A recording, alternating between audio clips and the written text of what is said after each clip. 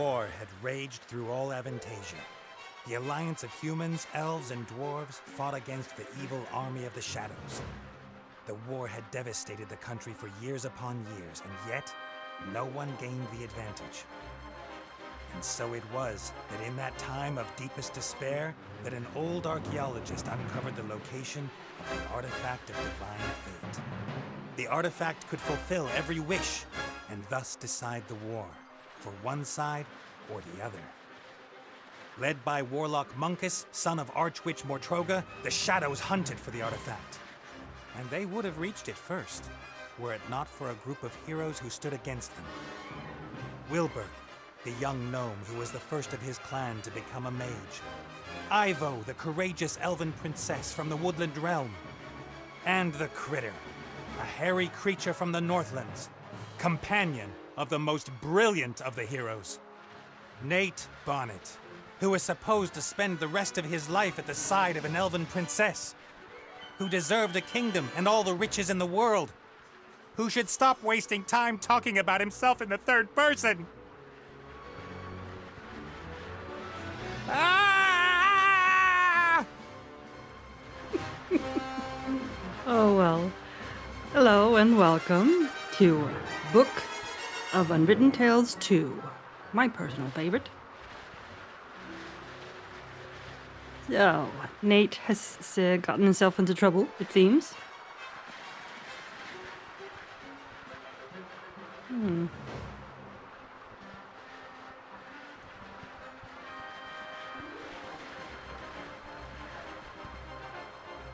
Good, good. This is good. Is it, Nate? Although the ground is still getting closer. Wait, there's something happening here. Let's see.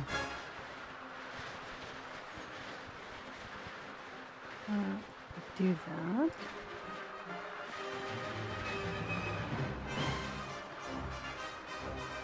No, it's fine. Alright.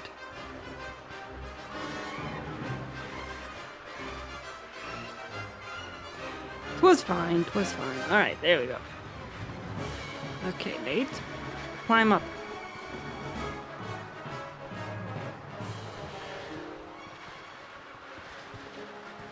Oh, that worked. Brilliantly, actually.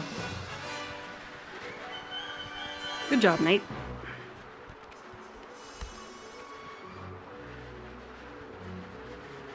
Part of the jetty. At least some of it survived the explosion.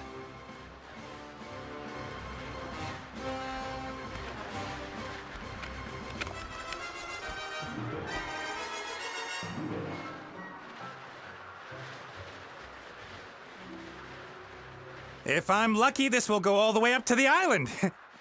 But somehow I really doubt it will.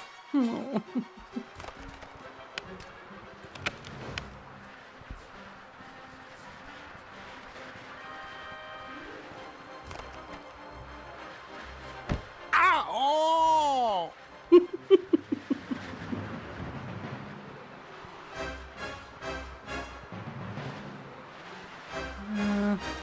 Okay.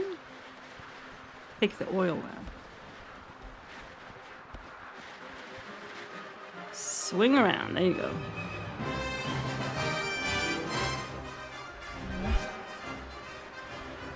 Oh, hi, Nate. How's it going? Good. For now. Could it be that your spell didn't quite work out the way you planned? I did tell you there were certain risks involved.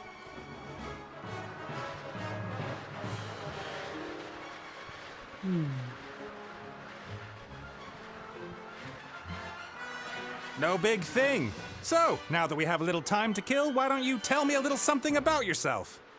Oh, right. Well, yes, I came into this world in an oasis in the Umzu Desert, and at that time, I was... Are you out of your ever-loving mind? Definitely not the time to reminisce. Then why did you ask? He's got a point. I could use some help here, Benny. Well, you did see what happened last time I cast a spell. Time to make up for it, then. Now shake a leg. Oh, I don't know. I might just end up making everything worse.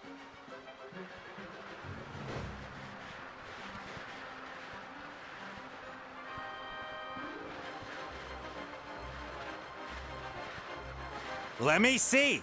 I'm accompanying tons of boulders in a plummet to certain painful death. My death. So just how do you think you could make things any worse? Worse? I could set the air on fire, or it could start smelling. Very bad. Can't you just stop time? Or wings! Give me wings! How about that? Oh, this is all terribly complicated. I really don't feel up to it today, Nate. Benny! Perhaps tomorrow? I really do need to think through what's happened today properly. You get me out of the mess you got us into right now! Please don't yell at me! I just can't take it anymore! Benny! Ah! The state he's in, we can forget about miracles. I gotta find something easy, something even he thinks he can do. Ooh. A flying carpet? Perhaps, perchance. Okay, take the carpet.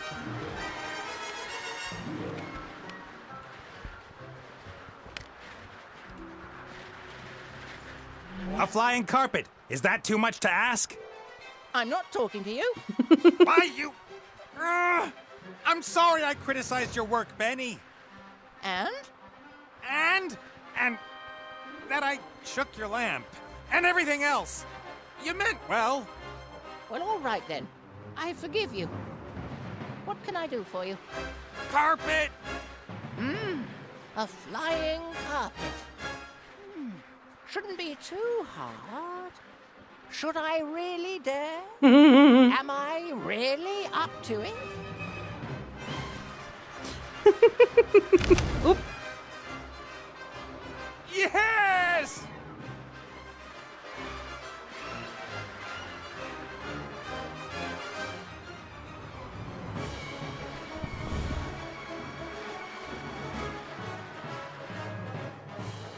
What the heck? Ooh. Ooh. What happened here? No! Going. Critter?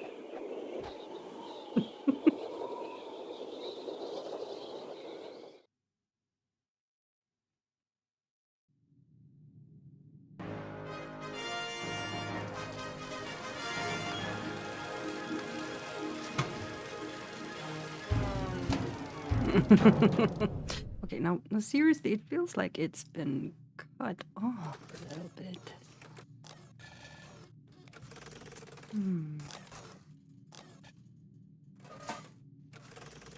I have to edit. Welcome, adventurer. Thank you. I am the tutorial, guardian of gameplay, explainer of controls. To move a character, just click anywhere in the scene, wherever your heart desires.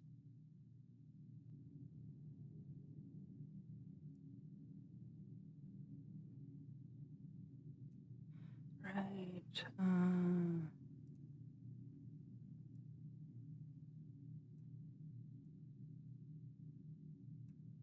No. Reset. Reset.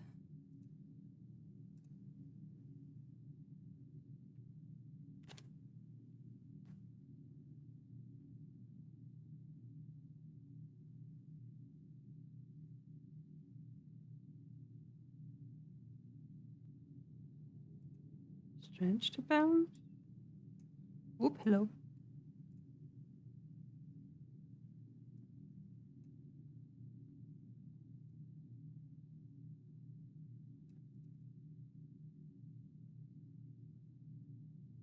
Okay, that looks like it's right.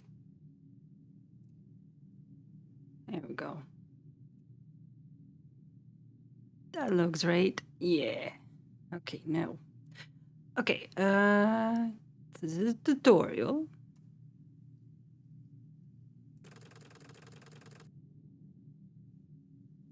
Well done. If you left-click an object, then your character will perform an action determined by the context. Now click on that big lever. This one?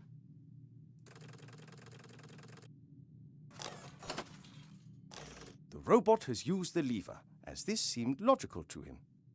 Now click the lever with your right mouse button so that the robot looks at it rather than uses it.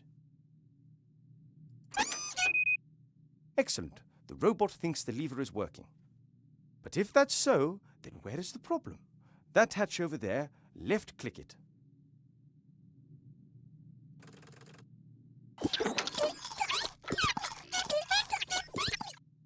The little chap seems to think there are advanced engine mechanics hidden behind there. Perhaps that's where the problem is. Click on the hatch again using the left mouse button.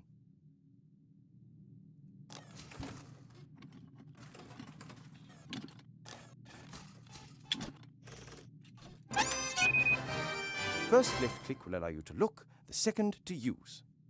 Why? Because after a player character has looked at something, the most logical thing to do next is use it. It's quite simple. Right-click when you want to look at something, left-click in order to do whatever that character thinks is the next most sensible move. Is the machine working again? Left-click on the lever. Aye, aye, sir. So this looks really cool.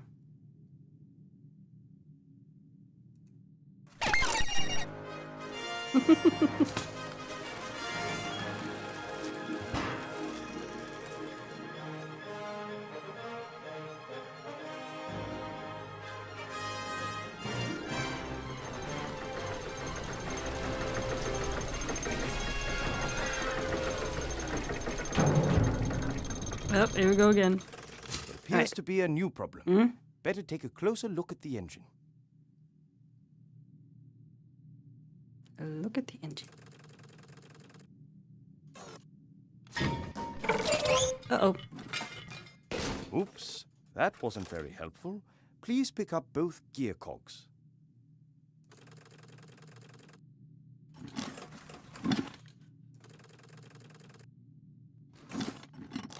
Great work. Items you pick up will go into your inventory. To open and close your inventory, left-click the rucksack.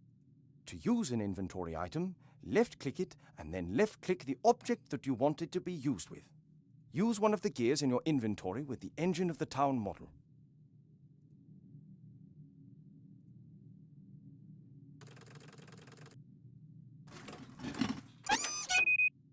Excellent.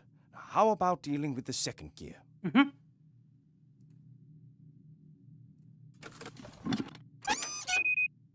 Perfect. You'd better oil the engine before you switch the machine back on again. All right.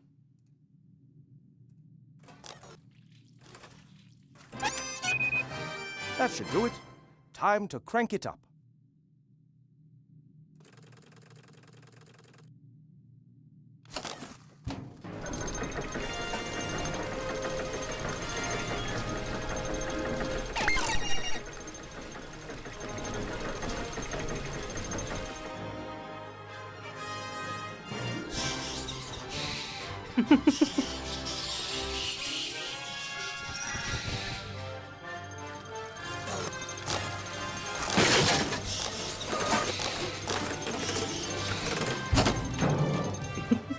You can examine objects in the inventory in more detail. Pick up the damaged figure and the toolbox. Then when you are in the inventory, right-click the toolbox in order to examine it. Pick that up.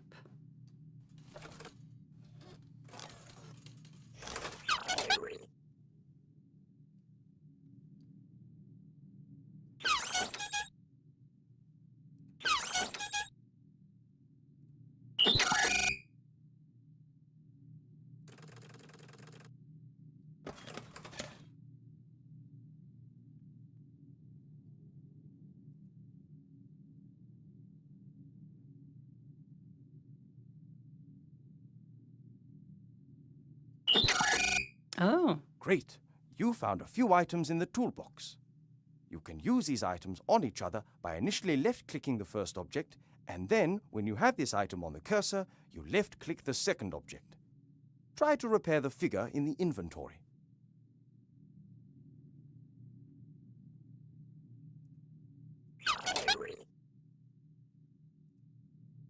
Well done. Now place the figure back in its rightful place on the balcony of the castle and start the machine.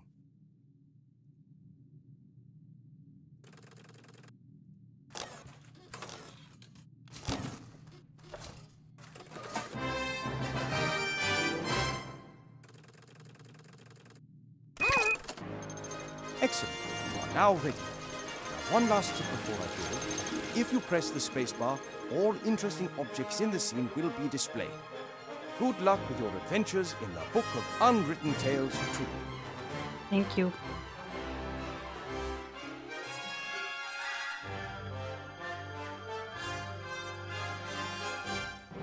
So I am noticing. I'm worried about you. Oh, Mother. What's wrong with you? I'm gonna do that. Everything's fine.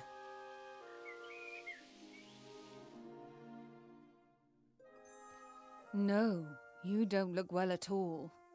Positively rotund.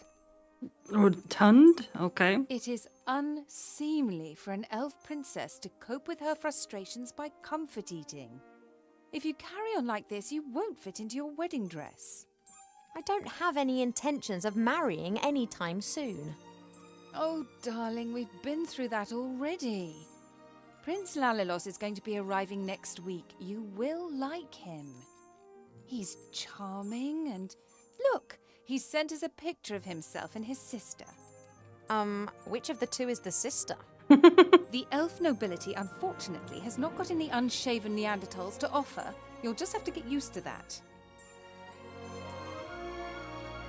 I don't have the slightest interest in that person. Not anymore.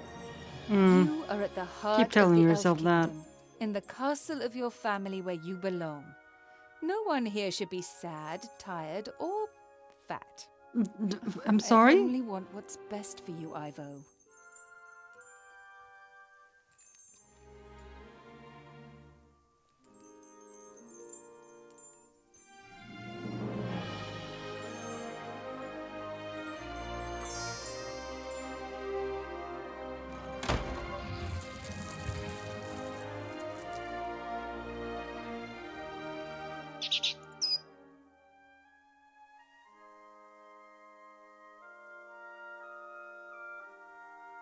Did you see that? She's locked me in. Yes, only what's best for me. She always says that. Have you seen this prince? A vain river elf who's only interested in topping up his tan. I'm to spend hundreds of years in the company of someone I don't love? Huh, not me. And how? She will try anything and everything. Nothing's more important to her than getting me married off. Ugh. When I was out there with the humans, it was the first time that I had the feeling I could determine my own destiny. Yes, it was dangerous. Doesn't that go with the territory? A life without risk, that is so... Oh, you don't understand. If I could, I would go right now. You want to stop me? Just like last time. I didn't want to tell Mother, but I've not been feeling too well lately, Cheap. I'd say the same thing, but we elves hardly ever get ill. Yeah, you've got a point there. I spent almost a year in the human world and they have some very strange ideas about personal hygiene. Well, I thought perhaps it's a curse. Oh, no, you won't. I'll take care of it myself. Mother would make a state occasion out of it. I don't know either, but I'm sure there's a medical book down in the library. No, rest is not what I need just now. I'll go down to the library and look up what's wrong with me, completely alone, just like a grown-up elf. I'm not going to be stopped, neither by locked doors nor by you.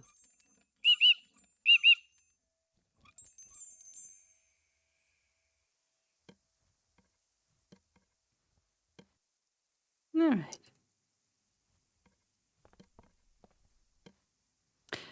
Right, so this is Ivo. This is the new look of Ivo. I like the way this game looks.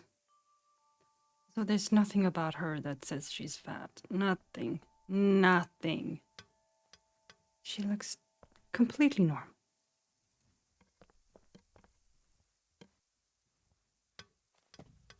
The times when the others were here in the elf burrow, those were the best that I've ever had. The critter could never keep still when I was drawing him. He was always pulling faces and trying to make me laugh.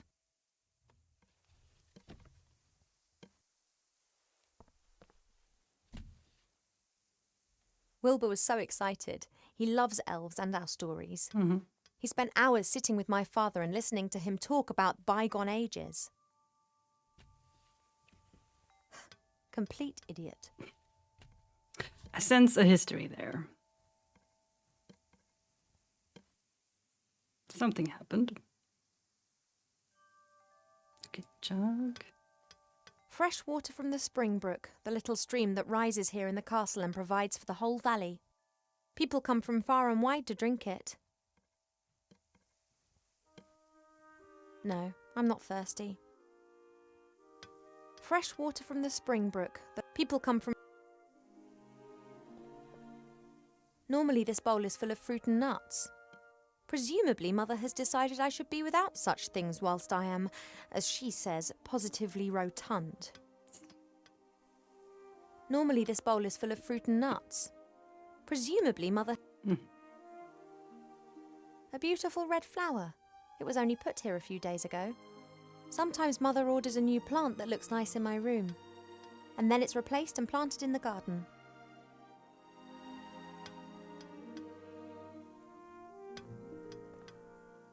An envoy from the Far East gave me this musical box years ago. Wherever I go, I always have its tune in my head.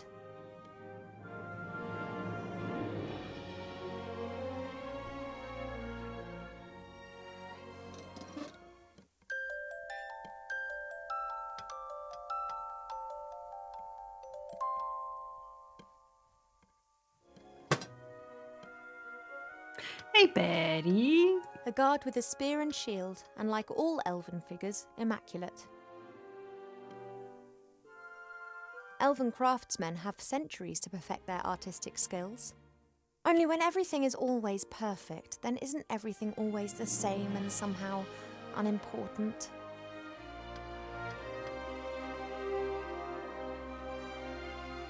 I've been sleeping badly of late, and sometimes I feel tired all day long. I've never been ill, but something isn't right. I hope I'll find the answer in the library. When Nate and the others lived here, Nate often made intimations that were to do with the bed. I don't know why, but I know Mother wasn't happy about it. She moved him to a guarded guest room at the other end of the castle. And Cheep Cheep was ordered never to leave my side. Ah, she's so innocent.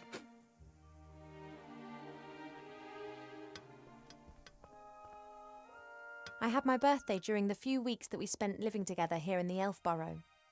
That was a big deal for Wilbur. He couldn't understand that the significance of birthdays tends to fade after a few hundred years. He insisted on making me a present. He sat in the corner for days knitting me this hat with his little gnarled fingers. Wilbur didn't know that autumn would last for years to come and that elves don't feel the cold, but it was still the best birthday present I've ever had. Mother looked at the hat with so much revulsion that I didn't take it off for days. Wilbur just beamed with pride. He made it with love and care, that's why. Cheep Cheep likes to look at his reflection. He strikes a pose and then tries to impress himself with it, and succeeds most of the time.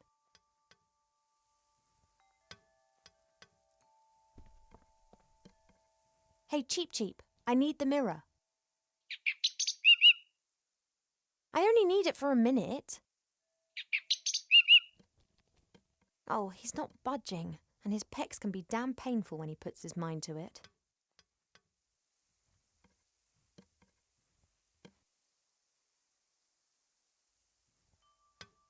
My jewellery box serves as a podium for the vertically challenged narcissist. Could you please move aside?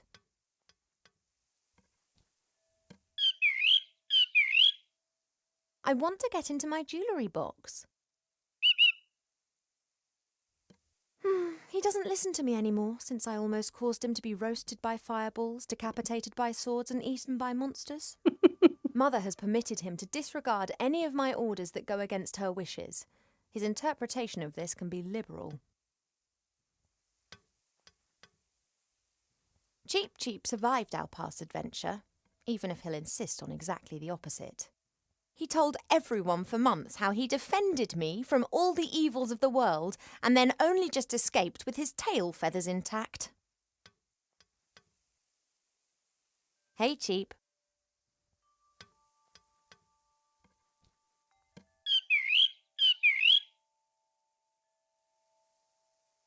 Most birds love a mirror because they believe they can see another bird in it. You just love them because you can't get enough of yourself. I would be a bit less unbearable if I wasn't incarcerated in here. See you later. Yes, of course I'll be a good girl and stay in my room. Okay, look at the door. Mother's locked me in, as if I was 200 again.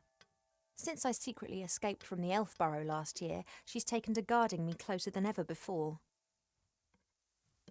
The door's locked and can only be opened from the other side. I'll have to find another way down to the library.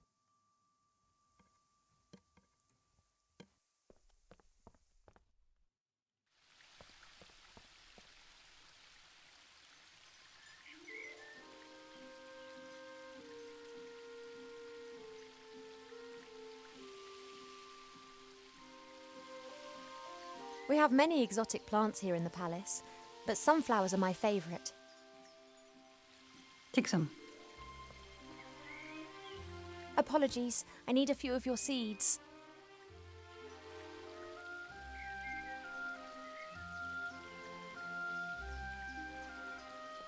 I've still got some seeds and shouldn't take more than I need. I used to look into the woods for days on end, imagining what the world beyond would be like. Now I know, and I think I miss it. I've seen much suffering, much evil and unkindness in the world out there, but it was exciting. It was alive. Here in the Elf Burrow, everything is so ordered, so perfect, so dull. One day's just like the next, and they just pass by endlessly. One can almost see the edge of the wood through the telescope, but I just can't leave the Elf Burrow. Mother would never forgive me, and there are so many dangers lurking out there.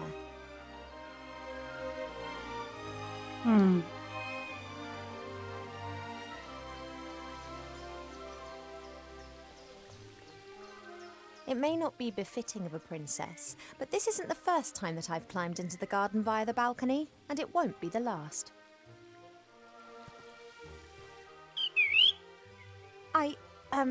I'm just doing my morning exercises. I wasn't going to. Well, guess we can't do that. Of course, I could just ignore him and climb down into the garden anyway. He would, however, make a beeline to Mother and tell on me, and who knows what the two of them would cook up for me next. Right.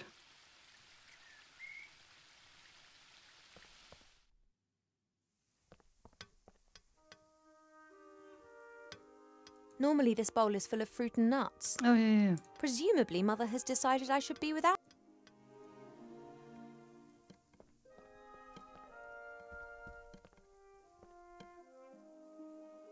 Come on. Put it in there.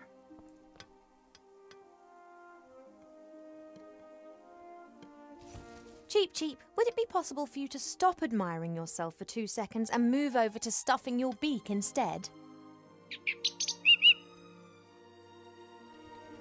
Don't say I never look after you. Okay, take the mirror now.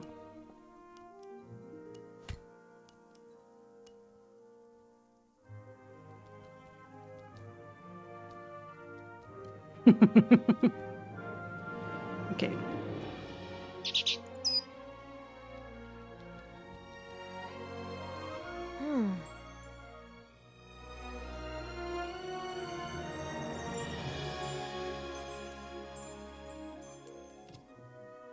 Pearls, precious stones, sparkling earrings and necklaces. All the stuff I have to wear at official functions. If it were up to Mother, I would have trunkfuls of this stuff, and a wing of the castle would be my wardrobe. She just can't understand why Pa and I aren't into this sort of thing. The box, as well as its hinges and lock, has been fashioned from one piece of tree root, a masterful piece of workmanship, just like everything else here in the Elf Burrow.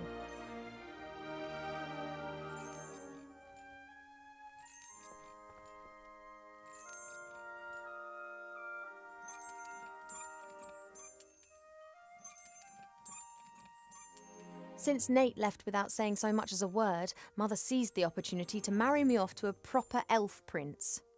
So far, I've managed to frighten off every candidate successfully, but she's starting to lose her patience.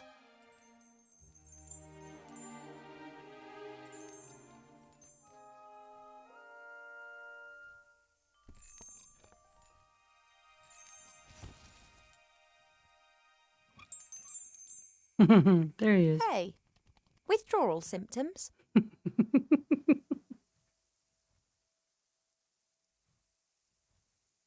I just need the music box a minute. You don't need to turn your head away from your beautiful reflection for 1 second. Come on.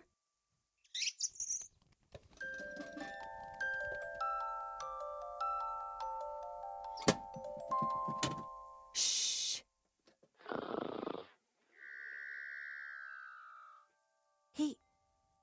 He's gone to sleep. It got dark and he's simply... No matter. I can now enjoy a few moments of peace. Good job, Ivo. All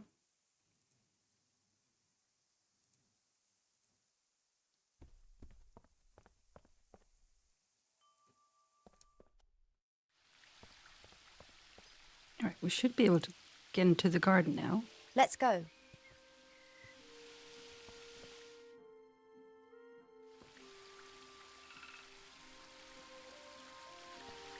As expected, no one here. My parents are in the throne room ruling the lands, or rather Mother is. All right, let's have a look around.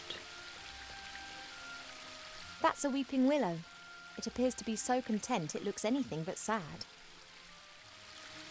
The willow is stretching its branches up high into the sky with glee. One part of the waterfall's already lying in its shadow. If it continues to grow like that, it'll shade half the garden.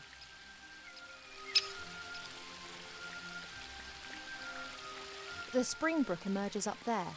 It's still small here, but it becomes one of the largest and most important rivers in the woodland realm. The waterfall and I have been neighbours for so long that I don't really hear it anymore.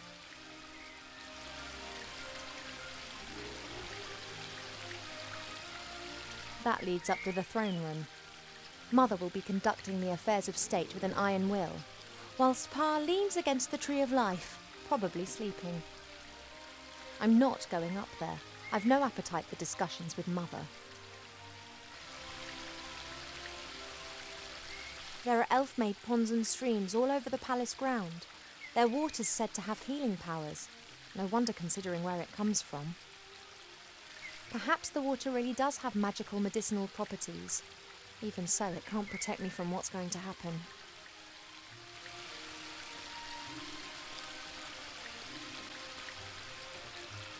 There are reeds and water lilies growing in the pond. Naturally, they were planted there. They don't grow in the wild so high up the mountains. Pick some. I can't think of any use for a water lily, but a reed could come in handy. All right.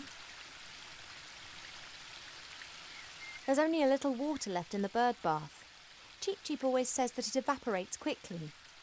I, however, think that the constant need to replenish the water is more down to his unbridled joyous splashing and not insignificant body mass. There's only a little water left in the bird bath. Cheep Cheep always... I, however...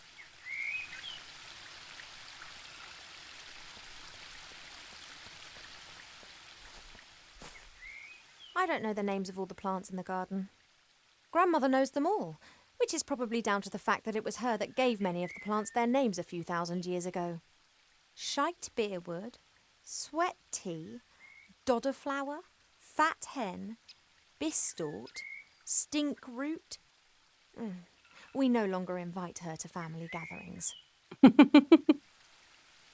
No idea what kind of bush this is, but its red fruit looks very yummy. If I learnt one thing in the woods, it's that you shouldn't eat anything you don't know, regardless of how yummy it looks. Good advice. This is Mother's mirror. It's said that you can see into the furthest corners of the land and know what's happening in every part of the world. At the moment, it's no more than a shallow bowl. The water's missing. Mother pours water from various jugs into this bowl to cast a spell over the mirror.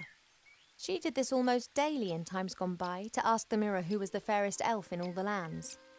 Ever since the mirror started to hesitate with the answer a few months ago, she hasn't been using it quite so much.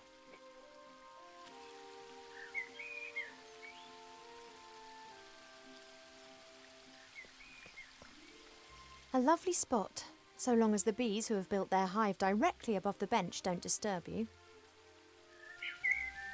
I don't have any time to rest, and that's good. At last I've got something to do again. Mother thought it was unseemly of the bees to build their hive in our garden. I don't think she could get used to the thought that she would no longer be the only queen here. Oof. I convinced Mother not to have the hive removed, and she reluctantly agreed. However, should she be stung, then the hive's days are numbered.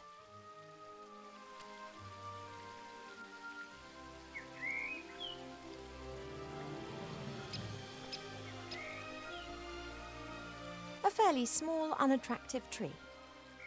Huh. I'd like to see how attractive you'd look if someone disturbed you on the pot in the morning. You mean... Anyway, what can I do for you, my little beauty? Mother put me on a diet this morning so that I'll look perfect for my wedding.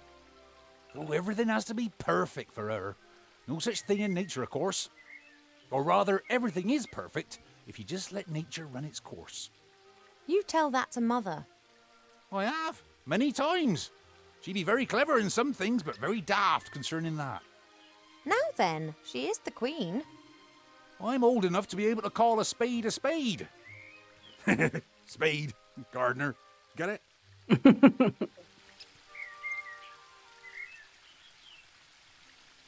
The garden always looks fantastic, Arbor.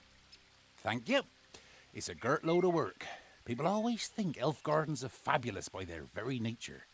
But you need a mighty good gardener. You have got green fingers. Ah, that's just moss, my dear. Happens if you spend all day grubbing around in the earth and don't wash your hands properly in the evenings.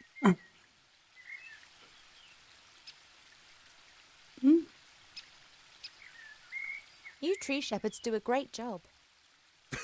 Tree shepherds? The trees just stand there. Why do they need a shepherd? However, I quite fancy one of those shepherd dogs. Hey, Rex, do you want to be my shepherd dog? Nah, my darling. I'm a gardener. Nothing more, nothing less. What are you up to today, then? Got much on?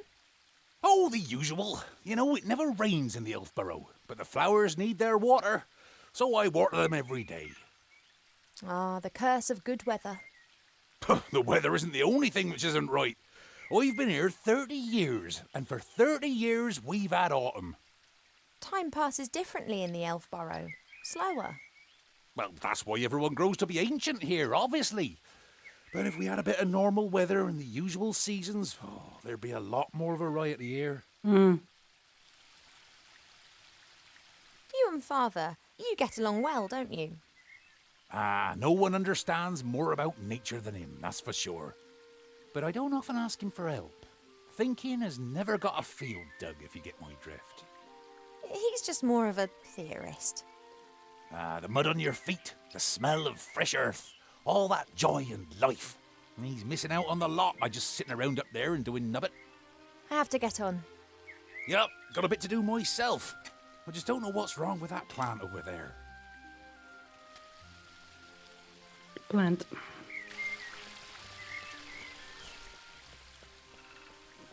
Your mother got a whole heap of flowers given to her the other day from a fairy delegation. All of them took good and strong, just not that one. Perhaps it needs a special type of soil or something. Well, anything's possible. If I don't think of something soon, I'll have to ask your father. He can have a little chat with her and she might tell him what's up. If you're going in, it'd be nice if you didn't tell my mother that you saw me out here. Oh, you playing hooky again? My lips are sealed. It doesn't look very well at all. It's unusual for flowers to hang their heads in this garden. Normally they blossom in our good earth, not to mention the power of Arbor's green fingers. If Arbor doesn't know what's wrong with the plant, then it's serious.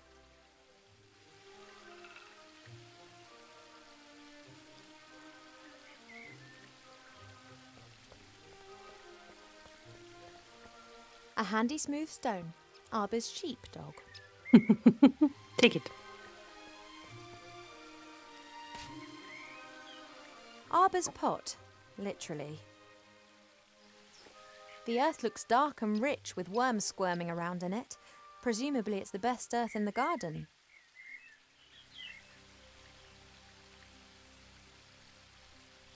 Does Arbor have anything else to say? Hi, Arbor. Oh, Ivo! Have you found out what's wrong with the plant yet? Nope, I haven't. Everything looks proper. Earth is moist and nutrient-rich. The sun is shining. Difficult case. I'd quite like to smoke my morning pipe now, but first work, then play. See you later, Arbor. See ya! Right. Now, let's, go here.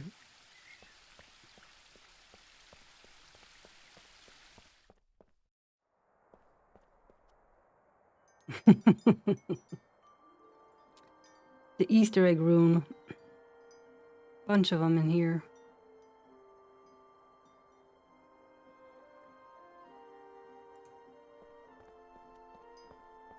This flower clearly is one of the more exotic of the palace's flowers. It comes from a country in the deep south beyond the deserts. It's said that the flower of this plant used to be sent as a declaration of war, or if one wanted to deprive someone of all sense.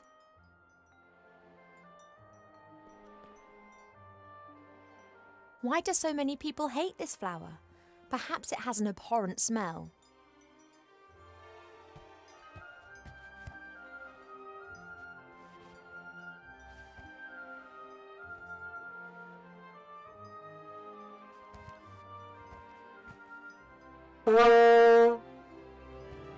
Now that explains why this flower is classified as a weapon in 24 countries.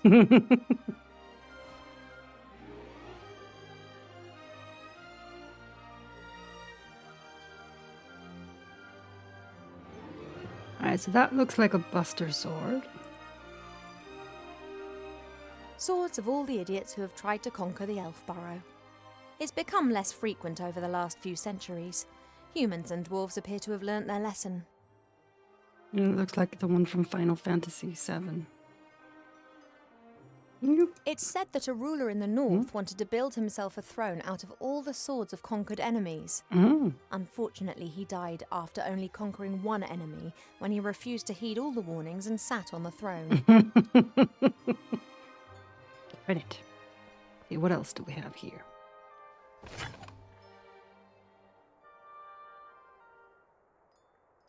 It's said that a ruler in the north wanted to build... Unfortunate.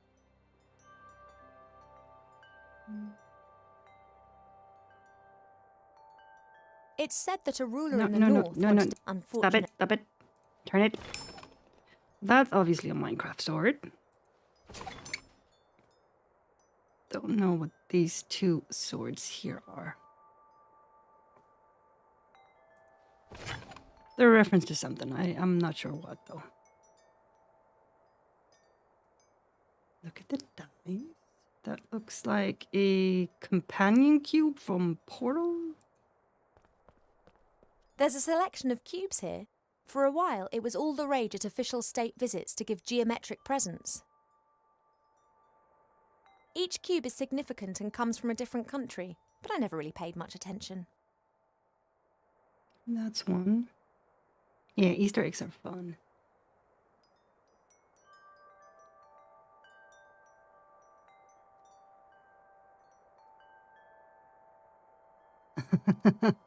This one you know. A present from one of the northern kingdoms. Strange folk up there. The men climb mountains and shout foul-mouthed things in dragon's language at the dragons. I think it's some kind of test of courage. That's a Skyrim reference. Helmets with horns. Cool, but useless.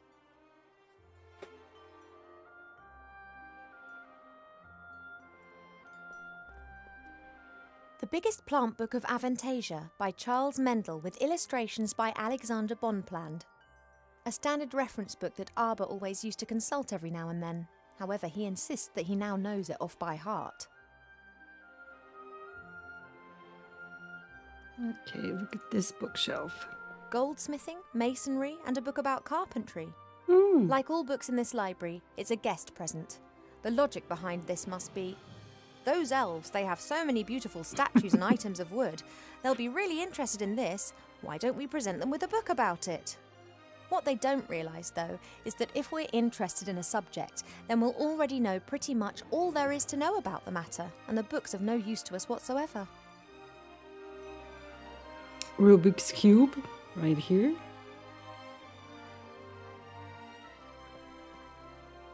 A few years ago, this dragon was causing a whole lot of grief. A bounty was put on its head, and all heroes of the land were encouraged to hunt it down. 40 brave warriors penetrated its lair and slew it. They brought the head to the palace where it was displayed in triumph. The strange thing was that a bit later more adventurers came carrying an identical head. Then more and more heroes arrived. Okay. A great example of the variety of our world's fauna. Some of the ideas Mother Nature has can be quite off the wall. Sometimes it's difficult to believe that some creatures in our world have developed naturally. They look as if some bored artist has dreamt them up.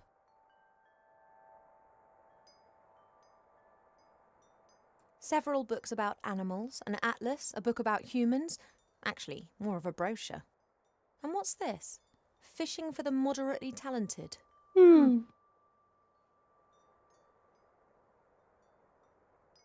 Okay, take one of the books.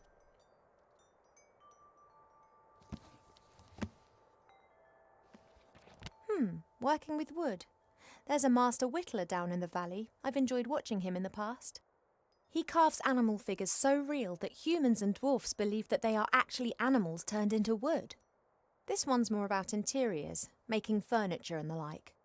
Plane the wood down by a pixie's thumb and saw the board into 2 equal length pieces. Who knows what that might be good for? Indeed. I haven't really got the time to sit and read a book, and if I had, it would definitely not be one about fishing. All right. There must be a medical book for elves here somewhere.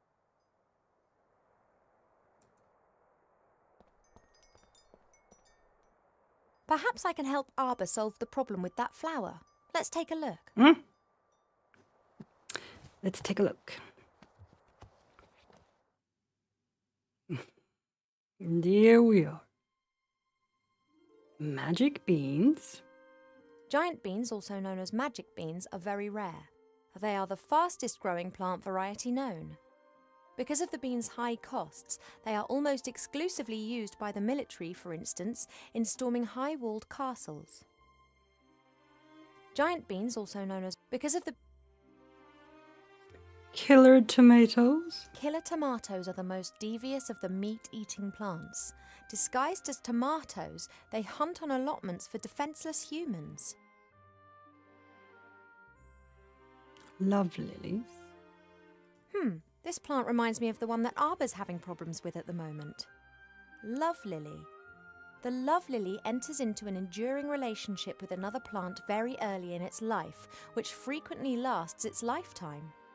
If the partner plant dies, then the love lily does not normally survive the separation. Oh. Mandrakes. Mandrake should only be cultivated by experienced gardeners. The cry of the baby mandrake can kill anyone within 20 metres instantaneously. Tree of Wrath. The tree of wrath bears fruit several times a year. These grapes of wrath are bad-tempered beasts that can lay whole areas to rack and ruin.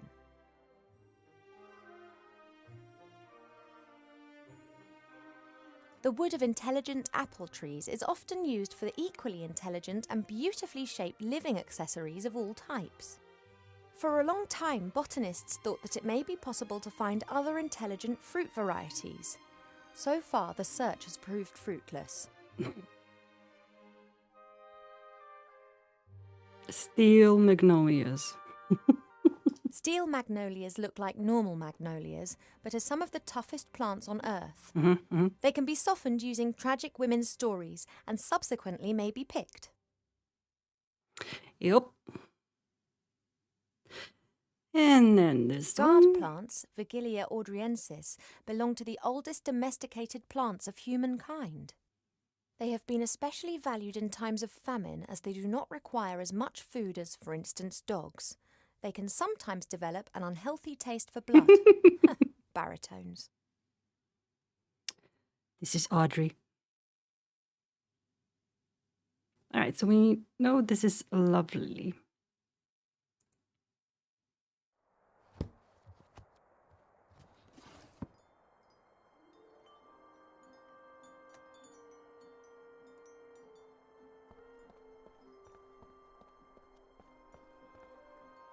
What have we got here then? Aha! Ah! Almanac of Elf Medicine. That's what I've been looking for. Ow! Be careful, if you please. A speaking book? An ill elf?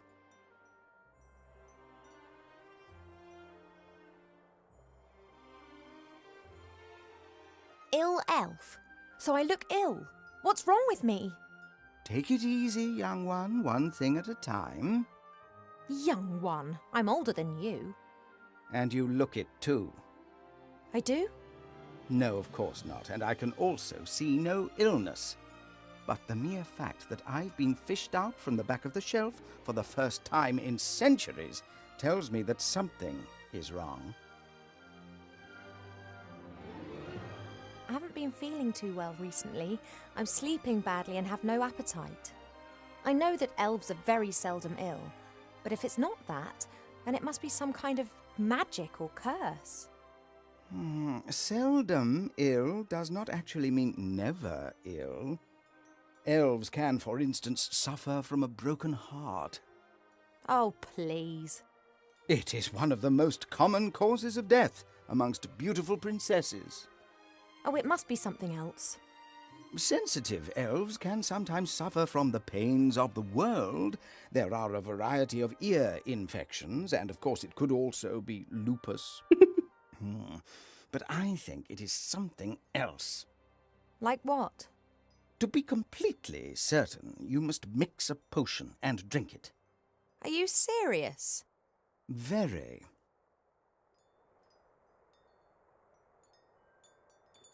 Are you actually qualified to make a diagnosis? And why can you talk? I am a magical medicine book. That actually serves as an answer to both of your questions. I've never encountered a talking book before. Of course not. I am the only talking book here. That's the problem. In the magical library in Seastone, all books can talk. Things really get cooking there, believe me. You were probably given to us by someone from Seastone, right? Right. I was a complete idiot and actually volunteered. Oh. As I am a book about elf medicine, I didn't get much to do in Seastone. I thought to myself, hey, this is your chance to get some practical experience. Wrong. Yeah, we elves don't get ill much. And more than that, you don't actually have much time for books. This is the center of the elven kingdom, and just look at how paltry this library is. We don't have much use for books. We sing songs about times past, and many of us were there at the time. Then that's probably also the reason why so many elves stand around in white. What do you mean? Allow me to elucidate. Over the years, the songs you elves sing will be changed and adapted, a little here, a little there. This editorial process is nothing more than refined elvish propaganda, presenting them as intelligent and morally impeccable. And who can prove otherwise? There are no other witnesses and there are no books. I demand to know this instant what sort of illness I have. Sometimes it's better not to know. I can take it. A placebo only works when one doesn't know that it is a placebo. Make the potion and then come back and drink it. Then we'll be sure. And if it's lupus? Have you been bitten by a wolf of late? No. Then it can't be lupus. No, I'm pretty sure it's something else. Now, that potion, drink it, and then I can tell you more. All right, this potion, what goes in it? It is very easy to make. You need to pound together the green fruit of a metis bush, a spoonful of honey and a red herring, and then mix with water into a viscous potion. Oh, that sounds revolting. It's medicine. It isn't supposed to taste nice. And if I drink it, I'll be well again?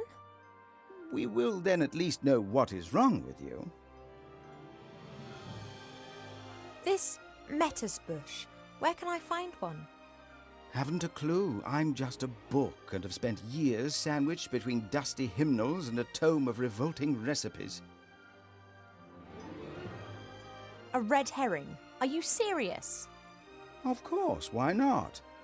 Red herrings are known all over the land as particularly useful fish. Their Super uses useful. in the areas of medicine, cuisine, and literature are too numerous to mention. All right, so I've got a red herring. Thank you. I think that's all for now.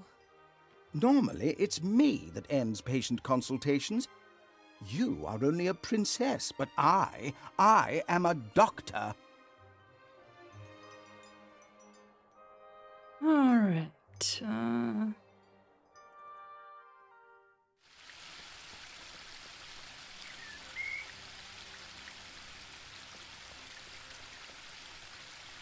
I really shouldn't. It's only Earth. I should tell Mother how her daughter. Well, she'd be delighted.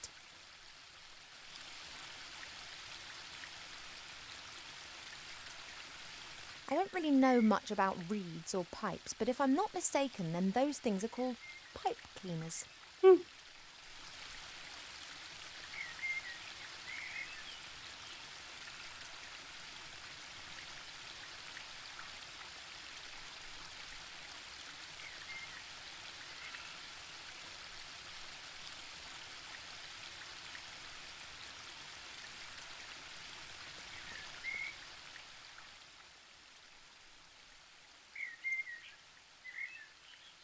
I believe if I do this. That's completely ridiculous. Nothing in the world would entice me to do anything so stupid. All right, not yet then. Talk to Arbor.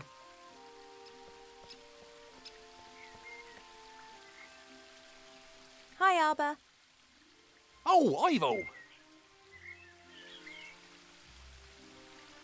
I think I know the name of your patient. It's a love lily. You don't look particularly loved up. That's exactly the problem.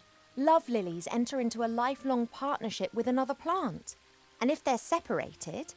Then they let their heads droop. Good theory.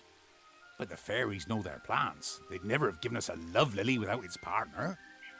I think I might know where the partner is. If I were ill and needed to make some medicine, then you'd help me with that, wouldn't you? Ill? You're an elf. Elves don't get ill. But if I were... Oh, come on. Now tell me. How can I help you?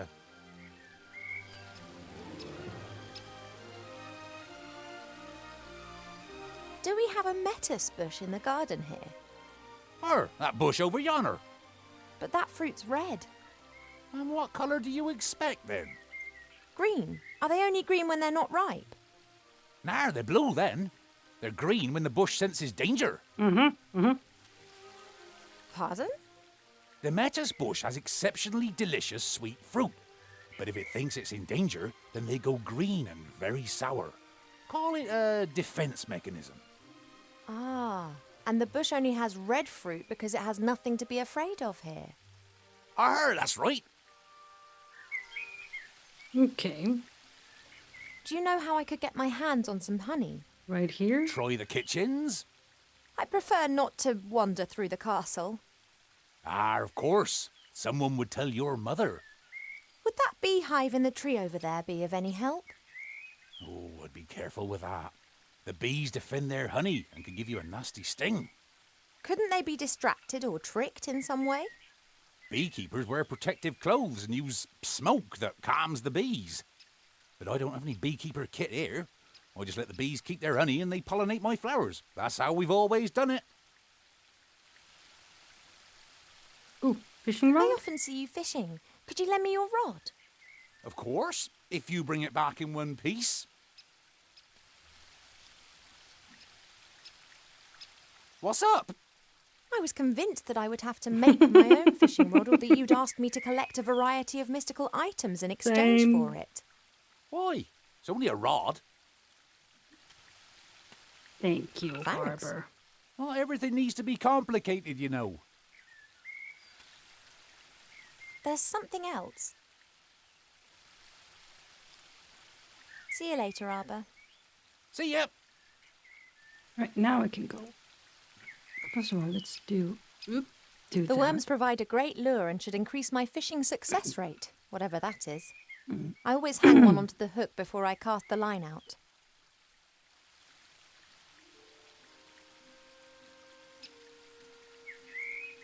A book about woodcrafts. Oh, yeah. There. Do that. Obviously. If the bush had a heart, it would have skipped a few beats. Oh, poor bush. Okay, take some. Thanks. Alright, now. Oop, go here.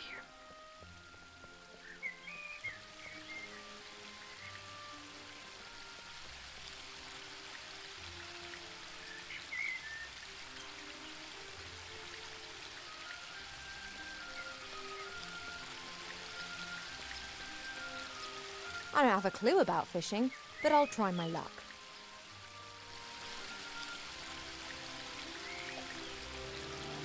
Just as I expected, nothing. On the other hand, somehow I have the feeling that I now know what I'm doing. Skill has risen to 1.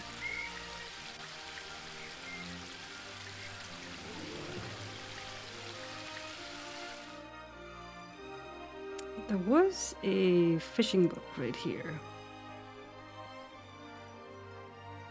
Perhaps there are a few practical hints and tips in the fishing book. A lucrative season with a successful technique doesn't just depend on the type and quality of your tackle, but also on a really good spot. It doesn't matter whether you jig, dip, toddle or feed. Wobblers, twisters, spinners, blinkers, poppers, jigs, jerks and live bait must be presented in the most enticing ways possible. I haven't the faintest idea what all that means. I presume my fishing talents are not quite advanced enough to enable me to use this book.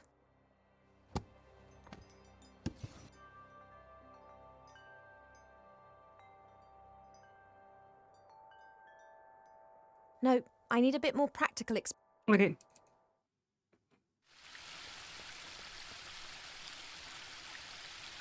Let's try it again then.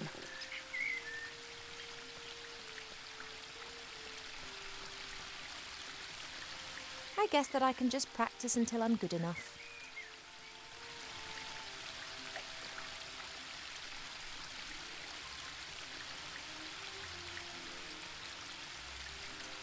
Or I could try to speed things up by learning more about fishing elsewhere. Yeah, that's what we're trying to do here.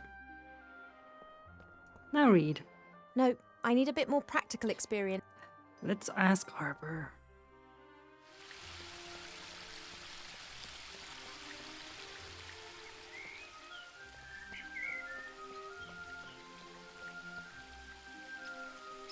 Hi, Arbor. Oh, Ivo! You must know a lot about fishing. Could you teach me? Yep, can do that. Just put the line into the water and wait. That much I know already. Is that all? Yep, it's all a question of probability. Will a fish bite, or won't a fish bite? You understand? A good bait, a blinker, and those sort of things can increase your probability, of course. But apart from that, it's just practice, practice, practice. Oh, risen to 12. Nice, nice, nice. See you later, Arbor. See ya!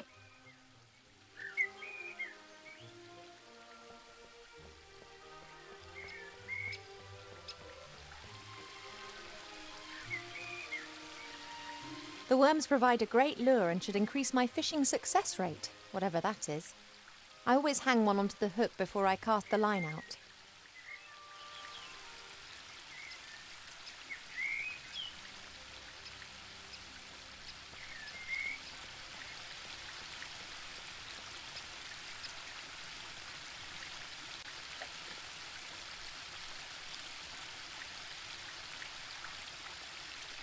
Pity.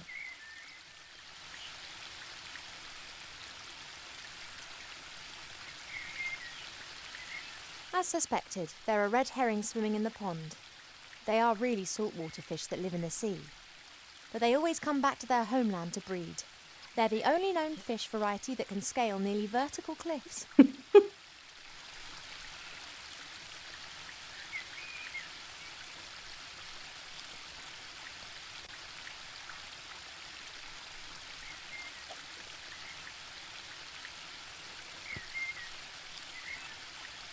A classic.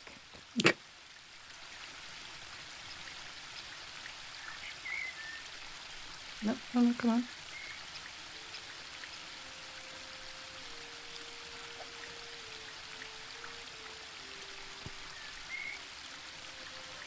A classic. Another Wilson ball.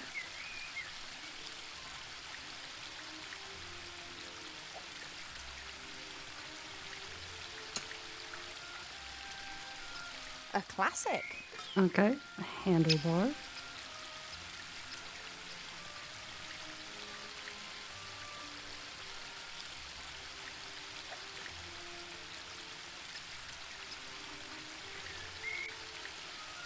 Pity.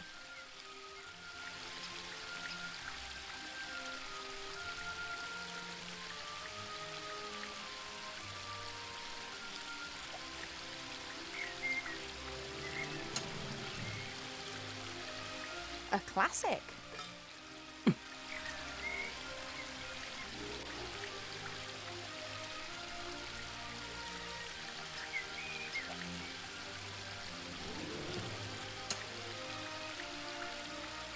A classic. Right, surely we should be able to. Right? Read this now? Perhaps I have enough knowledge to now understand the book. Right. Aha, oh, twice in a row, then, that was educational. 29. I already know everything that this book can teach me.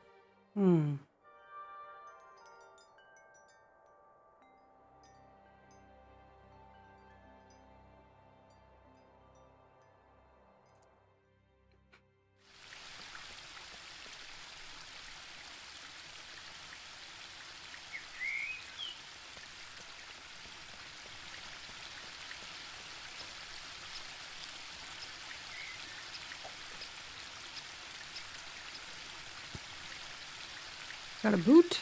A classic. Got something new this time.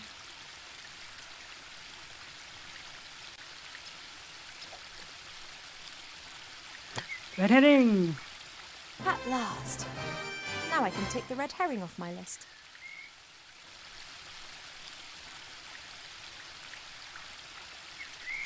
Right, and then we need honey, but also need find the partner of the love lily, and I believe that one is upstairs in a room.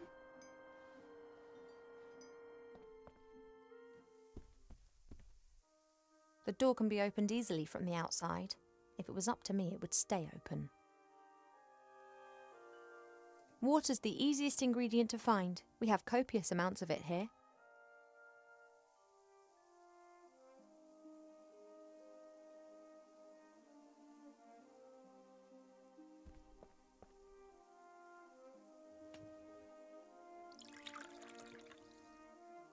That should do it.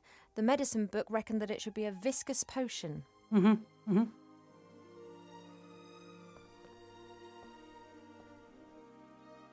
This flower was given to us by the fairies, just like the love lily down in the garden. I bet they belong together. Thank you.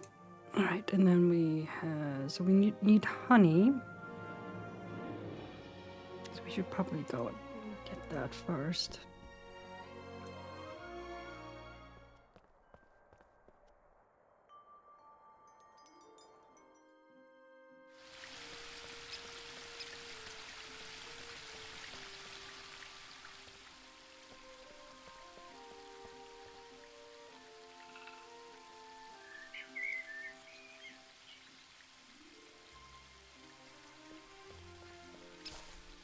I've got a flower here that could help you with your love lily. And? Yes, look. Look, do you know this flower? Oh.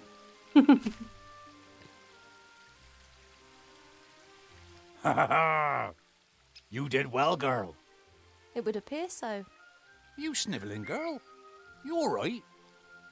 No. Yes? I don't know. Well then, I think I've earned myself a little rest now.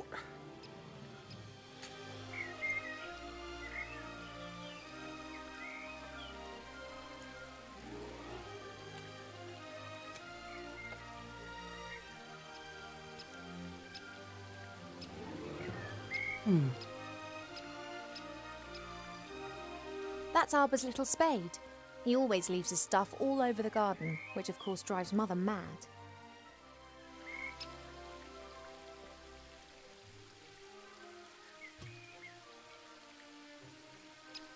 All right, can I look at The pipe smoke seems to have calmed them down a bit.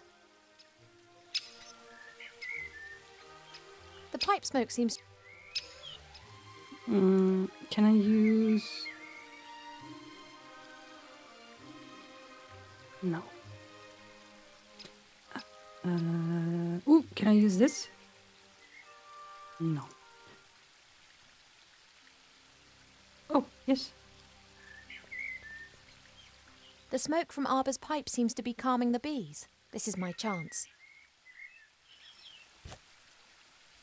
Hey now, you all right there? Sorry, had to do it. Well, I'm not happy about this destruction of nature. Not unless I get half of that there honey. I don't need any more. The rest is for you.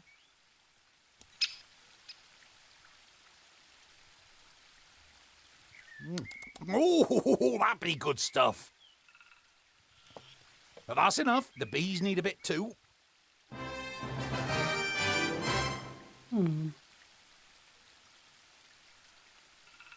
Isn't that just lovely? Two plants that have found each other and want to spend the rest of their lives together.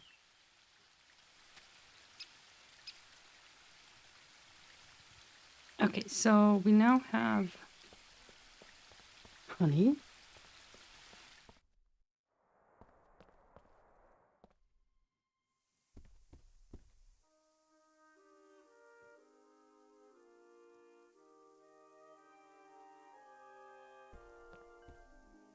About 1 spoon of honey. And then fruit. Oh, that fruit smells really sour. And then the red herring. Thanks for the sacrifice, little fish. Okay, do we do that?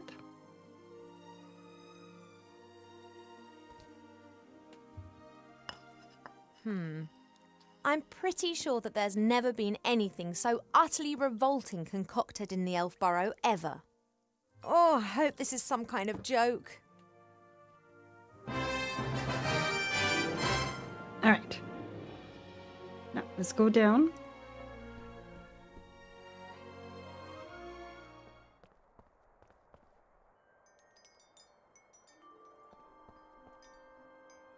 Hi. Well, what's up? The potion's ready, but you don't seriously expect me to drink it, do you? You must.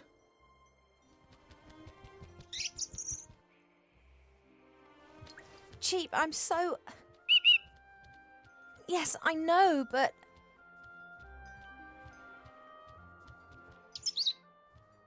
This, medicine. Well, I did tell you that I wasn't feeling well, and the medicine book here thinks it could be something serious.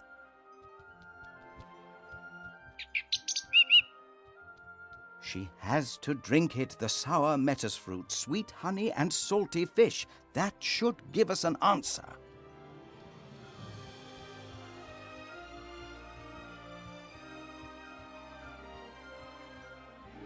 It's not like I doubt your medical knowledge, but perhaps something other than this revolting cocktail might be better? If you want to know what is wrong with you, drink the medicine. If not, then I'll be glad to carry on talking with you. All right. Here goes nothing. Oh, it looks revolting. It is medicine. It's not supposed to taste nice. That's right. Down to the last drop. Not as bad as I was expecting. In actual fact, it's quite tasty. I could definitely drink another glass of that. Congratulations, Ivo. You are pregnant. Say what? Oh, poor bird.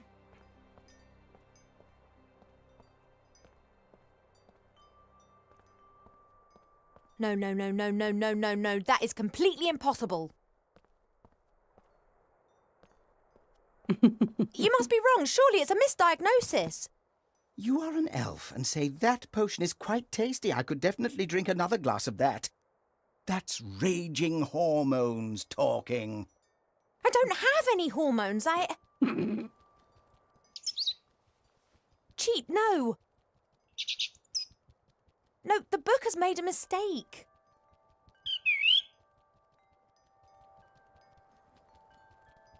I cannot be pregnant. I've never stood in the divine water with Nate on Midsummer's Night singing the Song of Life. Why? How do humans do it? They do what? Elves and humans can have children together, but it's not possible without sex. You see? We never had sex. At least not to my knowledge. But the diagnosis is crystal clear.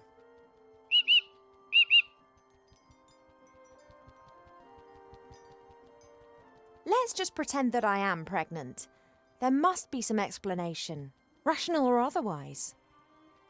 If we discount the possibility that the child was conceived by natural means, which would certainly appear to be the case here, then that leaves us with just the unconventional conception methods.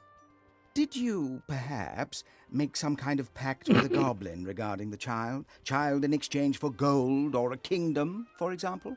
Nope. No? Has a god in the guise of a bull appeared to you in your dreams? Any angels been having a word with you? No? Have any stars fallen from the heavens recently? No, not that I'm aware of. Then that just leaves magic, or a curse.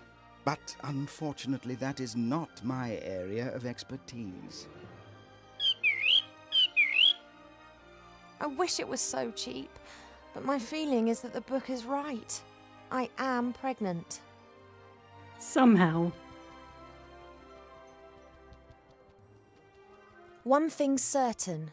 Mother must never find out about this. I don't know either. Do you think that my tummy will start to show? Oh.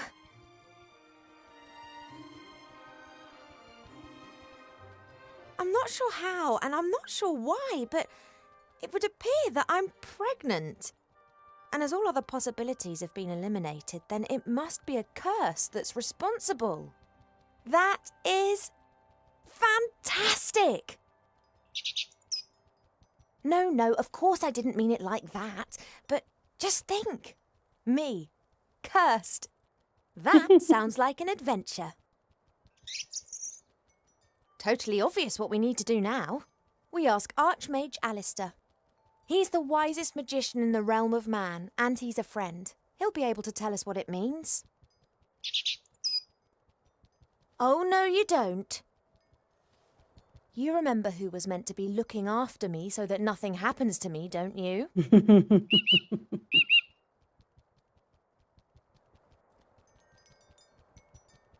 Alistair's sure to have the answers. We'll have to track him down in the Mage Tower in Seastone. Only, how are we going to get there? Seastone is days away from here.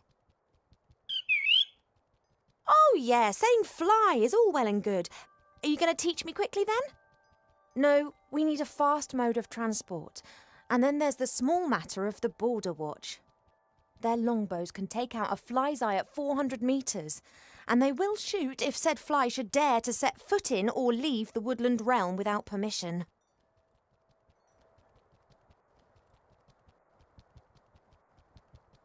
You don't by any chance know the password that the Border Watch use? Typical. That's exactly the problem. Mother chooses a new password every single day, and there's no way I'll get it out of her. Oh, why don't you know the password? You normally know everything.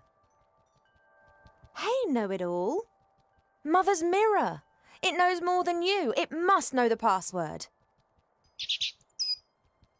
If we work as a team, we should be able to cast a little light on the matter cheap. After all, if it is a curse, then I'm the victim, not the perpetrator. Mm-hmm. Well, yes, I know that. She'll blame us whatever happens. But it's best for us to have some answers rather than just presenting her the facts, don't you think? Transport and the password. Let's go. All right.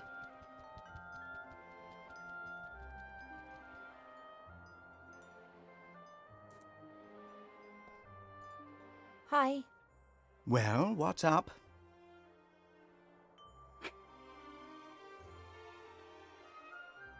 You were interrupted just now when you were going to tell me about sex. Indeed, someone is of the opinion that a princess does not need to know about such things. Oh, come on, tell me.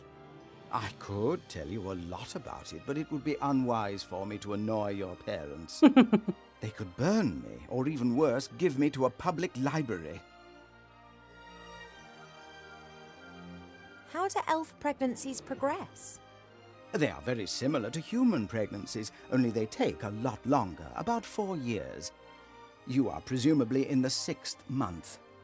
And if I go into the world of humans to talk to the Archmage, well, time in the human world passes quicker. Mm-hmm. Then your pregnancy will go faster, that's for certain. The consequences are difficult to predict. I am not aware of an elf ever having a child outside of the woodland realm. Let's hope it doesn't come to that. If everything goes to plan, then I'll be back in a couple of days and we'll know what's happened. That would be advisable. Pregnancy can play havoc with the body and mind. It does not take a lot of imagination to work out what a turbo pregnancy in the human world would do to an elf. Thank you for your help. That's what I'm here for. Sounds nightmarish. I'm not gonna lie. Alright, so we need transport and we need the password.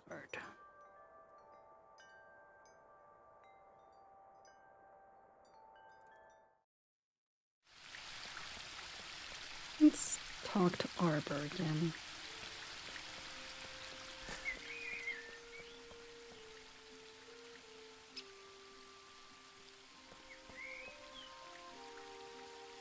You're having a good time, I see. What can I do for 'ee?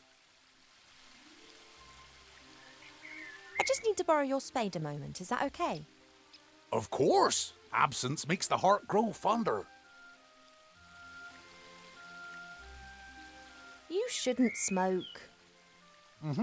Why not? It's not healthy. No lungs, no problems. Don't you think it's a bit Good point. weird and warped to smoke yourself? Yeah, I know. I'm terrible.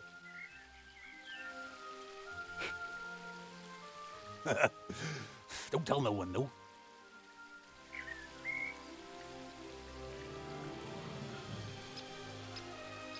Arbor, I'm going to have to leave the elf burrow for a few days.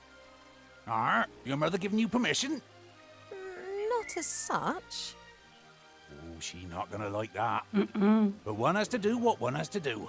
I wish you a good journey. Oh, thank you, Arbor. And don't tell anyone I told you. I wouldn't dream of it. Just don't you go staying away too long now. You know time out there runs much quicker than here in the woodland realm. Of course. In the outside world, we elves age like humans. That's why most elves avoid it like the plague. Quite right. Tell me, you know a bit about nature, don't you? How does this childbearing stuff work exactly? Oh, don't know. Ask myself the same question. The bees pollinate the flowers. The flower seeds are carried away by the wind and new plants grow. Very simple and easy, that. But elves, humans and dwarves don't produce nectar. What have you got to offer the bees? Yeah, and also our children don't grow in the earth, they grow in us. I know. Isn't it absurd? Do you know how to cast a spell over a magic mirror? Do I look like a magician or priest? Perhaps you saw Mother doing it sometime. Many times. She tips water from 3 different vessels into the bowl and then mumbles a bit to herself. Some kind of elf priestess magic nonsense. I don't know nothing about that. Me neither. I have to get on. Don't work too hard. That I won't. An all-knowing mirror. In the current situation, that would be more than useful. The only question is how to cast a spell over the mirror. I've never done that before.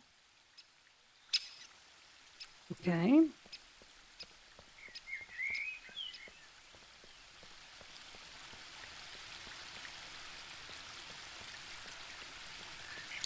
Do we dare?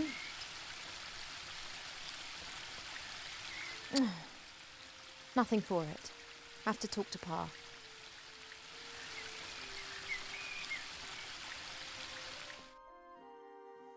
Ivo, I thought that we'd agreed that you would stay in your room.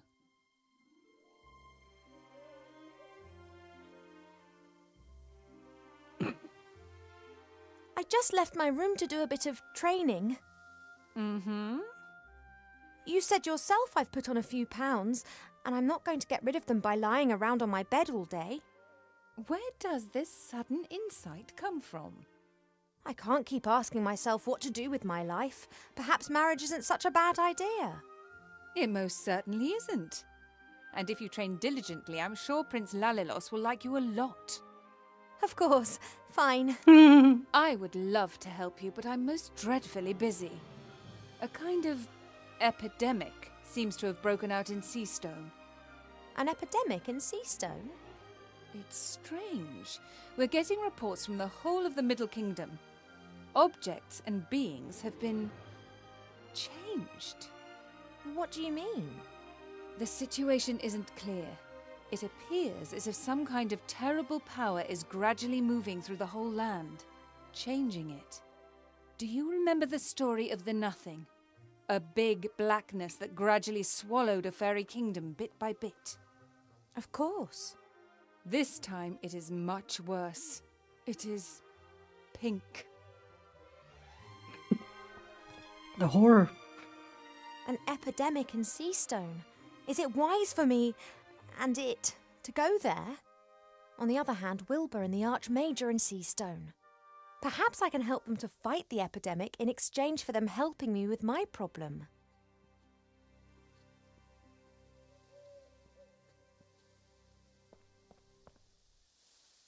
Only priestesses are allowed to get water from the well. Up to now, my mother hasn't tried to make me into a priestess. If I'm lucky, she never will. Only priestesses are allowed to get water. Up to now.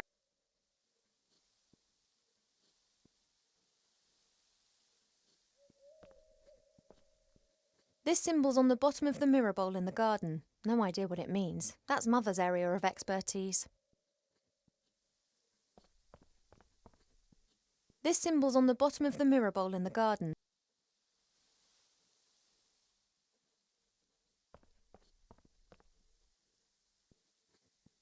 I can blame Mother for a lot of things, but not laziness.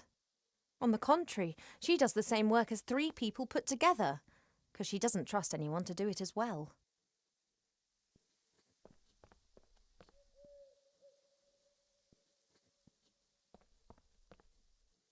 Mother? Yes, Ivadora. Those symbols on the columns, what do they mean? First your insights concerning your wedding, and now an interest in the spiritual. You do surprise me. The 3 symbols depict the 3 different forms that water takes. They are important in many rituals. Water that falls from the sky. Mm-hmm. Water that springs from the earth. Mm-hmm. And water that is bathed by moonlight. Oh. What's all this different forms of water all about then? Not all water is the same. It changes. If it bubbles out of a spring, then it is spring water. Then it turns into stream water, perhaps into river water, and then sometimes later into sea water. The voice of water changes, its soul. And if different forms of water are mixed together? Then you can create water with powerful magical properties. But it's not as easy as you might imagine. Water is constantly changing its form. Rain is water from the sky, but as soon as it lands in a puddle, then it becomes common puddle water.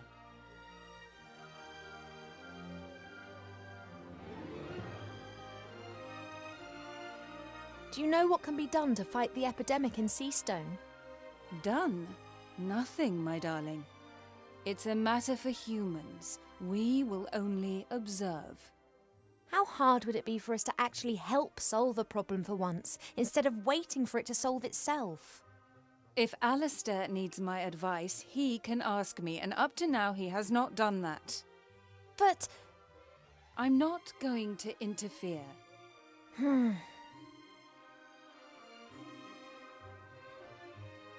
you really think that I look fat?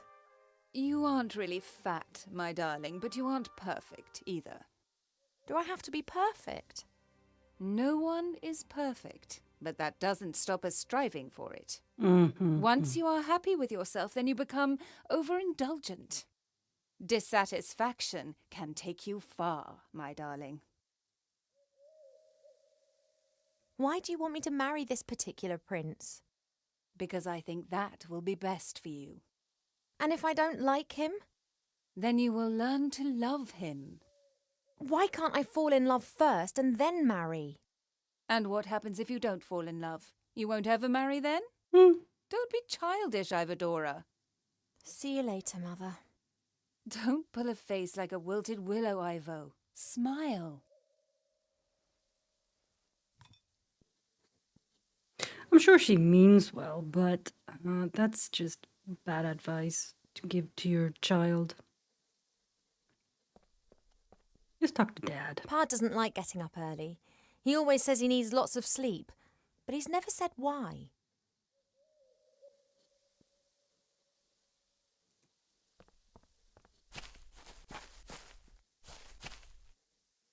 Hey, Pa, the day started ages ago. What? Oh, Ivo, how's my favourite daughter? I'm your only daughter. Oh, that I had 100. You are and will remain something very special. The other 99 will be as well, though. Pa, you're nuts. Isn't it a wonderful day today? Again. Just as the caterpillars cough in the morning dew. Yet, something seems to be troubling you. She locked me up like a small child. Have you argued again? She started it. She loves you.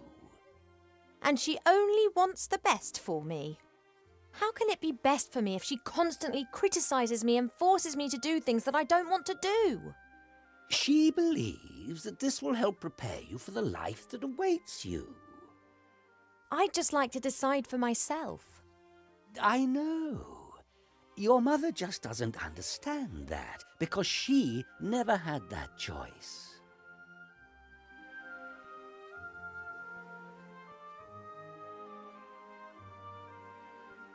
Mother wants me to marry this Prince Lalilos. I did hear about that. Is that your wish too? All I wish for is for you to be happy. Haha, so I'm not going to marry him. Unfortunately, not all wishes are granted. Oh. You are an elf princess. You will need to marry sooner or later. It's just when and who. I'd rather just leave that to Mother Nature. I wish you could convince Mother of that. I fear her faith in your taste of men has been shaken a little since... Well, you know. She wants to prevent your heart being broken again. That's why she is choosing someone that she thinks is right for you. Doesn't Mother's way of doing things drive you a bit mad? Naturally. Then why don't you tell her? Does the gnu talk of spring when the shadows are tickling the squirrel? I love her. It's just a phase. She'll change. Sure, And okay. if she doesn't change, then I will not love her any less. Oh, he's sweet I though. love you both as you are, warts and all. Pa, would you have used the artifact of divine fate, or would you have hidden it like we did? I think that too much power can corrupt any one of us. But you have great powers, and you've never used them for evil. I could have cured diseased woodlands with the artifact, cleaned rivers in the air. And then what? Then I might have chased away the lumberjacks and destroyed the factories of the dwarves. But I could have helped a lot of humans. Things take time, Ivo. If you force change before its time has come, then it won't last.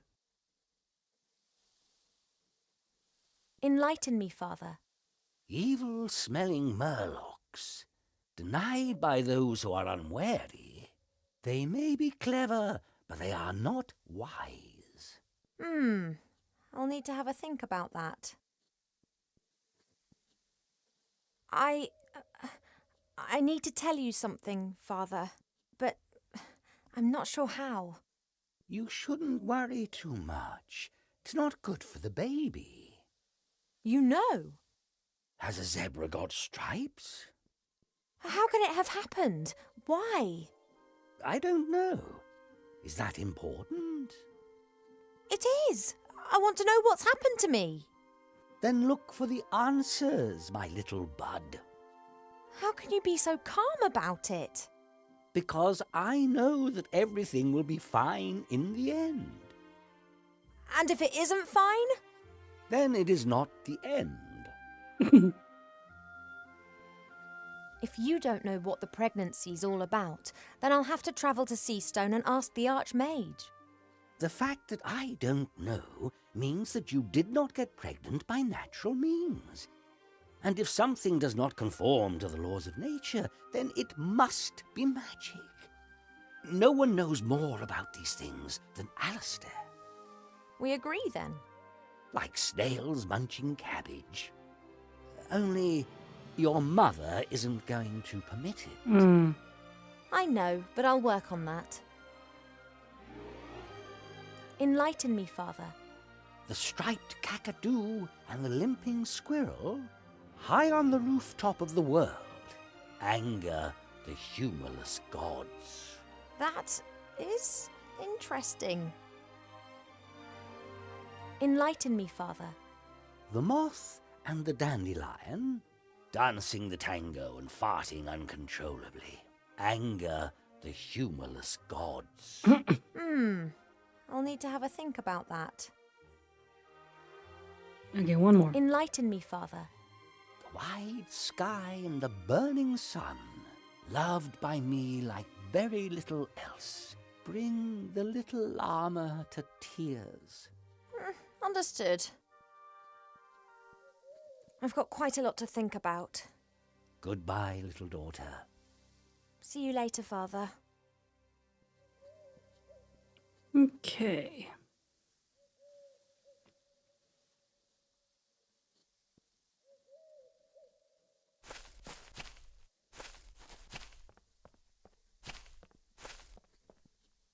The droplet signifies water, the circle the moon.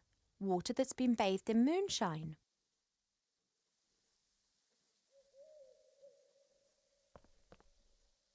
The symbol for water that falls from the sky.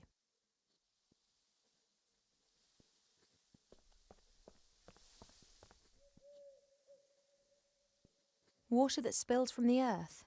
That's what this symbol means, according to Mother, and she knows what she's talking about.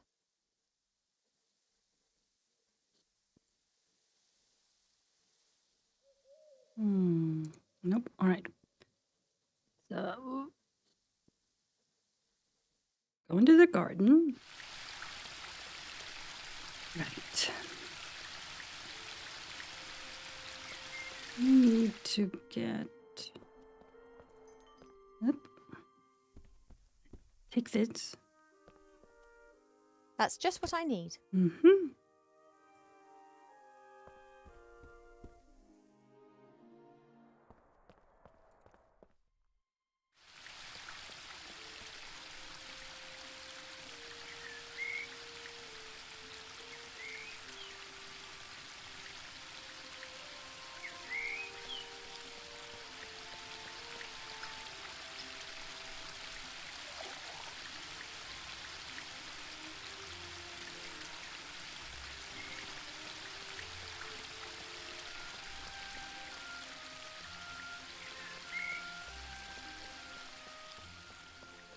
Alright, that should be water that falls from the sky.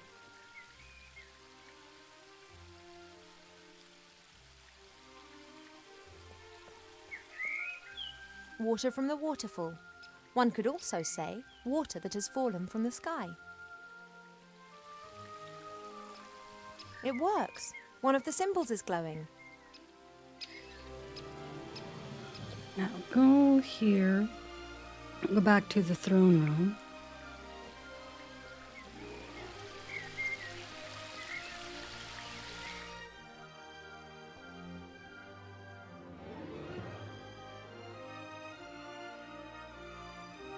Moonwell. If that isn't water bathed by moonshine, then I don't know what is. The only problem is, Mother guards this water like treasure and stands directly next to it. Okay, ask.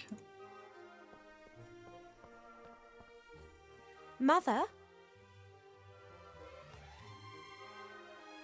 Yes, Ivadora. When you married Father, how long had you known each other? Just a few days. I fell in love with him instantly. He was the wisest and most handsome elf that I had ever met. And if you hadn't loved him, or if perhaps you hadn't even liked him? Then I would have married him anyway. It is the duty of the princess to secure royal succession. Whether she wants it or not? You didn't want to go to school either. Today you can play music, paint, speak a dozen different languages and have realized what a gift education is.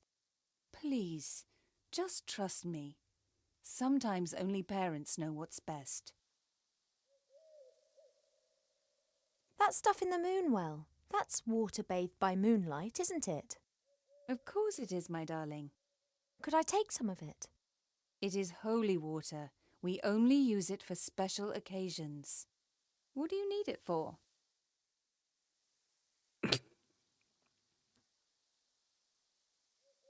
I need it for a potion. It's one of the most important ingredients. Really? What sort of potion?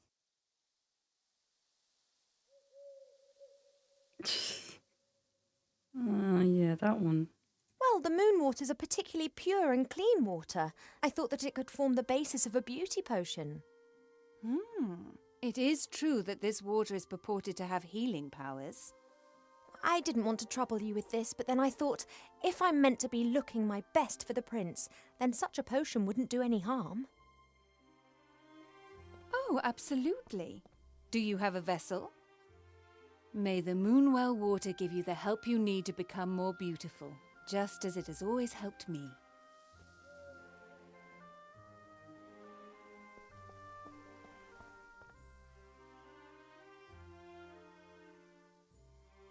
See you later, Mother. Don't pull a face like a wilted willow, Ivo. Smile.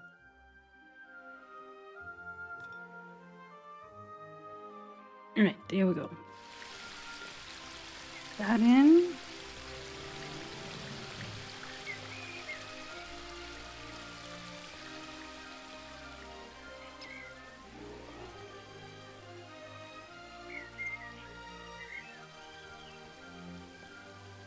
Right, now water that has been bathed in moonshine.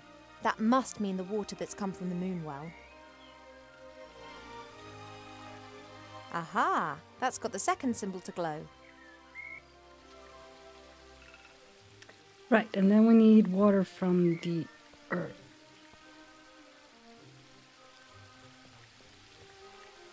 You're having a good time, I see. What can I do for 'ee? I need a special sort of water, Arbor. Can you help me? A special sort of water? Now, who's been dreaming that stuff up then? Arbor, please help. I need water that spills out of the ground. There, the waterfall. As much water as you want. Oh, it's not that simple.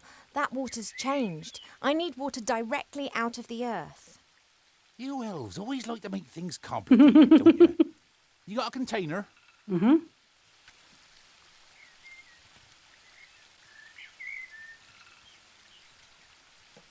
There you go. And don't start telling me that this is some kind of snot water or the like. This be tip-top quality groundwater. Should work. Thank you. Look, I found this book in the library.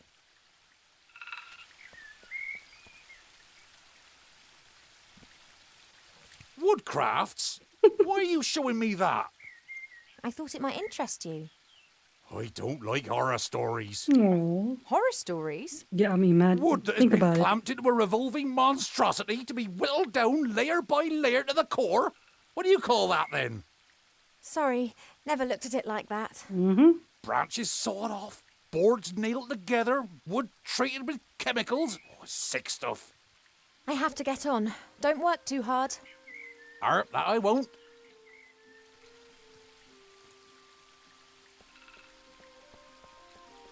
I do believe there's a thing else I can do with the book, though.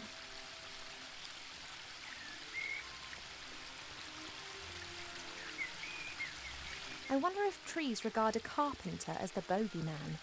It's not nice, but I'll have to find out. One can easily fell a tree with the help of an axe and wedges. In my experience, nothing beats a sharp saw guided by two men. Slish, slash! The teeth of the saw bite into the wood, and in a few minutes, even the largest tree tumbles to the ground. After this, the smaller branches and the bark are removed from the trunk using hatchets. Once the tree is sawn into several pieces, it's ready to be transported away. Wow. I feel a bit dirty. It'll be all right. You'll see. Oh, poor Willow. Ooh, rainbow. Pretty.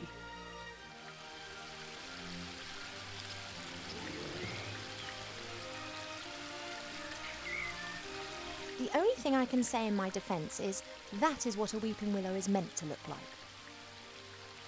Fair enough.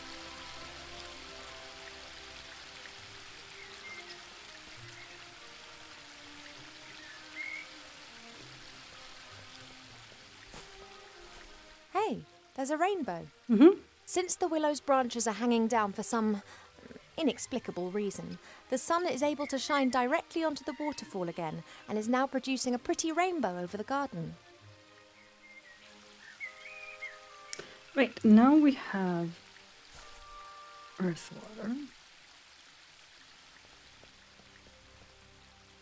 Let's hope that Arba's donation of water that spills from the earth will work. It hasn't really spilled from the earth, but it is groundwater, and it's never seen the sun. Now all the symbols are going.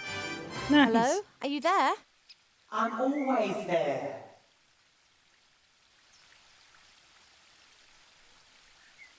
I cast a spell over you single-handedly with no help. Mm.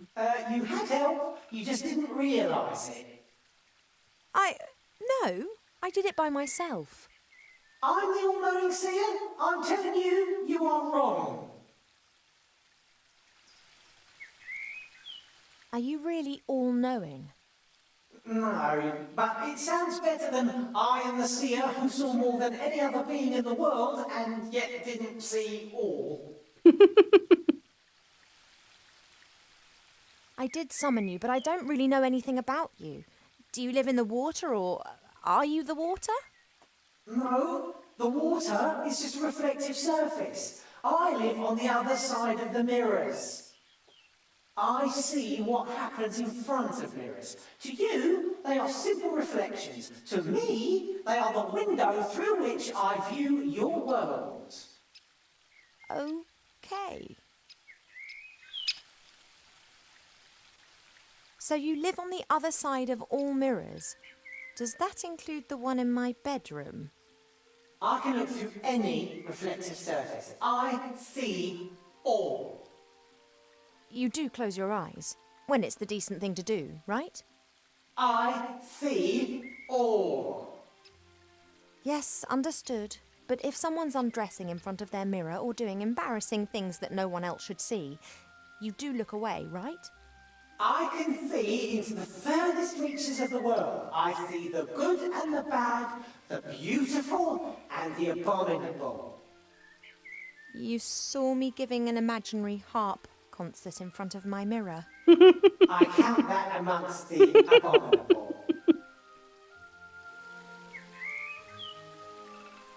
And Mother and others summon you to ask your advice. I wouldn't exactly describe it as asking. They know how to reach me via one of the mirrors.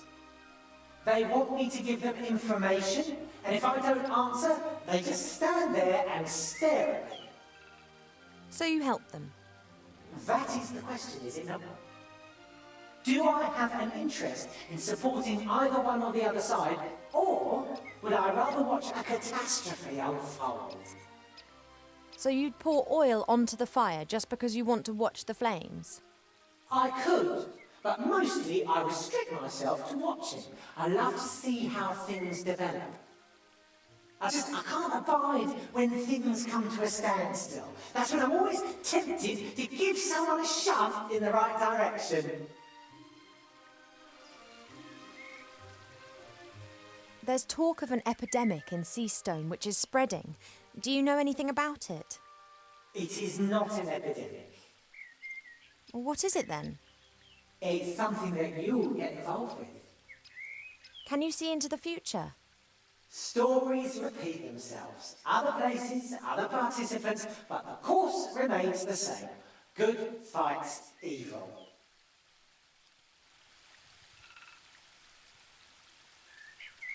I need today's password for the Woodland Realm Border Watch. Do you know it? Of course. Your mother told the commander of the guards when she was standing next to the mirror surface of the moon well. Can I have it? Absolutely. I want to see how this develops. And there are quite a few surprises awaiting you in Seastone. Which, of course, you're not going to tell me about. They wouldn't be surprises if I told you about them. By any chance, is the password Melon. How do you know that? Stories repeat themselves. Do you not know that? There was Melon in Critter Chronicles with the scientist in the Yeti cave. Why am I pregnant? You are pregnant? Should you not know that? You being the nearly all-knowing oracle. I didn't see that. When did you get pregnant? I'm asking you. Stupid romance. A woodland glade, a bed in the cornfield, not a mirror in sight. Couldn't you and Nate have done that somewhere else? Done what? Oh, yes. Nothing at all, Princess. Thanks for that unsettling conversation. I have to Hi, go. kitty. Yes, you must. But we will see each other again soon. You mean to say you will see me and follow my every move? Yes, but I didn't mean that. You will seek me out before this story ends. Really? Yes, you will want to help a friend in need and won't know how to. That's when you will seek and find me. Where will I find you? In a flying town, in a house with no corners. Till then, Princess Ivo of the Woodland Realm. But, oh... Well, I'm alright, I guess. I'm tired, as always. Didn't sleep very well because I had to go to the medical center again and do new blood tests before they give me another blood pressure medication.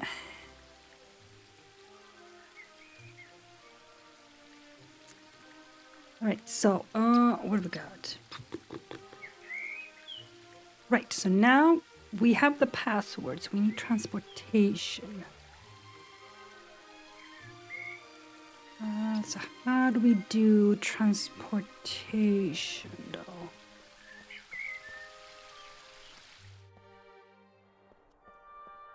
Ah, cheap. Okay, so we know that. Hey, Cheap.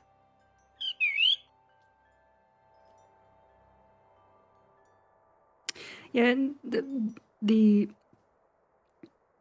under pressure, I think it's called, I'm not entirely sure what it's called in English, but the under pressure is still a little too high. Not a whole lot, but a little too high. So they're putting in another medication to make sure it's at good levels.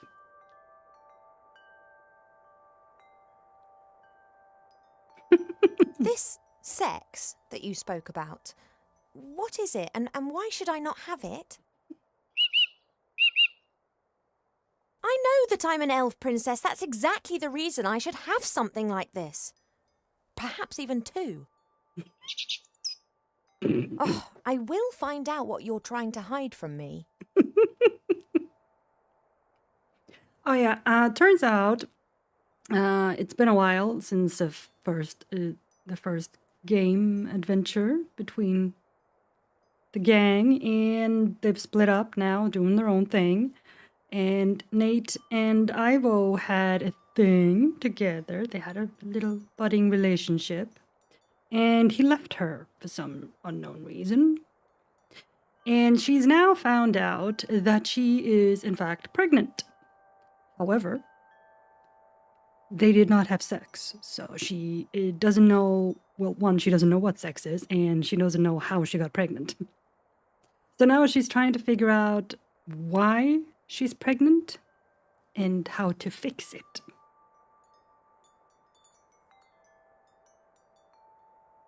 I'm really sorry about that business with the musical box, Cheap, but I had to find out what was wrong with me. Are we friends again? Good. Sometimes I wish I'd kept the artifact of divine fate.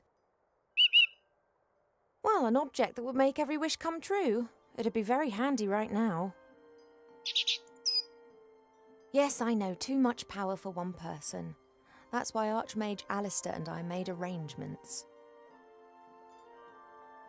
Think, Cheep Cheep.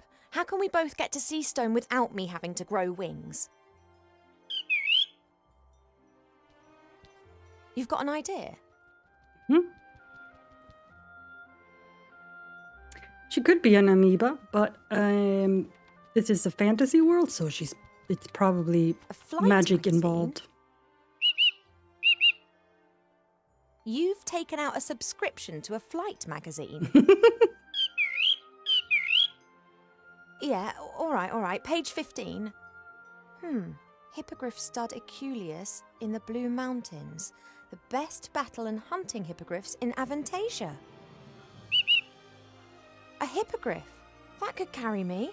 Not a bad idea, Cheap. But the Blue Mountains aren't close. And just look at the price. A pot of gold. Now, where are we meant to get that from? Oh, that's where the rainbow comes in. Yes, I think you're right. We'll have to think of something.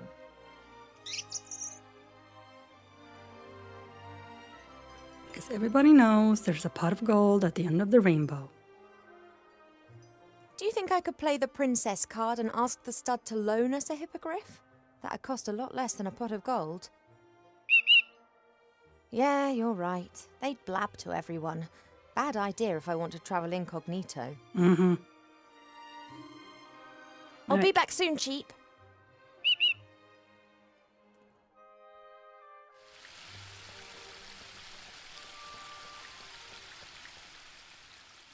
Now, let's see. Look at the end of the rainbow. Nate once said that rainbows never touch the earth. Wilbur wouldn't believe him. Let's see who was right.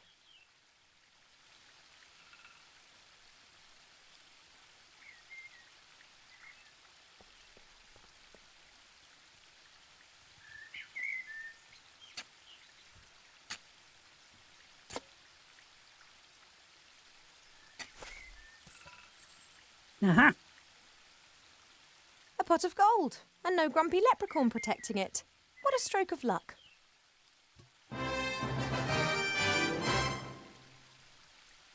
Brilliant! Alright, come on. Come on, Ivo. Ivo? There you go.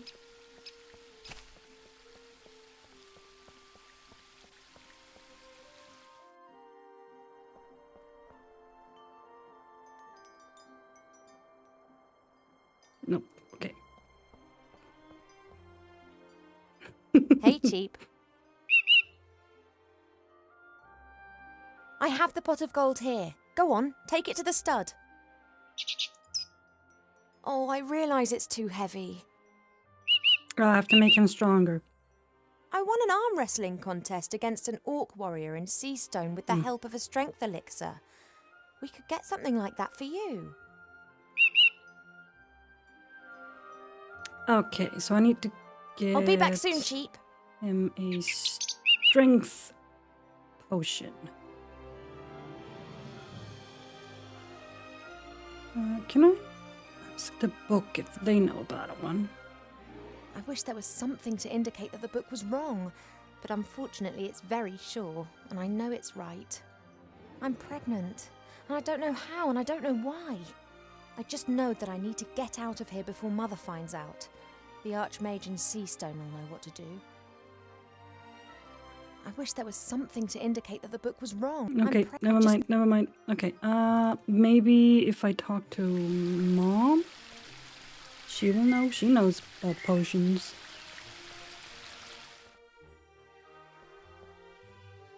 Either Mom or Dad. Let's see. I'll leave her to work. Okay, never mind. This magical epidemic seems to be really worrying her. Maybe talk to Dad? Pa? Yes, Poppet? Hypothetically, if Cheep Cheep had to transport something heavy through the air, how could I help him do it? You could ask me to give him the necessary strength, which you have just done, have you not? Yes. Really? Of course, but the effect would not last long enough to transport you to, let's say, Seastone. He doesn't need to do that. It's just a short distance. All right, bring me some sunflower seeds. Okay. What exactly do you want to do with the sunflower seeds? You'll see. It will make Cheep Cheep strong enough to carry even a heavy load for a short while. I've got quite a lot to think about. Goodbye, little daughter. See you later, Father. Right, back to the bedroom.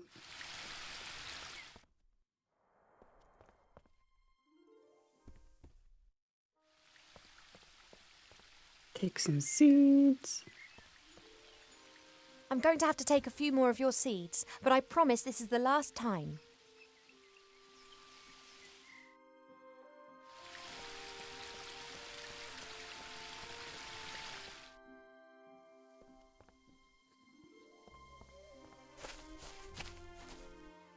Pa? Yes, Poppet?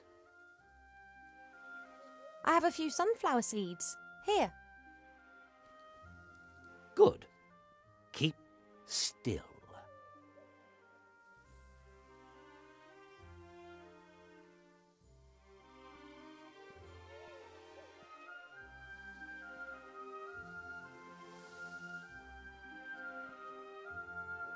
That's it. Just give Cheep Cheep these seeds to eat shortly before he starts on his journey. Thanks. Whatever you did to those sunflower seeds looked like magic to me. Oh no, it was the opposite of magic. Nature, life, pure life. And what exactly do you mean by that? Listen to the wind in the willows and the mole and the toad. They know the answer. I've got quite a lot to think about. Goodbye, little daughter. See you later, Father. Right, great. All right, Cheep Cheep.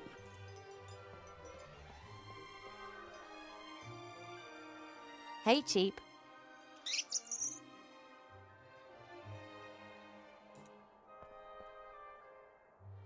Father's changed the sunflower seeds.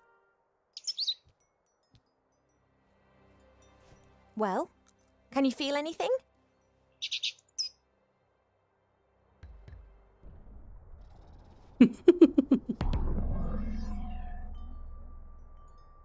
Now, don't exaggerate.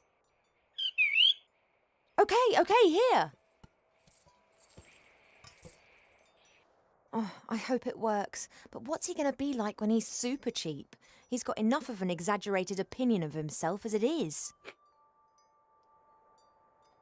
True enough. True enough. Now, what else do we need to do?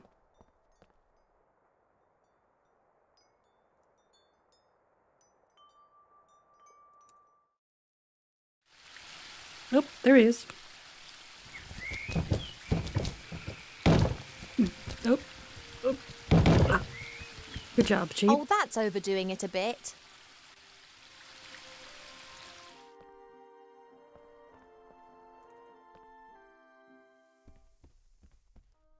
I thought you just wanted to deliver the pot of gold. You deserve it.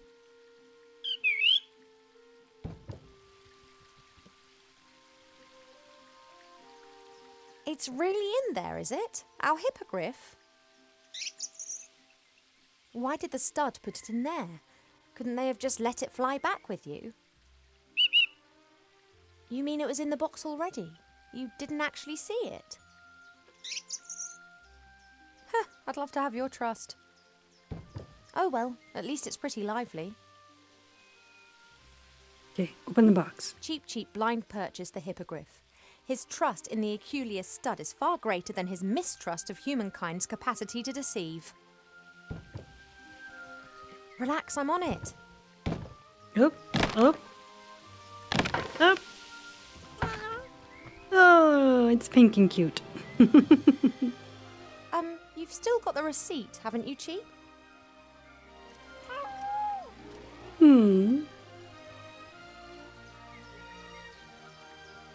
The little chap has enough strength to demolish a heavy wooden box. That's a pretty good sign. The floor of the box has been covered with newspaper. I wonder how long the hippogriff had to cope with being in there. Cheap? Didn't the hippogriff in the magazine look a bit different to this? Bigger, bit more griff and a bit less hippo?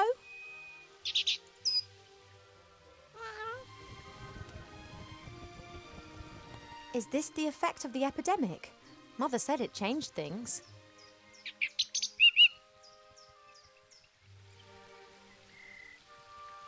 All right. Here we go. You are strong enough, aren't you? You were able to demolish that box just now. Can you carry me as far as Seastone? Right then.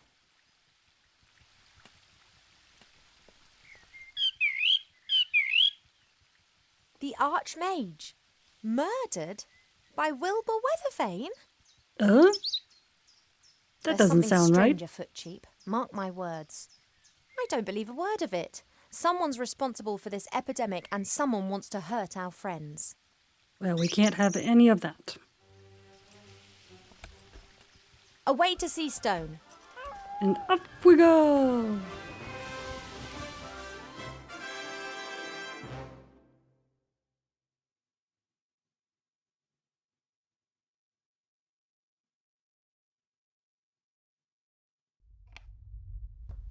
Wilbur. My name is Weathervane, Professor Weathervane. You want to teach us? Well, yes. Why not? You're a gnome! Gnomes can't do magic! This I one can. And have. During my mage training, yes? My mother also says that you should not be a teacher. But I think you're great, Professor. Oh, thank you. Say, Professor, what exactly is the magic constant? How long must Veritaserum mature? What can you tell us about ancient magic runes?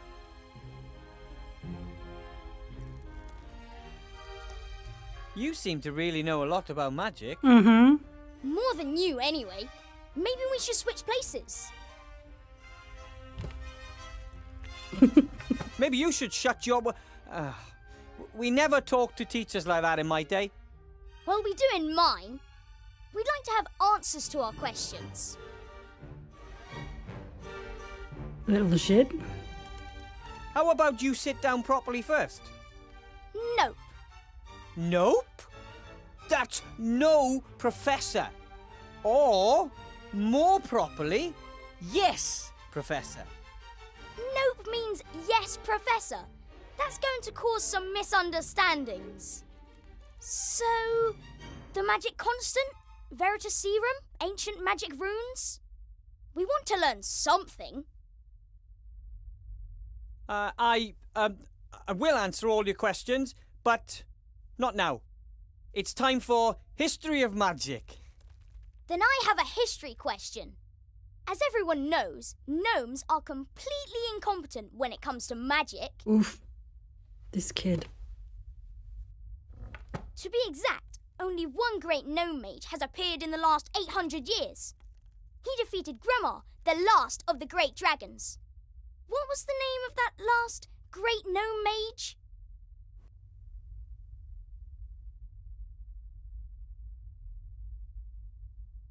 He was called, sit down at your desk properly and don't ask stupid questions. But don't they say there are no stupid questions, only stupid answers? No, there are And stupid that questions. There aren't supposed to be any bad students, only bad teachers.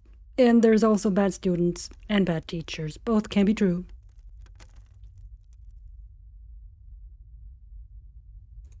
I just need a drink of water. Frog in my throat. Ha! Oh man, Master Marcus warned me that the students would test me the first few hours, but this is a nightmare. I don't know all of these things. I know nothing.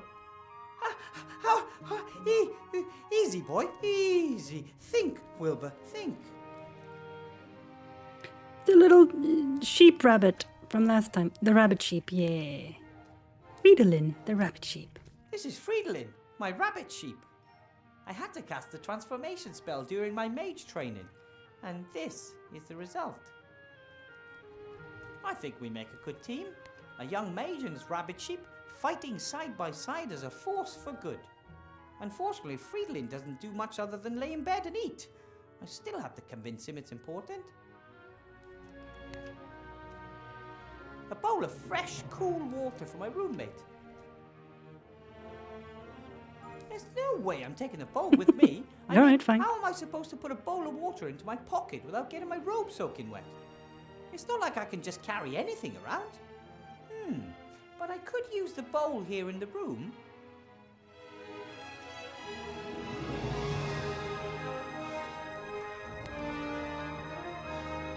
Do you want some water, Fridolin? He seems to be hungry more than anything. The entire school building is a bit scary. No one knows exactly where it was the last 20 years. It disappeared overnight and then reappeared just as suddenly once the war ended. There's a lot of magic in these old walls. The stove is always on, for example, and even though I've never put any wood in it. A magical stove is a fine thing in winter, but in the summer, this small room could quickly become sweltering. Ooh.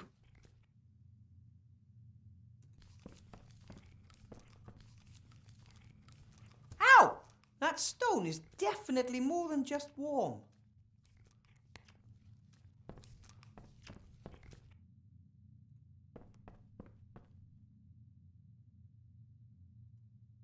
A beautiful golden ear trumpet. One of my predecessors must have laid it up there. A very tall predecessor. Yeah, that's not exactly safe. This has to be the oldest shoe I've ever seen. It's so old it's even lost its ability to stink. Damn. That's old. That's strange. There's paper in the bottom of the shoe. Oh, maybe the shoe has a hole and the paper is supposed to protect the wearer from getting wet feet. It's a sheet from a book. It's folded in the middle and printed on both sides. That equals 4 pages. It wasn't torn out. It looks more like the glue weakened and the sheet fell out. I'll just take it with me. It can't be healthy in the long run for Fridolin to always eat parchment and old scrolls. Perhaps he'd like the pet food I bought. Master Marcus and the Archmage were so busy rebuilding the city that no one had the opportunity to teach me anything about teaching. This box was in a shop window down in the city. I thought it might be useful. After all, there are children with magic wands on it. But unfortunately, it just seems to be a bunch of those tricks. Like that old one with Mr. Wupperman, the top hat and the rabbit. Yep. Short white rope, a pair of dice, playing cards, and a guide on how to lead people up the garden path. That's just not right. Real magic or none at all. It looked like this before I ever moved in. Generations of teachers must have left their stuff here. I like it. The school has a history and when I have time, I'll rummage through it. A few of the crates and boxes are labelled. Hands off. Property of the half-blood prince. Schrödinger. That box could hold a dead cat. Or not.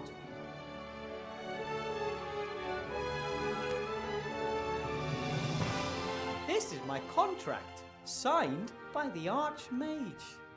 I'm the first teacher in the School of Witchcraft and Wizardry. At least the first since the school reappeared. At first I didn't want to accept. I know almost nothing about magic. But Master Alistair said there are very few mages left, and I had completed mage training faster than anyone else. I was the right person for the job. I wanted to help and learn more about magic, so I agreed. Hopefully that was the right decision. I wouldn't want to disappoint Master Alistair.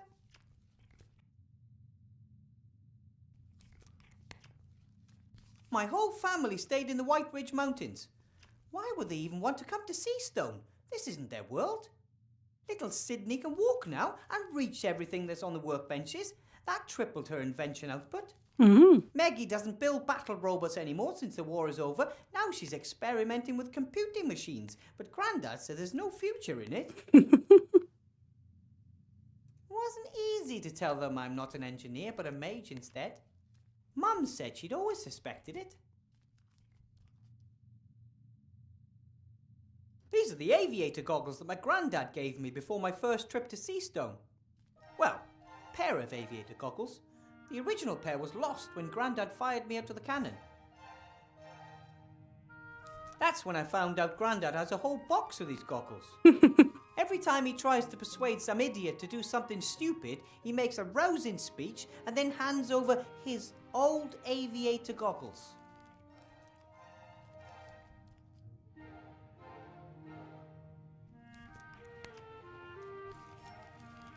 Well, buddy? What are you eating there? Hey, that's my notepad. The bed is pretty cozy. It's so cozy that Friedlin is curled up in it. But that's okay. Friends share. And he lets me sleep at the foot end. Earlier, in a situation like this, I would have holed up in bed and hoped that everything would somehow take care of itself. But those days are gone. I'm a professor of magic, and I have to solve my own problems. The teddy is just, a keepsake and some moral support from home. Soft and cuddly moral support. The bed is pretty cozy, but that's okay.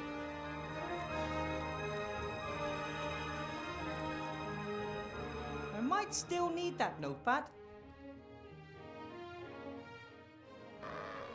Hey, I thought we were a team. Friedling gets pretty grumpy when he's hungry. Truth be told, he's always hungry. Ah, my wand. The King of Thieves got it for me during my mage training. He and the other rats have been tirelessly helping to rebuild the city in recent months. They work closely with the Archmage, albeit mostly in secret. I still haven't figured out exactly how it works. Sometimes it performs the most amazing magic, and sometimes it can't even perform the simplest of tasks. Archmage Alistair's promised to have a look at it sometime. Maybe it has a loose connection or something. Mages use balls like this to communicate over long distances. Master Marcus explained it to me. He'll know how I can tame those unruly students. Then use it. So, what was that number again? 64731? Hello. Ah! Oh, wrong number!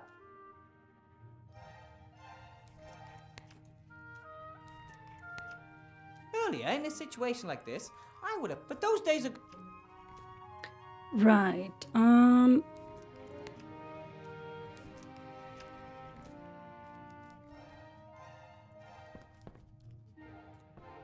Okay, we'll do it like this. I'll give you some delicious pet food, and you give me my notebook back. Okay, buddy?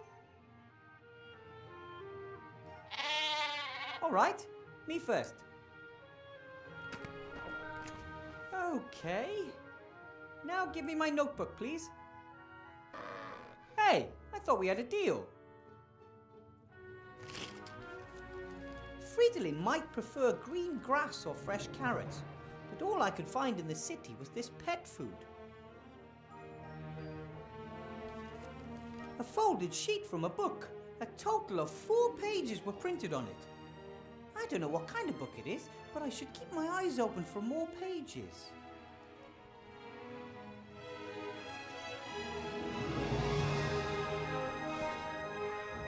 Do you want some water, Friedlin?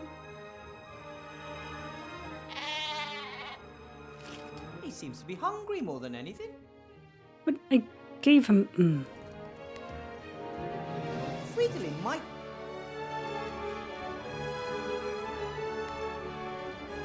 Okay, fine.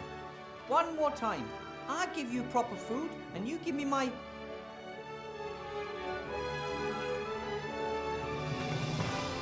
Ouch! Okay, fine. And now? You can't always just take it a friendship, you know? Fridolin, my...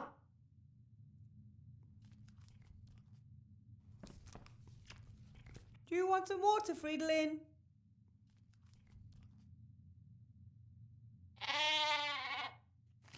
He seems to be hungry. Alright, keep stuffing the little rabbit sheep. Okay, fine. One more time. I give you proper food, and you give me my...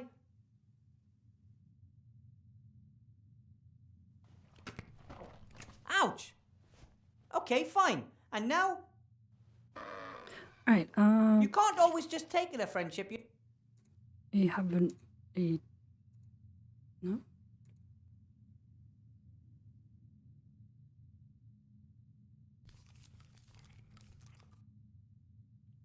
Wait, can I use it? No.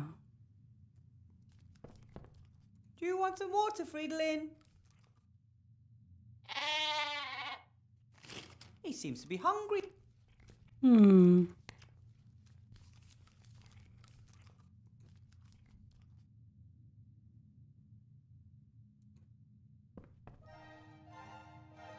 The bed is pretty cozy, but that's okay.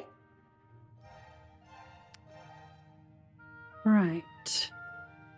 Try the magic. I can't order. remember Master Marcus's number. Hmm. I had it written in my notebook. Which he has. So that's not gonna help us. Sometimes my wand works perfectly and sometimes less so. I don't quite have the hang of it yet. Fridolin,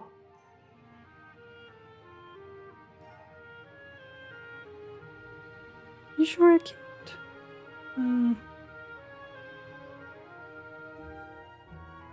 Oh, can I do that? Put some on the bed? Maybe I can lure Fridolin away from my notepad. That's it. That's all there is. Hey, Fridolin, look! Food! All you have to do is hop over here and get it.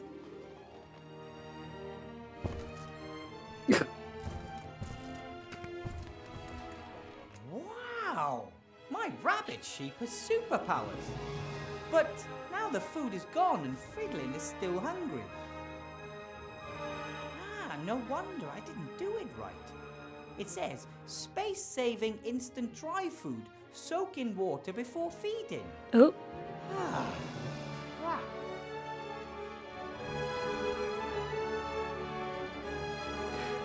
You should not do this to actual animals. How about some water to wash the food down? That's what I thought. Food was pretty dry, right?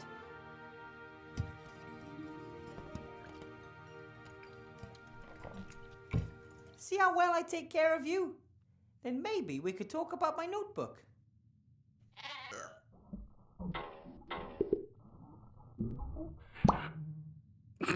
Oops. I'll read the instructions next time, promise. Sorry. Poor rabbit sheep.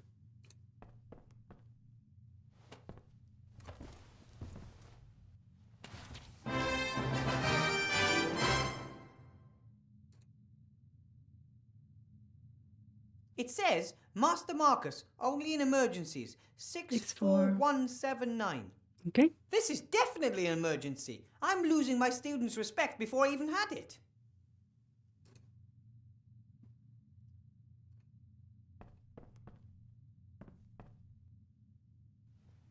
Well, 64179 and, 9. Hopefully this will work this time. Yes? Hello? Master Marcus! Wilbur, what is it?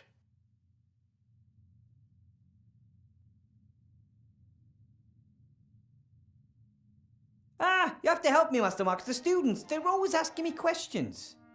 Of course, you're their teacher. But I don't know the answers. I've only been a teacher for a few days and I'm all alone. And the school is eerie, and there's no textbooks, and no one wants to learn anything, and... Wilbur, no one expects you to be the perfect teacher right away. Wake your students' enthusiasm for magic. That would be a good start.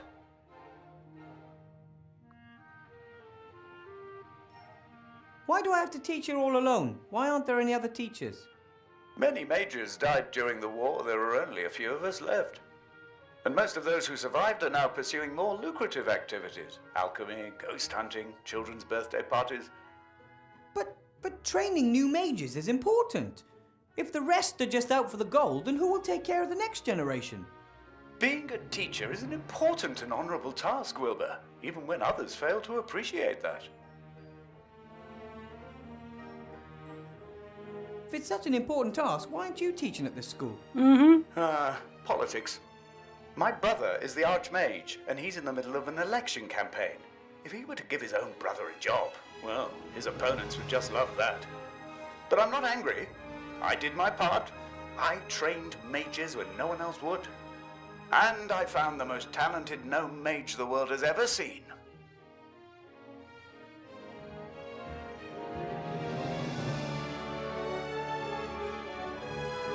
Apparently there was a powerful gnome mage a long time ago. Did he kill any dragons? According to legend, the last of the great dragons, Gremma, was defeated by a gnome. That's the one I mean. What was that gnome's name? No one knows. He arrived at a time of great need and saved the people of the Southlands by accomplishing the impossible. Then he disappeared without a trace. Wow. But one of my students asked me for his name. Then he probably wanted to lead you up the garden path. Some students want to find your weaknesses and see how far they can go. Don't take any guff. You said I should inspire my students, but how am I supposed to do that? I don't know anything about the history of magic. Obviously not, otherwise you would know that you'll never attract anyone with that subject. But it's in the curriculum.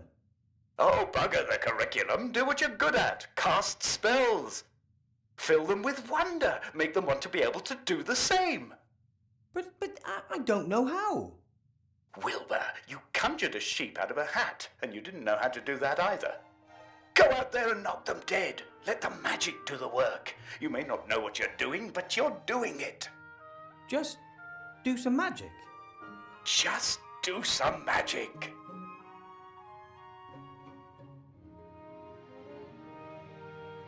Your brother called me a natural talent. I am really quite good at magic, right? You did some incredible things during your training. I just wish I could control the magic better. Sometimes it just bubbles out of me, and other times, nothing. I think that will come with time. And if not, you will have to rely on your ingenuity. Thanks for your help, Master Marcus. I'll get through the lesson one way or another, and then I'll get back in touch, okay? Sorry, but no, Wilbur. You caught me packing. I'm off to spend 2 exciting weeks with a couple of friends. What, you got on vacation? Well, now? Maybe it's more than just a holiday. I sold the mage school, as you know. I want to start something new. Finally do what I really want to do. Role-playing games. Role-playing games? Live role-playing games. They start in a few days. We leave the normal world of magic, monsters and dungeons behind and immerse ourselves in a fantasy world. I play a removals contractor who is caught in a traffic jam with his truck and must therefore spend a night in a motel. Can you imagine what adventures could be waiting there for me? But I thought being a teacher was really important, and... That it is. Have fun. Aunt Marcus! Hello!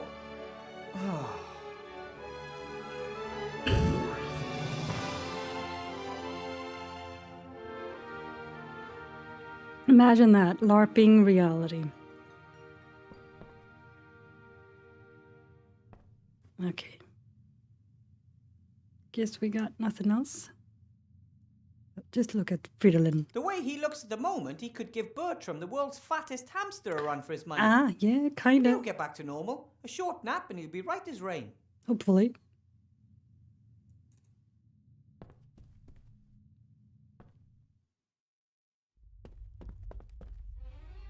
That's better.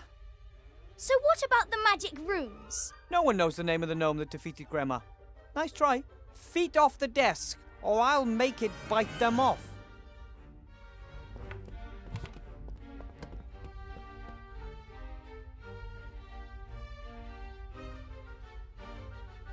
Enough with history of magic. Let's cast some spells. Fairy games doesn't sound bad, right?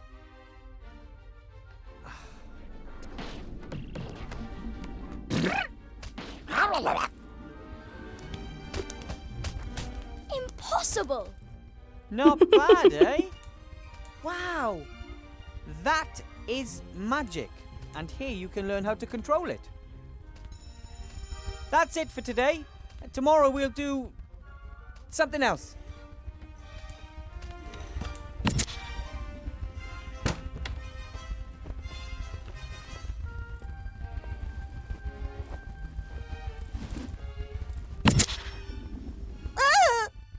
Oh, sorry, honey. Get rid of that, will you?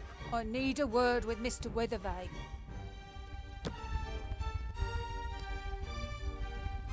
Mr. Weathervane, nice to finally meet you in person.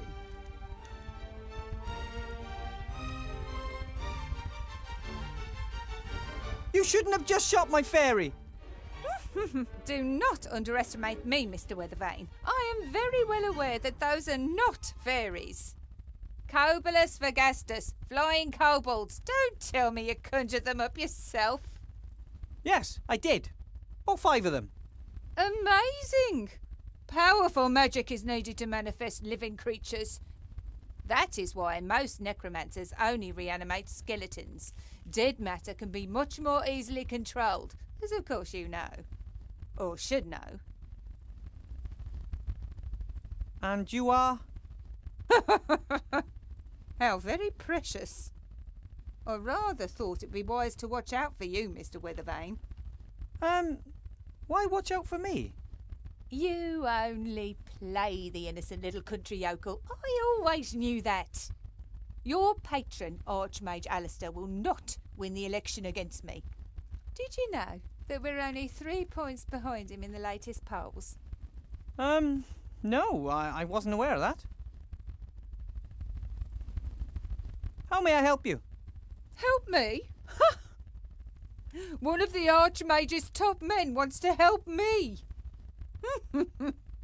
You know how the game is played, don't you, Weathervane? What game? Things are heating up.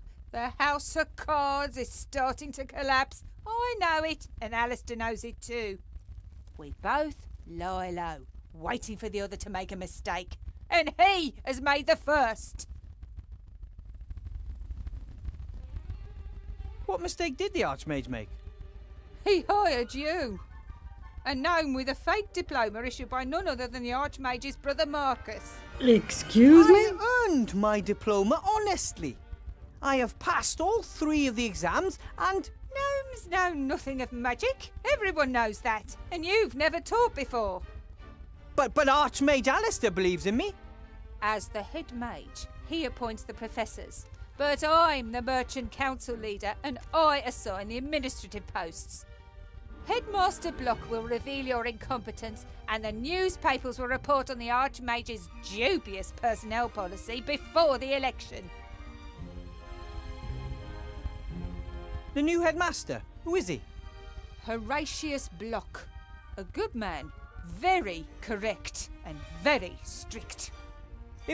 If he can help this school return to its former glory, I look forward to working with him. Former glory? This old ruin, it was already run down back in my day. And wherever it was for the last 20 years, it definitely looks like they didn't have any cleaners. My friend, Archmage Alistair, is better suited to bring the city and the country back into shape than anyone else. Oh, you believe that? He is a great mage. Anyone who doubts that is mad. And he was a great leader during the war, most of the time. But what we need now is someone who understands the economy. And that's you? I am a rich and successful merchant. I have rich and successful friends. Who could be better suited to making others rich and successful? Alistair would step down for you if he believed that. You know what? I actually believe you're right. Strange, isn't it? How little he worries about defending his power. So I guess it's all been said, hasn't it? Indeed. You're on a sinking ship, Withervane, but I could still be convinced to throw you a life preserver. I trust the Archmage. Then, Mr. Withervane, you shall perish with him. Here, elect Sybil Van Buren. She knows how to get it done. Come along, honey, we're leaving. There aren't any of these in my book of fairy tales, Mama. I know, honey. Who wants to look at something that ugly? Can you turn him into a unicorn? Or the Cheshire Cat? Or the Frog Prince?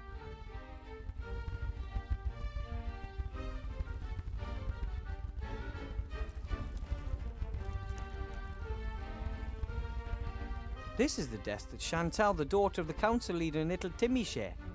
Hard to imagine two students being any more different. Chantal is only here because of its tradition in her family, and I don't think she really cares about magic or has any real talent for it.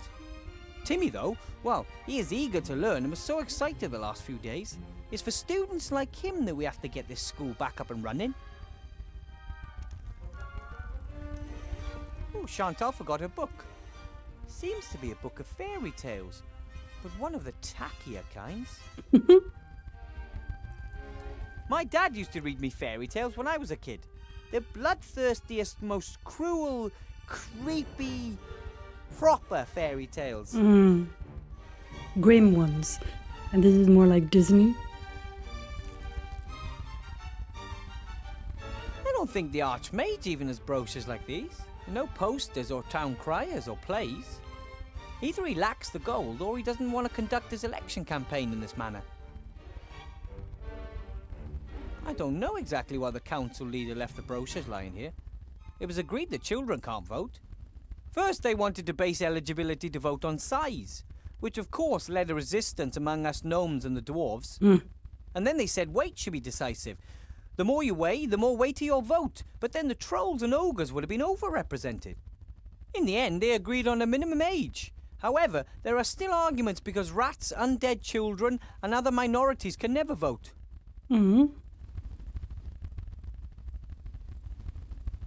I'll just leave it there. Chantal can take it tomorrow.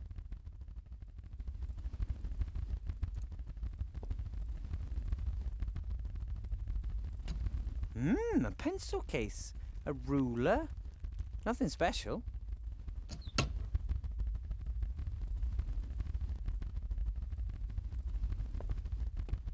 I don't know who that boy was. He was a right pain in the ass.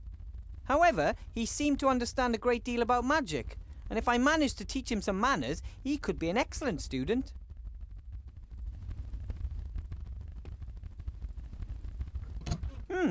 Generations of students have left their mark, especially in the form of little pictures and sayings carved into wood.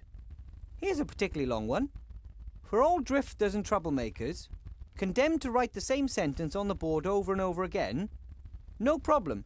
Cast the automation spell on the piece of chalk and it does it all the work for you. Bartholomew. Hey, aye, that's cheating. Pretty clever, though.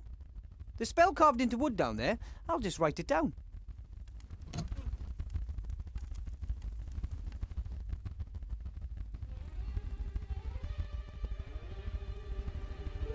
When the school disappeared 20 years ago, obviously no one looked after the animals. Expected consequences, really.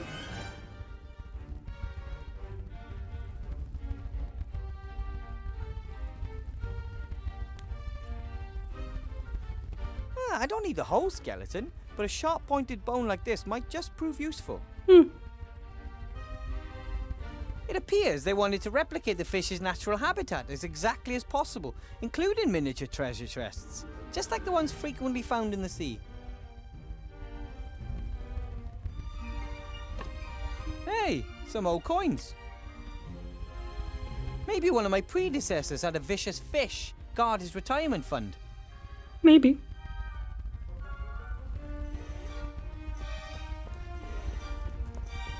Introduction to magic, sheep breeding and care, statistics. That seems to be some kind of timetable. Well, as long as I'm the only teacher, most of these subjects won't get taught. Oh, most of the plants have dried up. No one looked after them. Only this plant must have found a water source somewhere. Perhaps one of the windows has a leak. It gives you hope to know that something beautiful and peaceful has survived in this gloomy building. Ah! Ugh!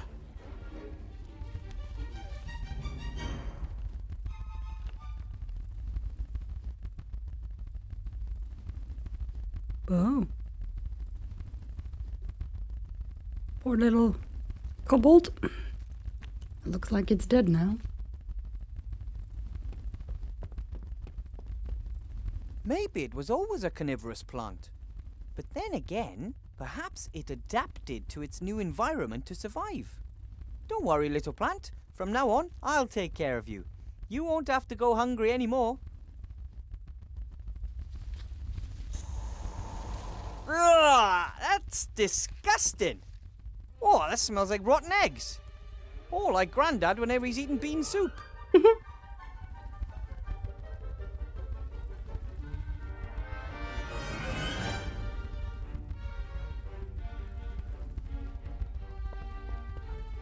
The last time a fire burned in this was before the school disappeared 20 years ago. And even if I could, I shouldn't start a fire in it anyway. The flue was broken, and the smoke would fill the entire classroom. Right there, yeah. A little ash, but also some unburned waste. Here's a sheet of paper. Another book page. Or more precisely, another folded sheet of paper upon which 4 pages have been printed. When I look at the page numbers on the first sheet and on this sheet, it seems there are at least 5 sheets missing. The mixing of potions is an important part of magic. It's a bit like cooking, except a stew doesn't kill you if you add the wrong ingredient. Or if it's stirred wrong. No? With a little luck, I can get through the day without causing an explosion.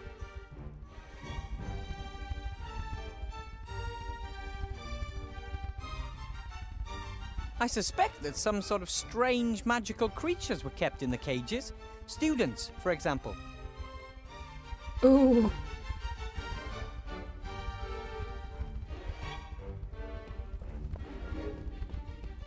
The little fellas look like they've got nothing but mischief in mind. I hope they don't get into too much trouble. They're ugly, but I summoned them. Therefore, there is a special bond between us.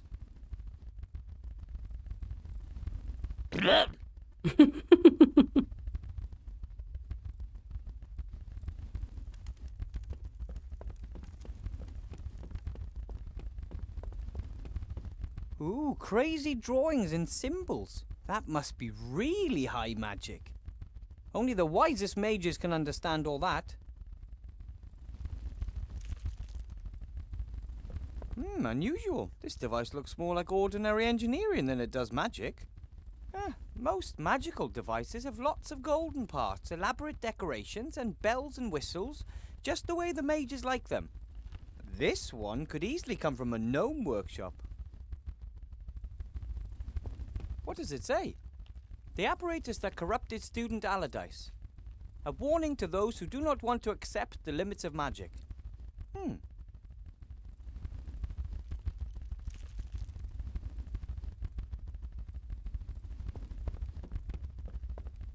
It didn't let me down this time, though. It worked even better than I expected. It was like it wanted to conjure. I could hardly keep it under control. Teachers are traditionally paid in apples. I got this one myself, because I didn't want to spend my first day without an apple. I wanted to ask the Archmage whether good teachers can expect any other form of payment than apples. But when he showed me the beautiful contract with the seal and all that, it just didn't seem to be the right time to talk about gold.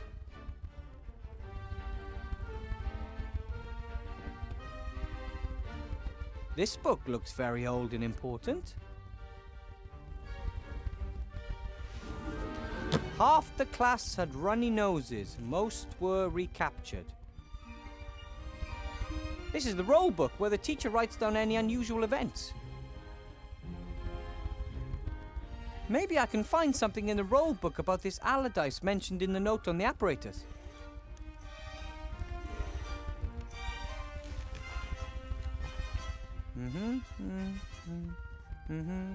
Here. Despite repeated warnings, young Allardyce continued his experiments on his fire maker. To my great regret, I must say that the device works. He demonstrated it to the staff. We had to have him committed to the asylum in Arkhamstone because of his delusions and insubordination. A wizard who invents a fire maker and then committed to an insane asylum by other wizards. I guess they didn't understand his new kind of magic back in their time, or they figured their monopoly was in danger. For a long time, wizards were the only ones allowed to make fire.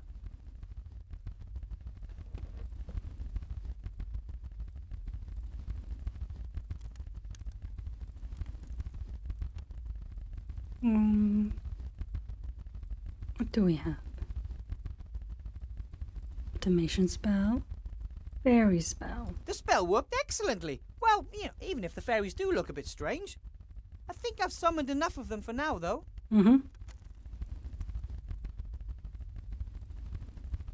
Master Marcus's number won't help me anymore. He's probably already on his way to his live role-playing game. Whoever wants to be rich and successful should trust the rich and successful. We know how it's done. Elect Sybil Van Buren. Sure. Where there are 2 pages to be found, there are sure to be even more. Based on the page numbers, I would say that there must be at least 5 more sheets. According to the register, this is supposed to be a fire maker. Nowadays, we just buy matches. But in Allardyce's time, I guess mages still play hardball defending their firelighting monopoly. Okay, anything else in here? Master Marcus told me everything I need to know. Hold your head high, inspire your students, and don't let things get you down. I just wish I wasn't entirely on my own.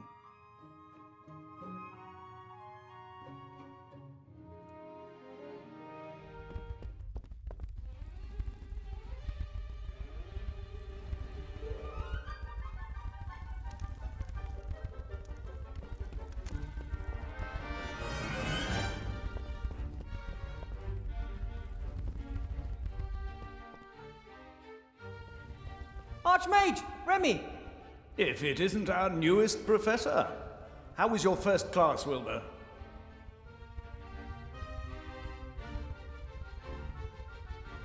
Great! I conjured up a few kobolds and the students loved it. Ah, well done. That's the right thing to do. You've already pretty much won the battle, Wilbur. Once they want to learn, they will.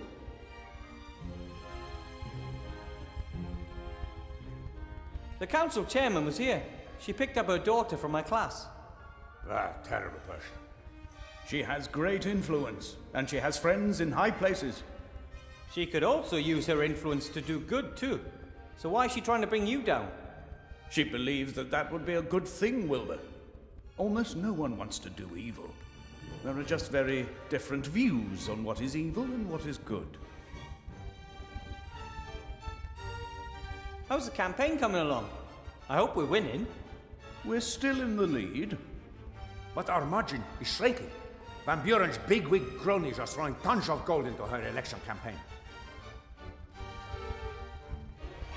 How are things in the town? Have things calmed down? Not really. The barricades are getting higher and the camp is getting larger. People are getting impatient, and who could blame them? The war is over, yet everyone is doing worse and worse. But you're doing your best, Archmage. It takes time, Wilbur. The deeper the wounds, the longer they need to heal. And nothing causes deeper wounds than war. We must deliver results. Most still trust Alistair, but the mood could swing. Then we would not only lose the election, we would have a riot on our hands. What brings you to the school? I wanted to pay Horatius Bloch, the new headmaster, a first visit and see how the school's doing. That's very nice of you. But don't you have more important things to do?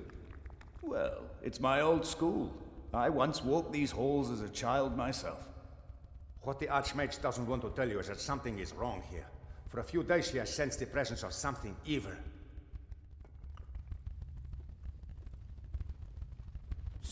So what's he like? the new headmaster? He's no mage, that's for certain. He is an agent of the council leader. First and foremost, he is a reliable official with principles, Remy. The council leader of the merchants did appoint him, and he may advocate her policies. Yet I do not believe he will conspire against us. He is stern, but upright. Did you see the way he looked at me? Like I was vermin. No, I tell you.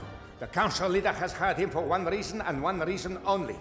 He is supposed to make life difficult for our Wilbur here. Am I being set up to fail so they can put the blame on you, Archmage? Ah, if that's their plan, then they have already lost. You said you sensed something evil earlier. What do you mean? Everything we do and think leaves a trace. You know how you sometimes shudder when you enter a place where great evil has been done? Dark magic leaves a particularly strong trace, like a bad smell. And it smells like dark magic around here? I first felt it a few days ago. First in the lower town, then in the upper town, and now here at the school. Where did it come from? I mean, do you know who's responsible? I don't. The trace dissipates. There is too much wild magic in the air here at the school. We must keep our eyes open at all times. Good detective work will serve us better in this case than some hocus pocus. I think I'll go see the headmaster. Goodbye, Archmage. Bye, Remy. Goodbye, Wilbur. Don't let them intimidate you. I'll do my best, and I won't give up. I know. You go on ahead. I'll be along in a minute. I want to talk to you in private, Wilbur. There are problems.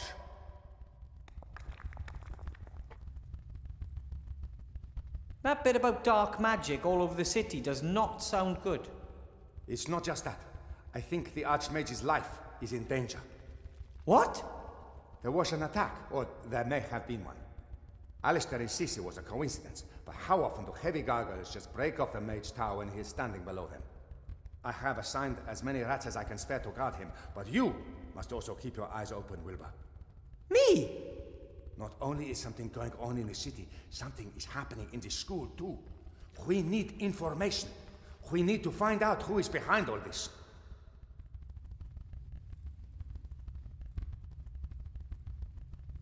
I hear Alistair's finally appointed you head of the Secret Service. From King of Thieves to high public office, eh? Absolutely.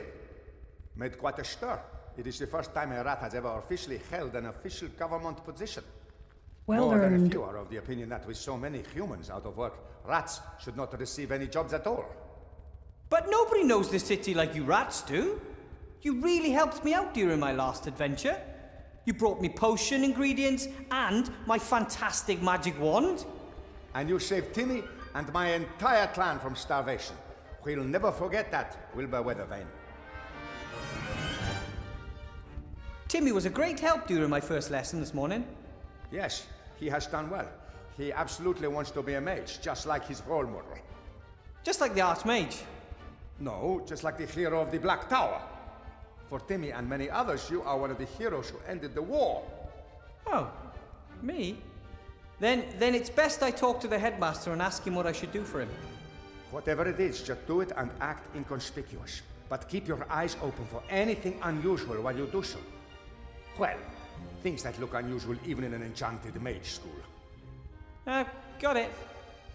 Why don't we meet down at the inn after work? Then we can exchange news. Oh, I just hope Headmaster Block doesn't keep me busy all night. Oh, you'll be fine. You defeated the Shadow Army. Never forget that.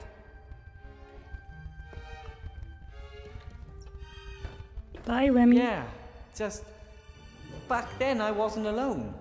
No. Right, I'm gonna take a quick break. I'll be back in a bit.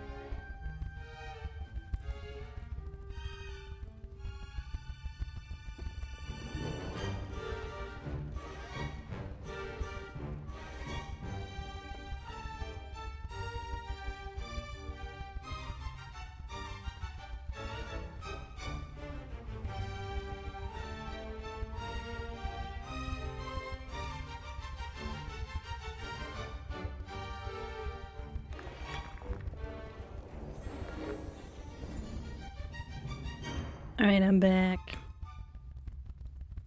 Now, let's see. What do we got? What's this? Another book page. I'll take it with me.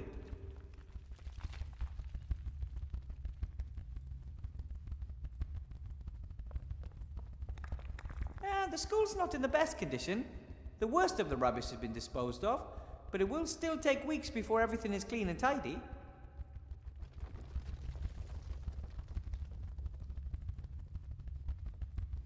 Wow, this isn't dust and dirt. It's like the funk of 40,000 years. It's rock art. As if thousands of feet have trampled it into the floor. Even though no one's been here for 20 years. Or at least as far as I know.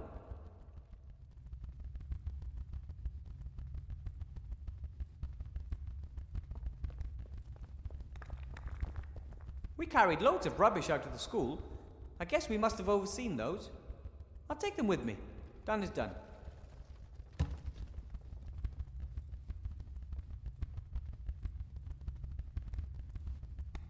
The school looked terrible when it reappeared.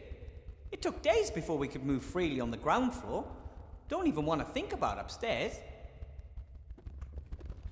I'd love to know what's on the upper floors, but it's far too dangerous.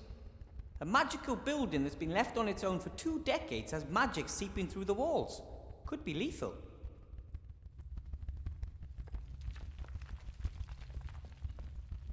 Nah, the school's not in the best condition, but at least there's a public mage school in Seastone again.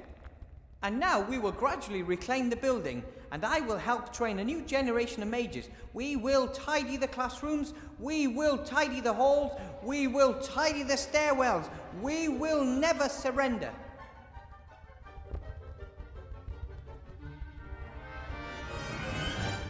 When you summon creatures, I've read that you don't really create them, you just call them from somewhere else. I don't know where the kobolds came from, but they don't give me the impression they want to go back there soon. If I was as big as a troll, I could maybe reach it. If? That kobold seems pretty adventurous. He was the first to slip out of the classroom and now he's just buzzing around.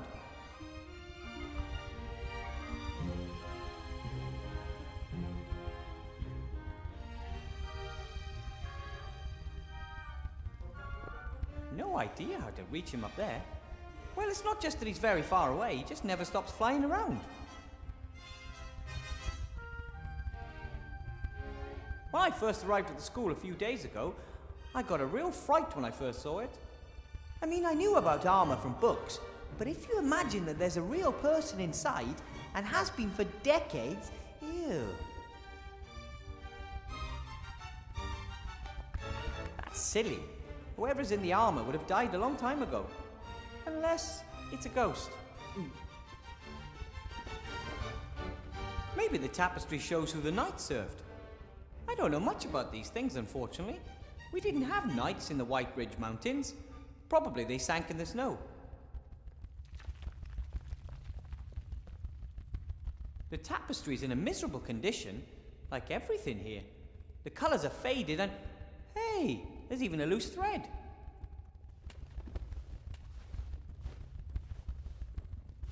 The tapestry seems to be magic.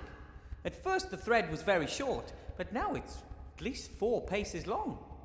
I'll rip it off and take it with me. You can never have enough magic thread. That is true. A lever. No idea what it does. A lever. No idea what it does.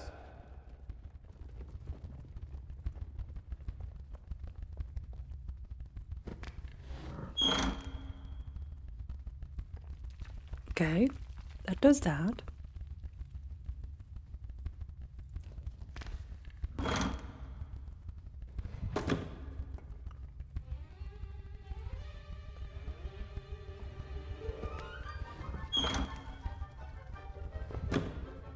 And that does that.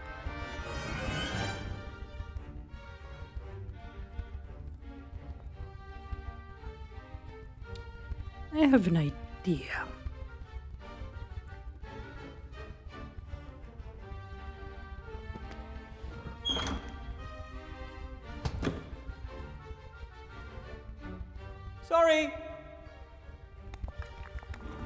Actually, okay, let's do this.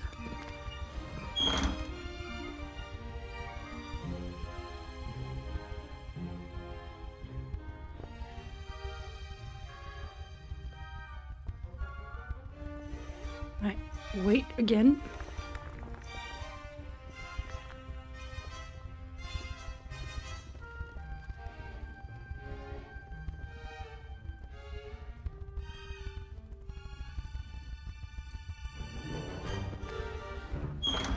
Ah, shoot.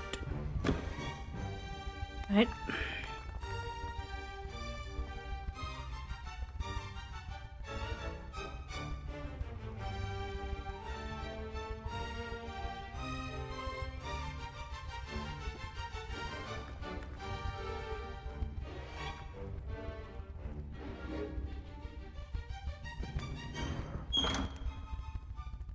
Bye!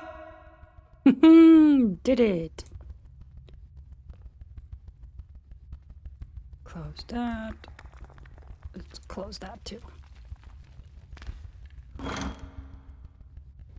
That's it! I locked him out! Brilliant. Alright, so I did that. Now I just need to get that one. Somehow.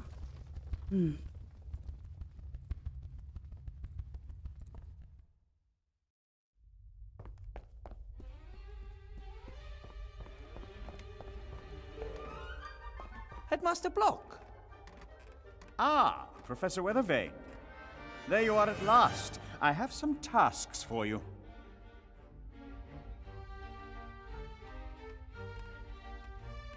You mentioned tasks earlier, Headmaster? Yes, you have 2 tasks. As you know, the Archmage is coming early tomorrow to officially inaugurate the school. Important political and business personages will be attending, and as you can assumedly see, the school is not in a presentable condition. Council Leader Van Buren has hired a caretaker, but he cannot do the work alone. Your tasks are to help him clean the floor in the entrance hall and remove the cobwebs by tomorrow.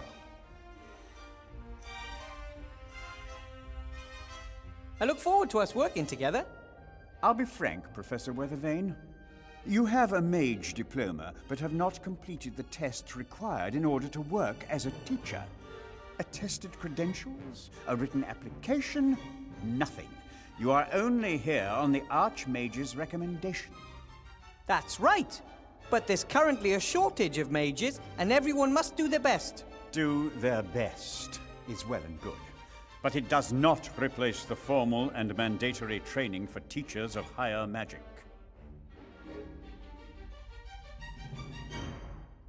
But the Archmage Alistair trusts me to teach here at the school. Well, yes. Mages have a well-known penchant for chaos. I'm still trying to get an overview. The records management in this school defies description. Council Leader Van Buren wants to reorganize this educational institution and finally bring structure into the place, and she has my full support. Correct management of the teaching records must once again become the teaching staff's primary task. That is the only possible way to institute efficient control of learning and teaching methods. I may have no formal training as a teacher, but I managed to thrill my students in the very first hour. I performed a spell, and you could really see the way they caught fire. Not literally, of course. It wasn't a fire spell or anything of that sort. You performed a spell? Yes. And now they want to learn to do the same. They want to learn. According to my records, history of magic was on the syllabus. Yes, but... Professor Weathervane, crucial to our success in teaching is that we provide students with a stable, reliable framework and adhere to the curriculum exactly. Yes, but the students... Had you enjoyed proper training, you would have known that. I will note this failure in your file, and in the future you will stick to the curriculum, dear colleague. You support the council leader in the election, right? Indeed, I do. We need to build up an extensive bureaucracy and boost the economy as quickly as possible. To me, the council leader appears to be a more logical choice than a mage. But do not worry, Weathervane. I don't blame you for your political naivete. As a school headmaster, I am neutral and always act according to school rules. And of course, political influence in schools is prohibited. Tell that to Council Leader Van Buren. What's that?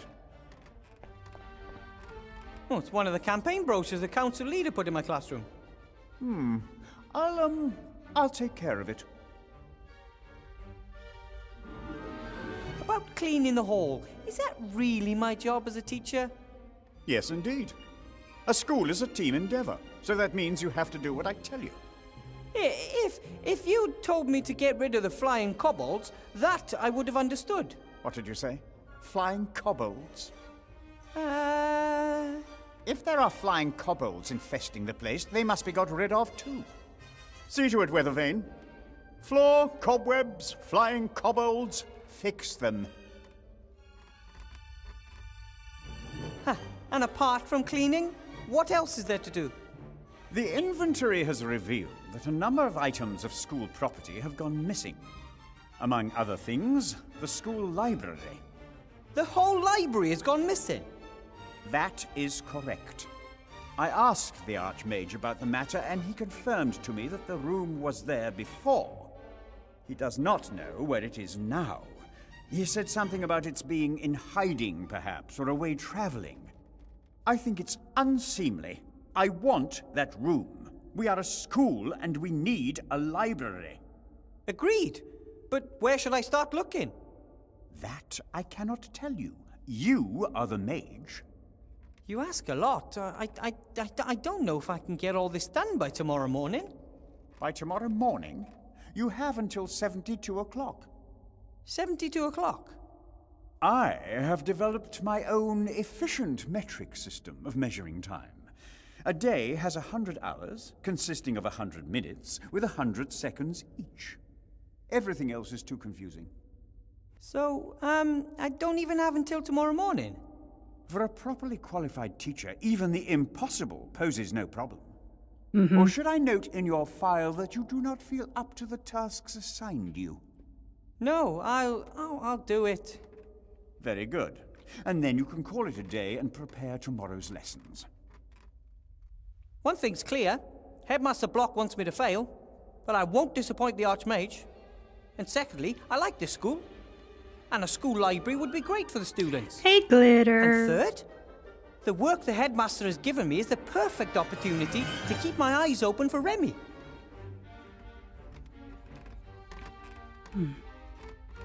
Is he working for the school? Or himself? Or is he only interested in gaining the council leader an advantage in the election? How was first day back at work after the break?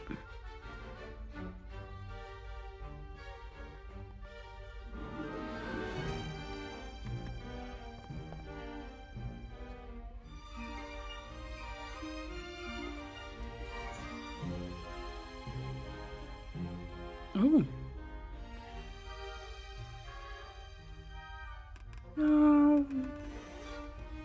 Not too bad? Good. Elmar's father, the royal executioner, asked for permission to see his son's school records. Elmar is doing fine. Truly. Really fine, lad. Looks as if a few pages were ripped out here.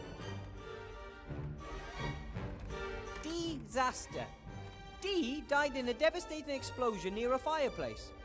His last essay on the development of my fart spell will be passed on to his surviving family. Daniel A. Curlshaw. Daniel conjured himself a magical forest and has not been seen since. Bernison, troll. Bernison of High Wind Lake managed to collapse the south wing of the school by sneezing. Yeah, I like the look of this game much more than the other ones. You can tell they put a lot of time and effort into this.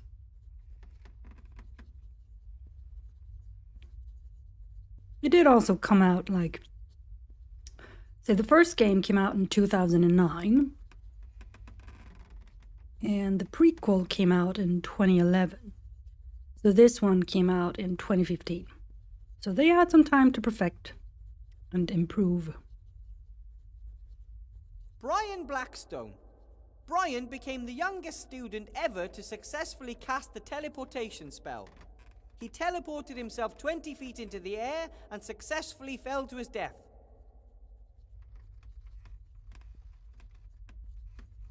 Beaverus Deepwood. Beaverus tried to turn wood into gold. In the end, he got mahogany, which in turn he sold for a lot of gold. Axel A. Aronson. Axel cannot pay his school fees as he gives all his money to dodgy game developers.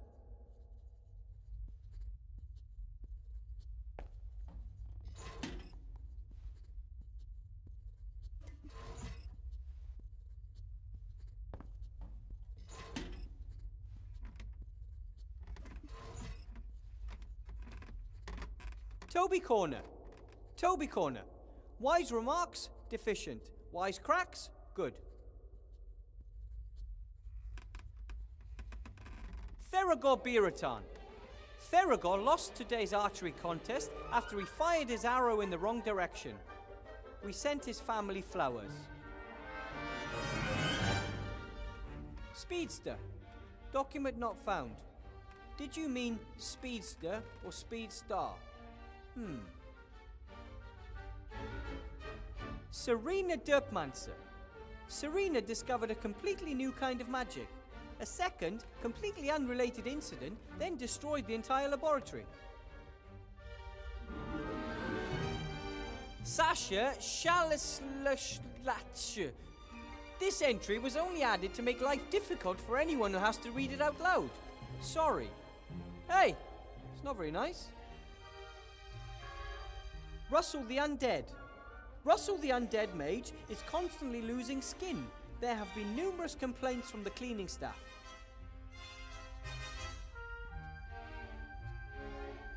René Beetle. René claims to have been in a sky full of diamonds with a certain Lucy. Visits from females are strictly prohibited in this school. So are mushrooms. Peter, Troll. The Hunters Guild has asked us to find a new caretaker. It seems the grumpy troll snoring and farting is scaring off the wildlife for miles around. Percy Smith.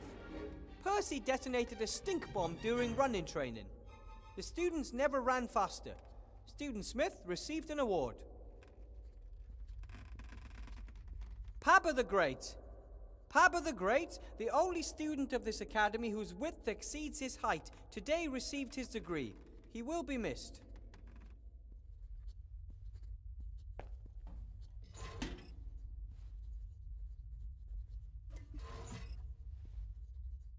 Armadillo. Armadillo was expelled. It turned out that he was an armadillo in a penguin suit with a sign that said moo. Okay, now that's just weird. Movie Van Grove. Movie Van Grove transformed the school sheep into an ape, although the librarian expressly forbids apes in the school. That's not a Pratchett reference. Mark of the Southlands. Lord Mark of the Southlands yesterday set fire to several teachers and flooded the gym. Again. Mario Mushroom. Mario jumps on other people's heads, lights them on fire, and then calls the whole thing non-violent.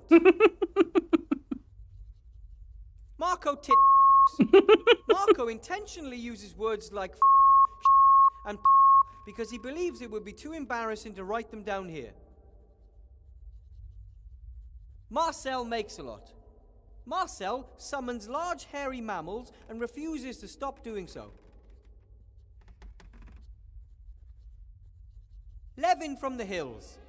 Gifted fire and water mage. Unfortunately, his talents cancel each other out, so is regarded as one of the most incompetent mages in his class. Lennart the Akagamic. Lennart the Akagamic, genius of the buttons, mage of the keys, has broken more brains than hearts. Most recently his own brain, which earned him a private suite in the Arkhamstein Asylum.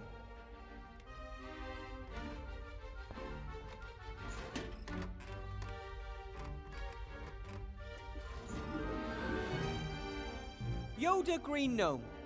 Magic strong in this one is, but weak his grammar be. Ingemar Thunderflash. Despite repeated demands, Ingemar refuses to tell us his real last name. No one is called Thunderflash. Friederika Sillybottom. Friederika Sillybottom has applied to the City Council for a change of name. She shall henceforth be known as Frederica Sillybottom. Hiker Granger. Despite repeated warnings, Witch Hiker is still using the school's Palantir to make long-distance calls. It's another Potter reference. Fluffy Foffofoff. Fluffy transformed pure gold into a tasty piece of bread, so refuting the old saying that you cannot eat gold.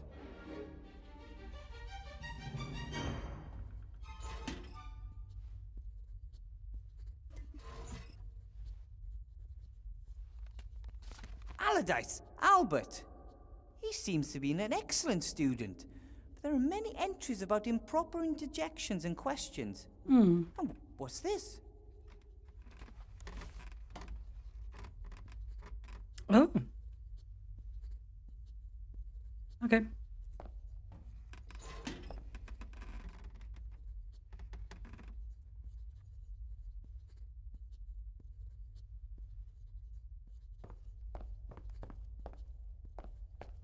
Oh, a display case documenting the achievements of pupils of the school.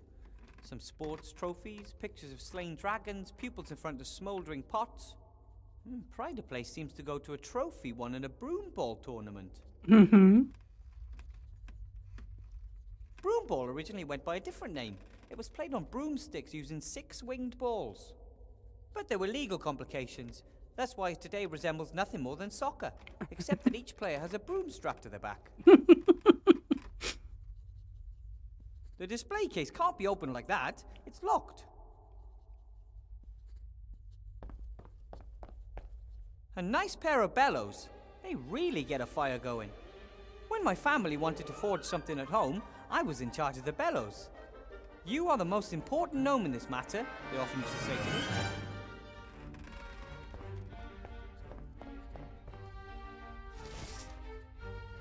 It says, Fireplace Travel Network Map. It shows a lot of fat black dots connected by lines.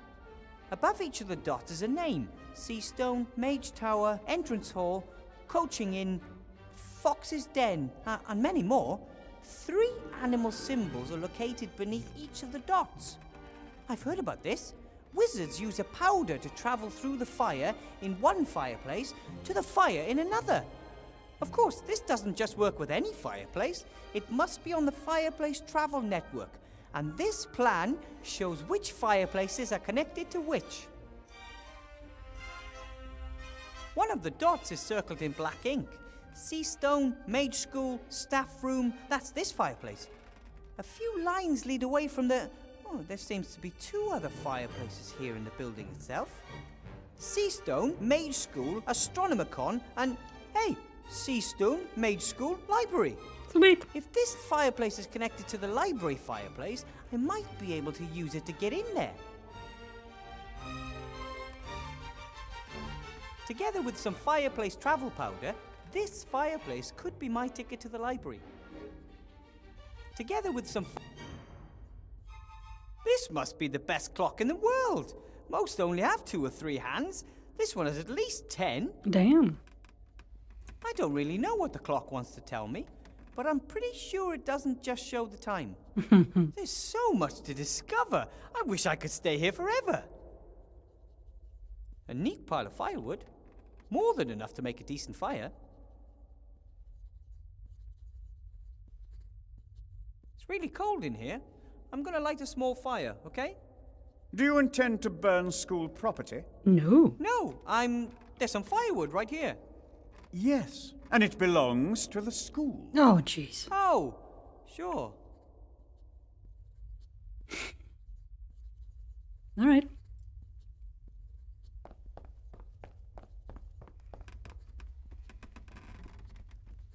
Oh, how pretty. A swan folded from a piece of paper. This is origami, an ancient elf art form.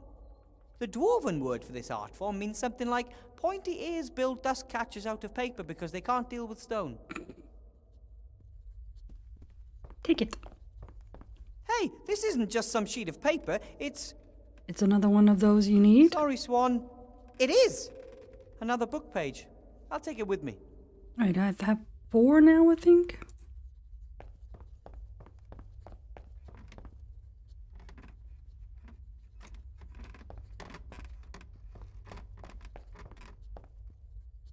Excuse me, Headmaster Block.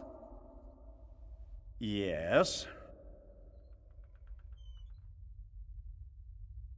Why do so many of the notes on your desk have a small hole in the middle? That's airmail. You spike the message on the beak of a homing pigeon. Not an optimal method. First, one obviously has a hole in the paper, and secondly, the pigeons are constantly flying into cliffs. Yeah, because they can't see shit. I think there's a simpler solution. And that would be? You could simply write the letters directly onto the pigeons themselves. As long as the pigeons are white and the ink black, the text should be clearly visible. Not a bad idea at all. But it would make the archiving more difficult. Records seem to be very important to you. Order is very important. Records are a tool to that end. I have a loose leaf binder for spells. Commendable. Maybe you can do something with this, then. There is no room for a spell in my files. Archive it, Mr. Weathervane. Gladly. So, I'll get back to work then. Be my guest. Alright, did I get all of them now? Look at the spell. A spell? Someone has written a note in the margin. Headmaster Pinkerton, the spell is currently circulating throughout the school. It opens tabs, knots, loops, and the like. By now, there is hardly a student or teacher in this school who still has their pants around their waists and not their ankles. We need to stop this immediately. It seems magic isn't always limited to serious things. A fire maker is an amazing piece of engineering. You fill it with flammable gas, which is then ignited using complicated technology. All right. Still missing a few pages, but if I'm lucky, I'll find them all and can save a book.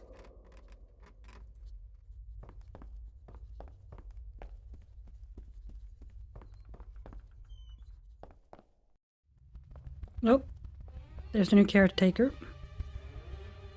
Whoa, the new caretaker troll.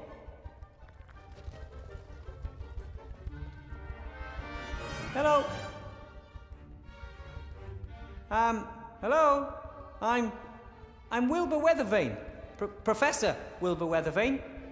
Yeah. I teach, so I'm pleased to make your acquaintance.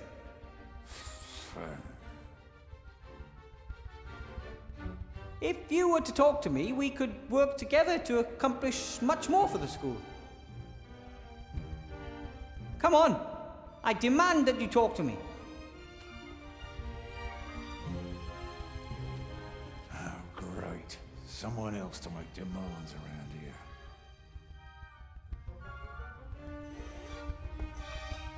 What are you doing? What does it look like?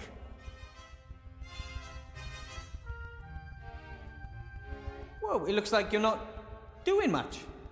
You want to tell me how to do my job? What is your job? Manage to go. Yeah, that's you all right.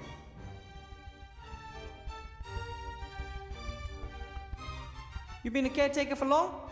What exactly are your duties? I run the place. Oh. Nothing here works without me. Just no one notices, that's all. I see. But don't the teachers and the school administration, etc., have a small share in the success of the school, right? What success? You've had a look round this dump. It's disgusting. All dirty and run down. Yes, it's quite dirty here, in fact. But isn't it your job to do something about it? What do you think I'm doing? Could take a while until you're done cleaning up the mess, right? If you say so, Mr. Know-it-all. I bet Council Leader Van Buren got you the job here. Course, she wanted the best. Oh, great. I think she'd be perfectly happy if no progress was ever made here at the school. Know what your problem is? You're a windbag. Bert thinks so too. Who's Bert? Buddy of mine. He thinks you're a windbag too. But I don't even know Bert. Even we just met. So you're saying I'm lying? That's exactly what Bert, me and the others hate about you. There is no Bert! You really live in your own little world, you windbag. Headmaster Block has ordered you and I to clean the hall and free it of cobwebs. Already on it? Yeah, but it doesn't seem to be progressing. Oh, you can of course do it better. Not that, only maybe you could use some help. Do you have any other cleaning supplies? A broom, dustpan? Sure, got it all. But I ain't giving you none. Get your own. What's your problem? I'm offering you help and saving you a lot of work. Oh, boo-hoo, cry me a river. Look, you were told to clean the entrance hall, I was told to clean the entrance hall. If we work together, it will be faster for both of us. Don't you get it? Sure, Professor Brain should know. The rest of us are idiots. I never said that, but it is a fact. Don't know about anything, but want to play the big man here, huh? It is quite obvious that. No one else is allowed an opinion. We had that here before, you know. Rotten fascist. I don't want to fight with you. Your parents are siblings. Yeah, all three of them. Wow. Come on, seriously. I could really use your help. Please. Can't cope with your life, huh? And now you want me to fix it for you, just like always. You've never helped me. We don't even know each other. Oh, the fine gentleman considers himself something better now, and suddenly doesn't know us anymore. I'm slowly beginning to believe you actually find it funny to wind me up. Mm-hmm. I mean, he is a troll. Because I'm so cool. Literally. I'm sure they and don't. figuratively.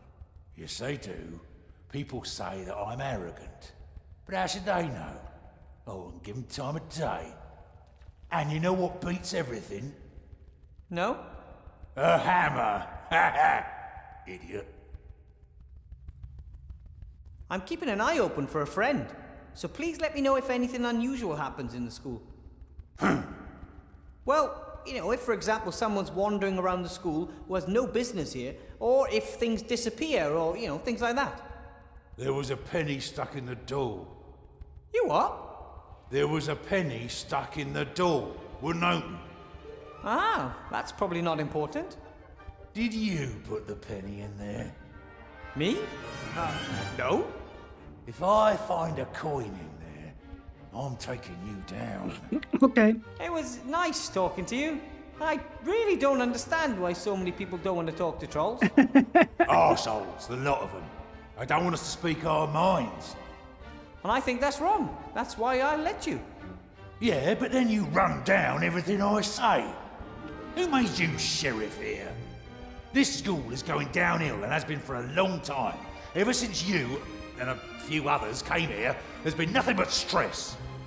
Hang on a minute. Isn't this your first day? Didn't used to be that way. But now everything has to be politically correct, or you get silenced immediately. Yeah, well, goodbye.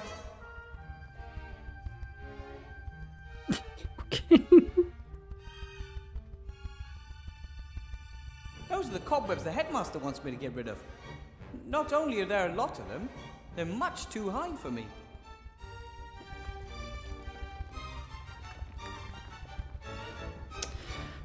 Right. How am I supposed to get up there to remove the cobwebs? I'm not good with heights. Like most gnomes, I get nervous when the soil is further than one gnome away. I could pull the thread through the hook at the end of the bone and use it as a kind of a needle. It worked! And I can even sew! Mum showed me while Dad was teaching Sydney how to weld. Brilliant. Bellows. I won't go into details now, but when one pulls the handles apart, they fill with air. Pressing the handles together forces the air out of the tip.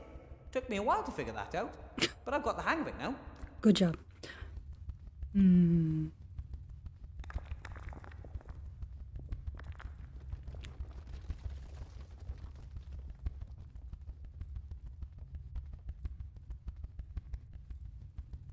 Nope. All right.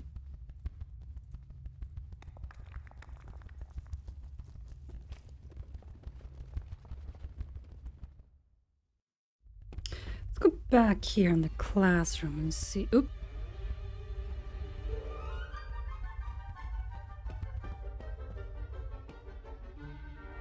Oi! Stop that! He kissed a picture of the princess. Probably better if I put the book in a safe place. This is the desk that Shan... Hard to... Timmy, though.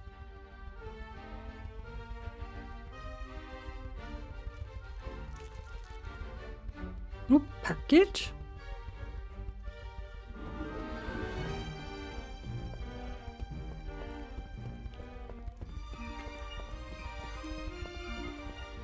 What's this? A gift? For Wilbur A.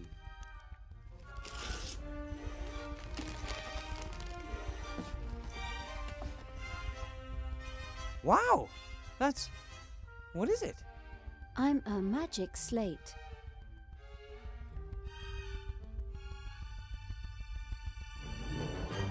A talking slate? I can speak, write, draw, calculate, sing, write poetry, and vibrate. And answer almost any question. Wow! Cool! Can you be used to play games which appear to be free at first glance, but in the long term empty your pocket and leave you destitute? No. Pickups. I am a tool and was not designed for unproductive activities such as games. Too bad. You look like you're pretty expensive. Thank you. And you're a gift. You're mine now. The gift wrap and greeting card seem to indicate that this is the case. But who is A? Insufficient parameters. Maybe Alistair, the Archmage. Mordred, Vivian, Leslie, Alistair, Archmage of Seastone. He probably thought I might need some help. How nice of him. Vivian. I bet you're really useful. Insufficient parameters. So let me get this straight. I can write on you, and paint, and... Do you know any spells? No. Can you give me any tips on how I can do my tasks? Unless it's about recipes. Probably not. I like you anyway. Okay, yeah, over and out. Okay.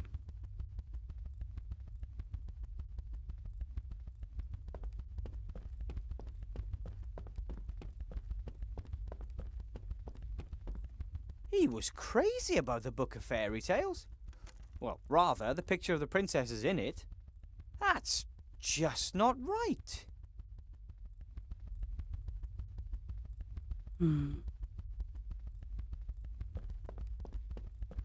I saved the Book of Fairy Tales from that annoying kobold.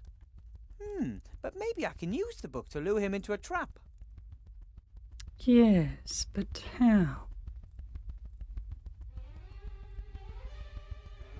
Archmage Alistair's magic slate. I like it. It looks important. And it's got lovely rounded corners, which of course makes the design unique for pattern purposes, I guess. This is the desk that's hard to imagine. Timmy, though. Mm-hmm.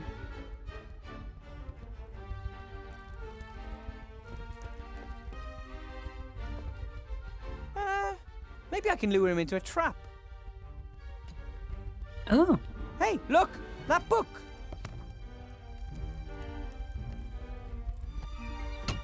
Ah! I have you now! Well, sort of. Locked up in a dark place with a book of fairy tales. Time to negotiate. Hello? Can you hear me? I got nothing against you, but you have to leave the school. It's too dangerous here for you, and you're interfering with the routine. I'm going to slowly open the desktop now, and you're going to come out peacefully. Right then. Ah! Ow! Oh, sorry, I didn't mean to do that. I should probably make the best of this. I'll just keep him in the pencil case where it's safe. Okay.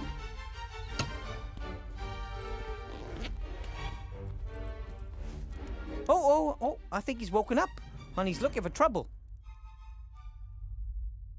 Okay. So I've done that.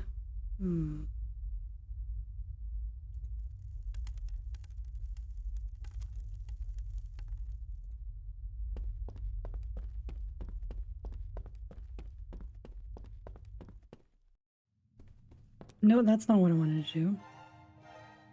That is not what I wanted to do. Get out.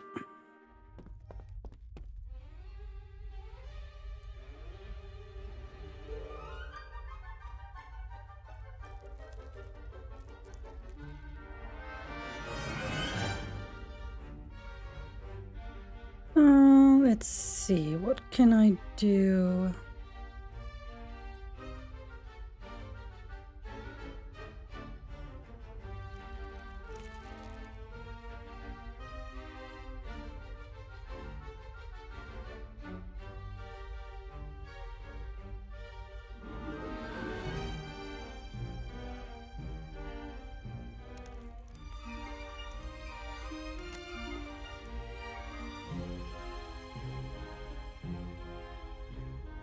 Looks like someone wanted to start a fire and burn the book pages.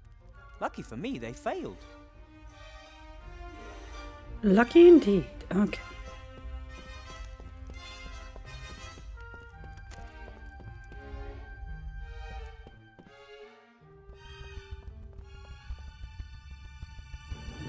I wonder.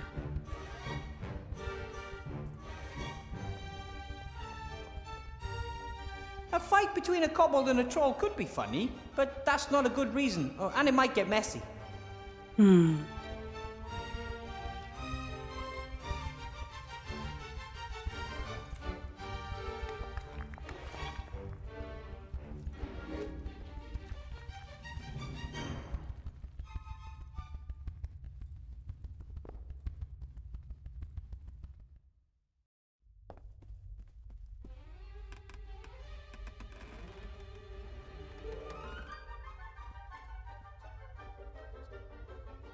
No.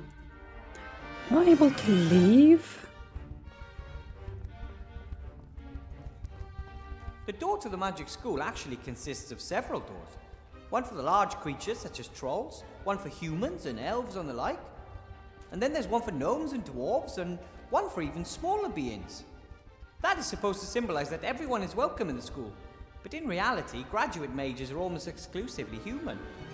I'm the first non-human to graduate in many years. Guess that's why my door hinges squeak. I can't leave until I've completed the 3 tasks and informed the headmaster. I don't want to let the archmage down.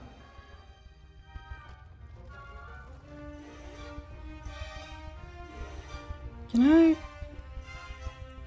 I don't think I'd hit him. I'm not a very good shot with the magic wand. Okay. Oh. If I put a coin into the gap in the door on the same side as the hinges, the door won't open anymore. Done, and the caretaker never twigged.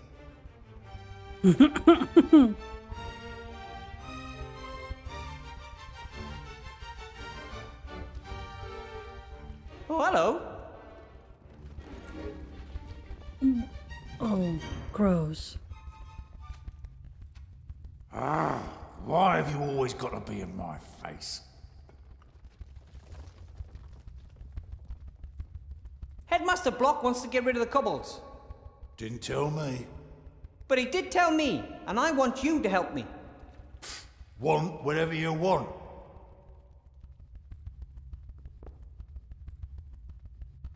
I know why you don't want to help. You can't. You're neither smart enough nor fast enough to catch the kobold. Okay, Glitter. I can do anything better than you can, that's for sure. But I don't have to prove anything to you. Why are you like that? Like what? So unfriendly, destructive, and such an arse. Troll's troll. True. Never mind. I like the kobolds. To be honest, I'm actually even proud of them. Yeah, I've seen better. Yeah, however, it would make me really angry if someone scared the kobolds off. Huh? You talking to me? Things can't go on like this. Is that all you want? Just to be a right pain in the arse all your life? Someone who just annoys others without ever lifting a finger? Oh, blah, that blah, poor blah. kobold. What is it? Finally notice your own stupidity? You... Want to apologise? Ha! Loser. That was a waste. I think there's a coin stuck in the door. Can't open it anymore. Did you stick a coin in there? No. No? I hate it when the doors get blocked.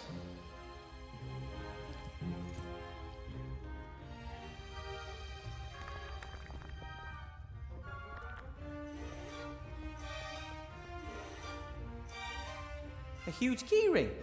Must be the keys to the school. There you go. No, that won't work. Key ring is tied to his belt. I know. Open spell. Quick now. Omnia nunc aperero. Ha ha, he didn't twig.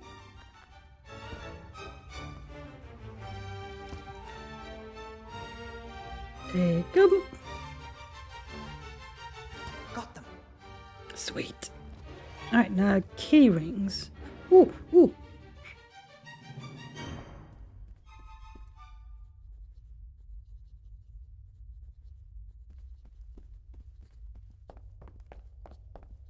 One of these keys has got to fit.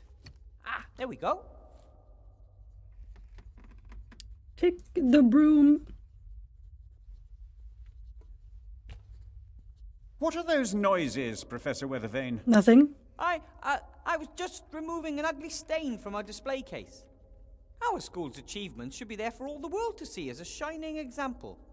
Well said.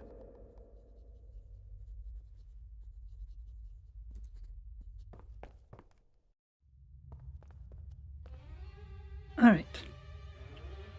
Now.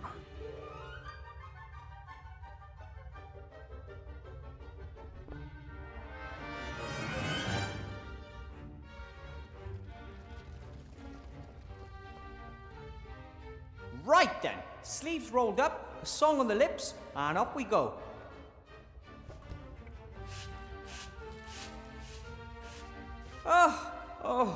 Who am I trying to fool? The dirt is rock hard and impossible to shift, and the broom's too big for me, and the hole's huge, and I hate cleaning. Don't we all? It'll take me hours to get this done. There must be a better way. I know a better way.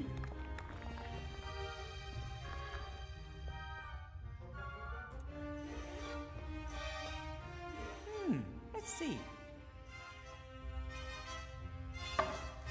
Why work when you can do magic?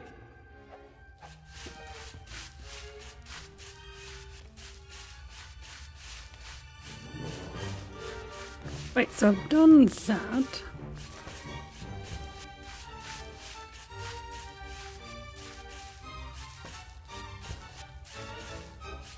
magic broom is sweeping diligently, all by itself.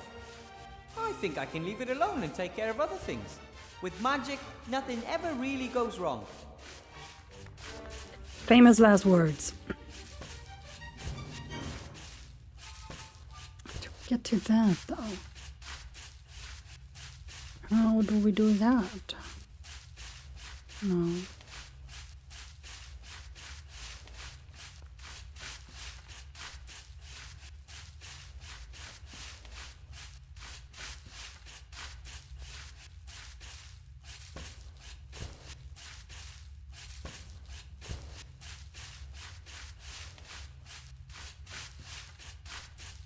Nothing.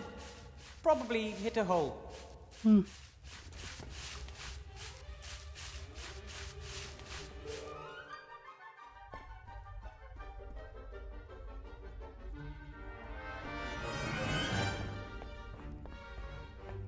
Excuse me, Headmaster Block.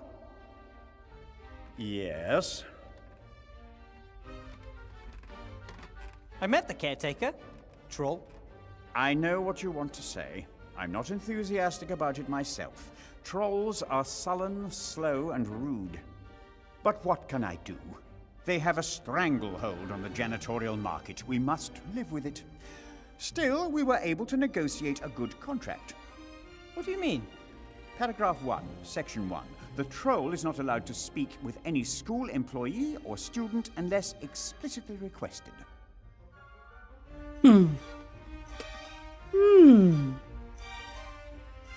About those tasks. Yes?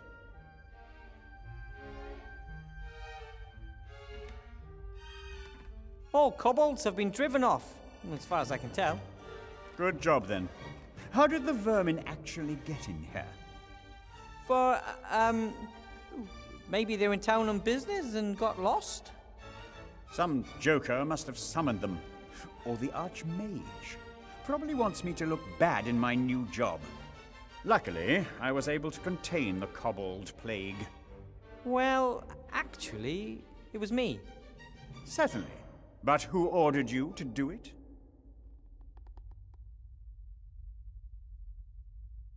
The cobwebs in the hall are a long way up. And? You may not have noticed, but I'm a rather average-sized gnome. That is no excuse. Get to work. About the fireplace map over there. Yes? It shows several fireplaces in the school. Of course. Large and important buildings can have more than just one access to the fireplace travel network. One of them seems to be in the missing library. Good thinking, Weathervane. Get to the bottom of it. I'm already on it. But even if the fireplace was still reachable, don't you need a special magic powder to use the network? True. You need some extremely rare and valuable fireplace travel powder. Only high-ranking civil servants receive small amounts of it.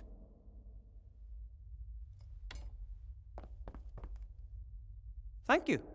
Weathervane, aren't you listening? Only high-ranking civil servants get some for personal use. But I thought I was supposed to find the missing library. Of course, but without wasting my fireplace travel powder, thank you very much.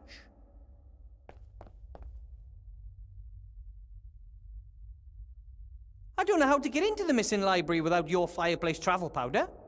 That's your problem. I assign tasks, you complete them. Or at least try. The hall's already as good as cleaned. As good as.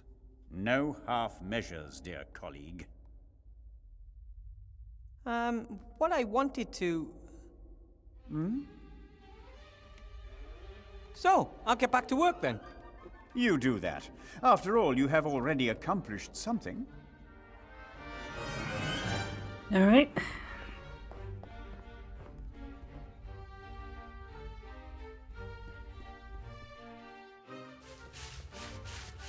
There we go. He's already done with the floor. At least, I'd call it clean enough. If it were any more clean, it would just point out how dirty everything else is. Okay, broom. That's it. Hey, stop! Stop, I said! Oh, goodness. Oh, I may have a little problem. You may, yes.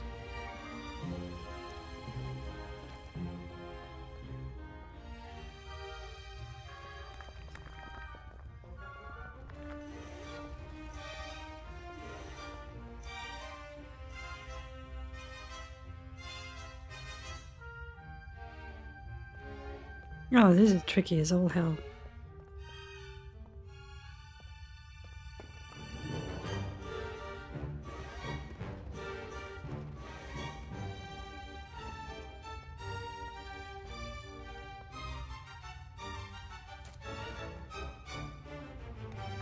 Oh, wait. There we go.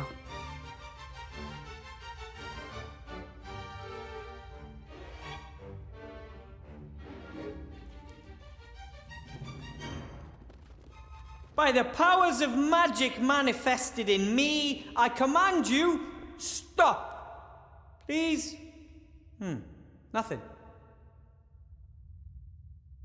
Birds are flying, toads are leaping. Now is when the broom stops sweeping. Shazam! I should have known. After all, I'm not a witch. Maximus Dominum Brumus Prohibere. Brumanus eon domus comicus victorus. Nothing. Maybe I'd have more success if I didn't make stuff up. Yeah, maybe. Alright, I'll be back. You've won. For the moment. But don't you get too cocky, because I'll be back after I find some help. Why work when you can do magic? The automation spell.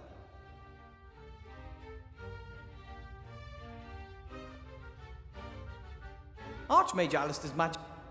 At the moment, I have no questions.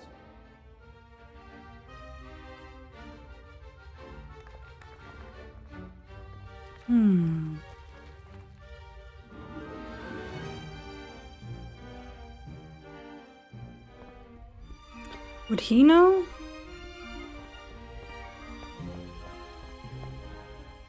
Excuse me, Headmaster Block. Yes. About those Yes. I have some good news from the entrance hall. The fight against the dirt has been won. Very well.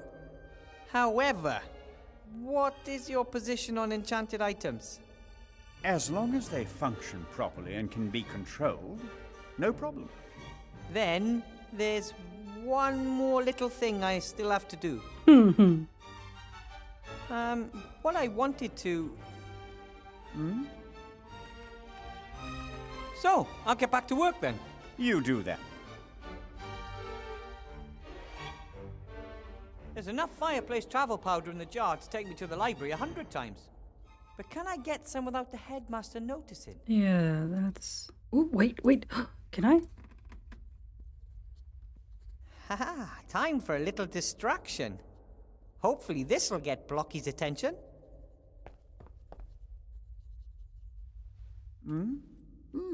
So that would be the next... Go away!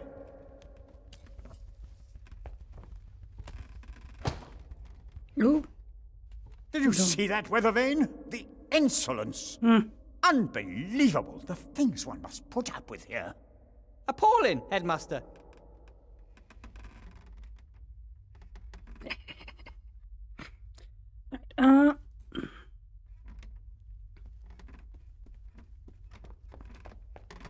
Headmaster Block would rather freeze than burn school property. I think he's getting a little carried away myself. Right.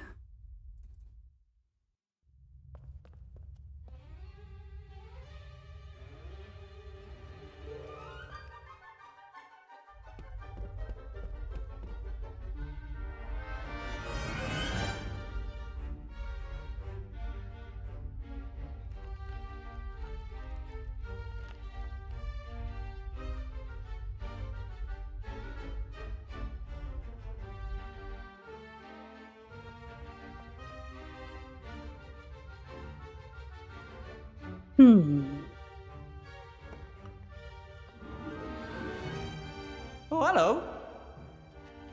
Why have you always got to be in my face? As you can see, I've swept the hall. Maybe you could collect the cleaning supplies. You didn't sweep the hall. The broom did. You want to steal the credit, huh? No, but... The broom and I sweep everything here, and you want to reap the reward. I have to go.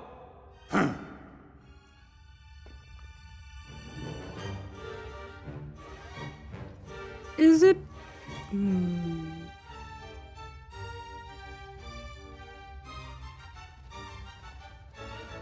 No.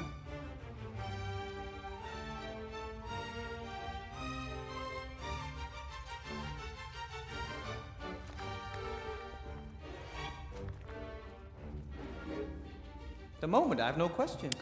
That's nice. Hang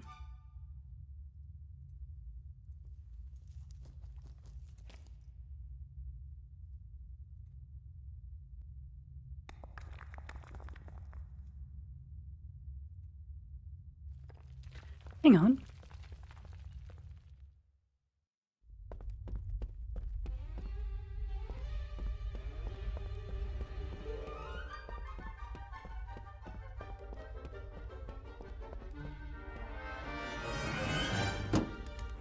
Maybe the fire maker used to work once. It certainly doesn't right now. Boards? Can't use that anywhere, huh?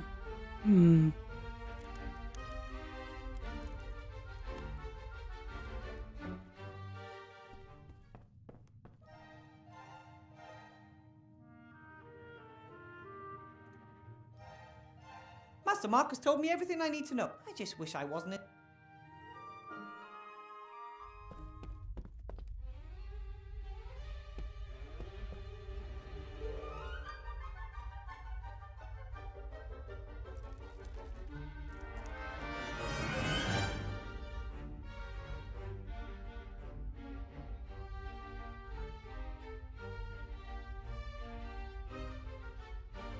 The moment, I have no questions.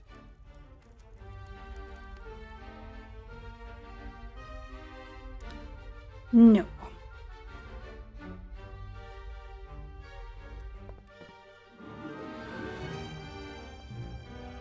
How in the heck am I supposed to stop?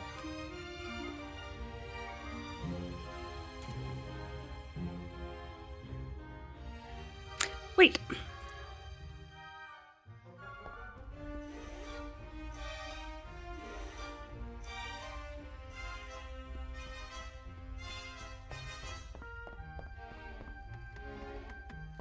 I hope that is not school property that you intend to burn there, Professor Weathervane? Nope.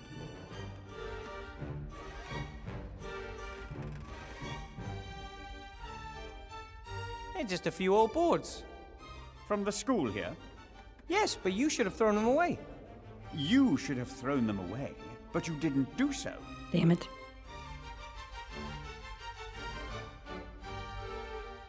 I thought to myself, why throw away the boards and waste expensive firewood? Why unnecessarily burden school finances?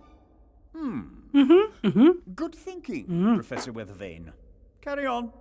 Thank you. Wowzers! Even outside the classroom, this job is more complicated than I first thought. All right, now we have that at least. We need fire now. I don't need the empty carton anymore.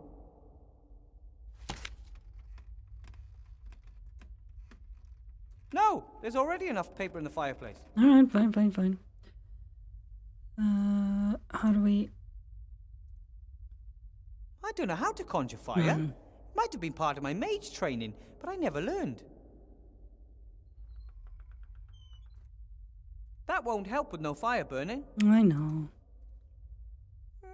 I hope no one notices the broom is missing. I'll put it back when the job's done. At the moment, I have no questions.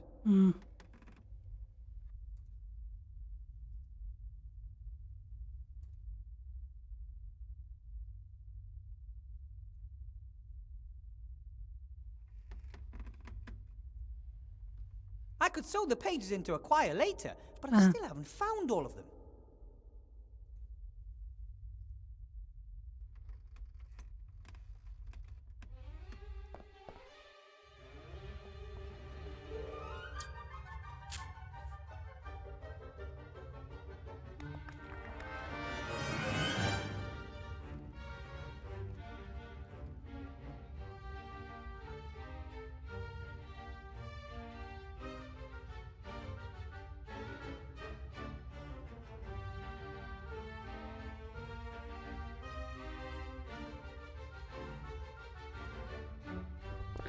Gotta be something here, right?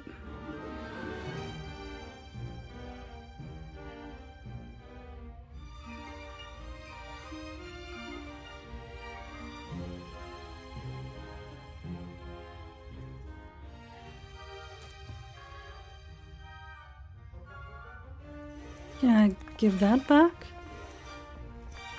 Absolutely not. He would accuse me of having blocked the door with a coin and then using some magic to steal his keys. Alright, fine. Then I won't do it.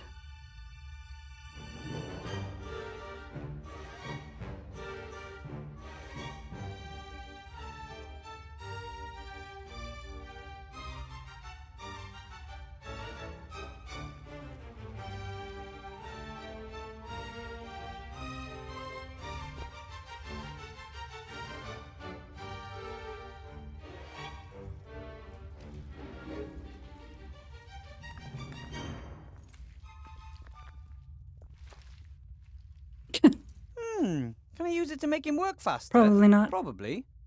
But I don't think I should do it. Using magic to compel living creatures to do something against their will? Ugh. I didn't become a mage to do things like that.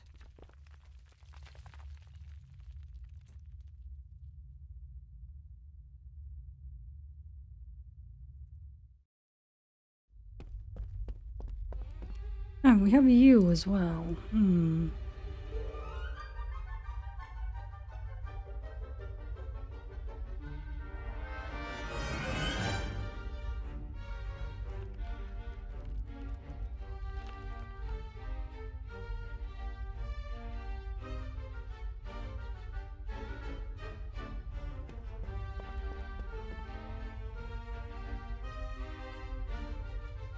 I'm gonna hold my nose. That gas smells like, well, you know, gas.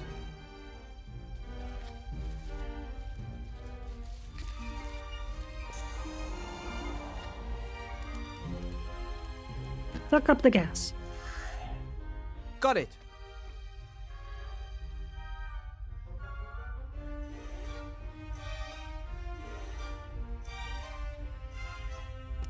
Can I have gas? Do I put that in? Alright. Yes, okay. Right then. If this gas isn't flammable, then I just don't know.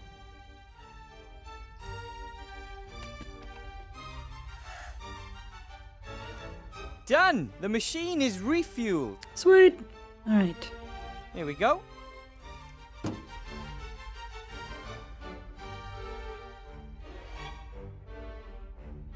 And then there was light. Who am I talking to? There's no one here. I'm here. I count. Okay, can I take... No. So how on... do we do this? No.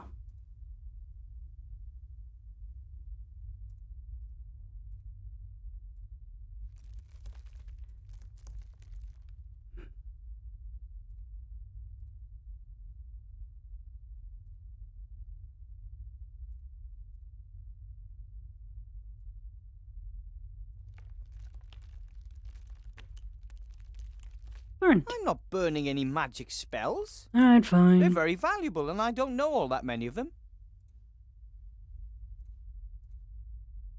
Oh, here we go. I'll tear a sheet from the notepad into strips. They should do to get the fire to the fireplace. Sweet. Let's give it a try. Now, hurry. Go on, hurry.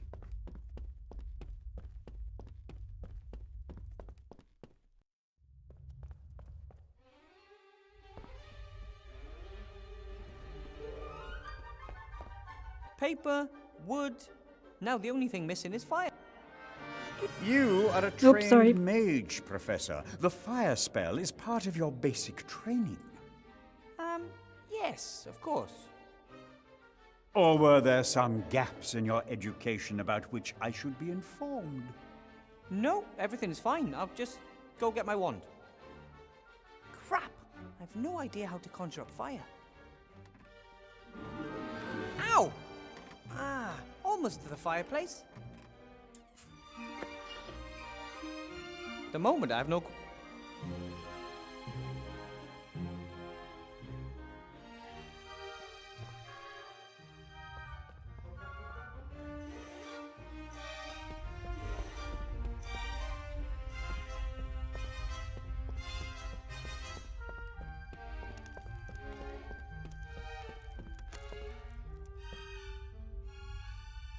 Now, hurry!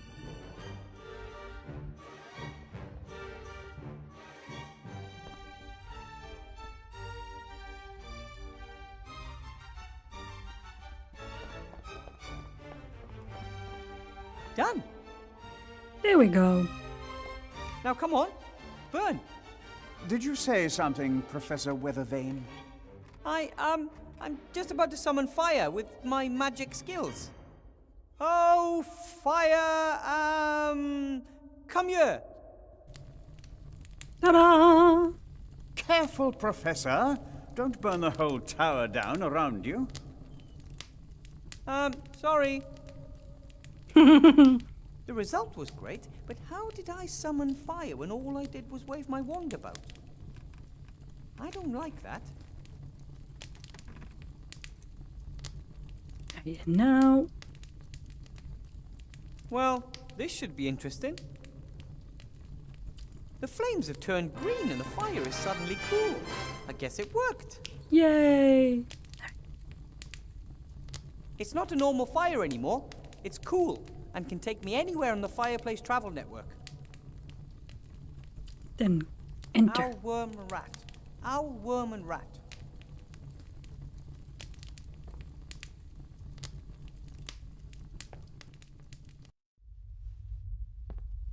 Hey! Wow! Wherever the missing library is, I'm inside it now.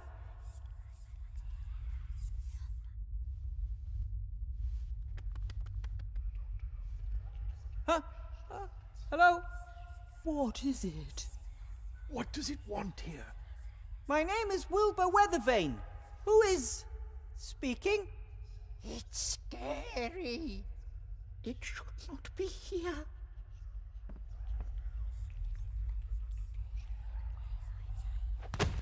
Ooh.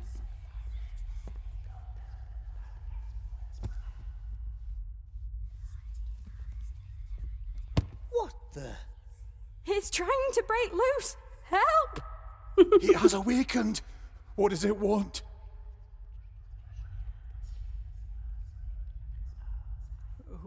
Who are you? We are books, so, Yes, books. That is the word. And you're alive? That is none of your business.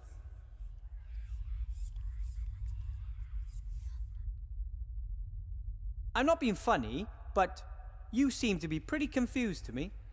Confused? Ha! We are, we're books. We know everything. All right then. So come on, tell me. What type of books are you? Well, me? Well, I'm a big, philosophy book. And my comrade here is, Thingy. I am a, you write words in it and explain them. Hey, yeah, a written word explanation book. There's something pretty weird here. How about we try and figure out what's going on here? What do you reckon? You can't trust it. We don't know what it is. It is not a book. I say we throw it out the window so that its leaves are scattered to the four winds. I think you're right. It has its own thoughts, and that is not a good thing. I think.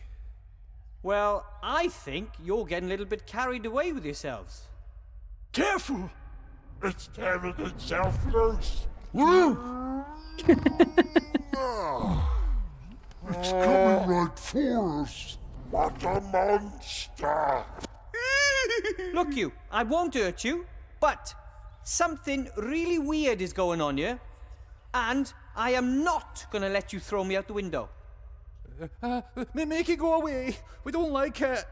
We know it not. It scares us. Nasty hobbit!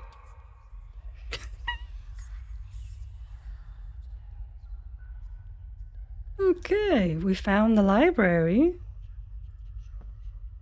The journey through the fire network is anything but comfortable. You get sucked into a vortex, and then there are openings everywhere. But somehow I still came out in the right fireplace. Good job. Unless I find another exit, the fireplace network could be my only way out. But to use it, I'm going to need fire.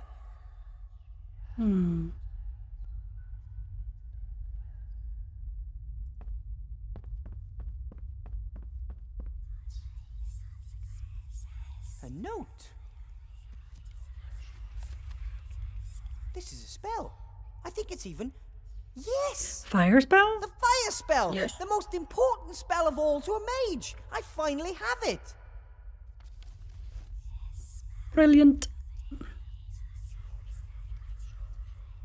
If it weren't so scary here, the library could be a really nice place. I think it once was. You don't see doilies anywhere else in the school. Take it.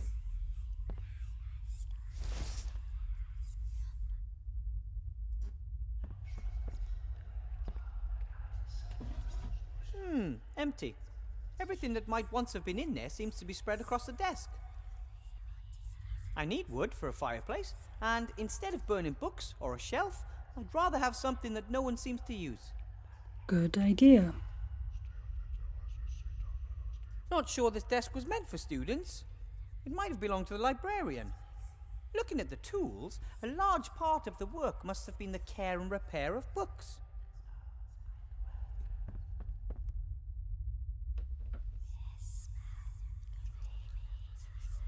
Another book page.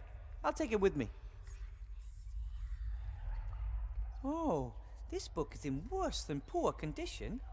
The glue has given up the ghost and now several pages are missing. Here's one of the pages. I'll take it with me. If I could repair the book, that might convince the other books that I mean them no harm. I would have to sew the missing pages together and then glue them to the book spine. Dum-de-doodle-oo. Huh?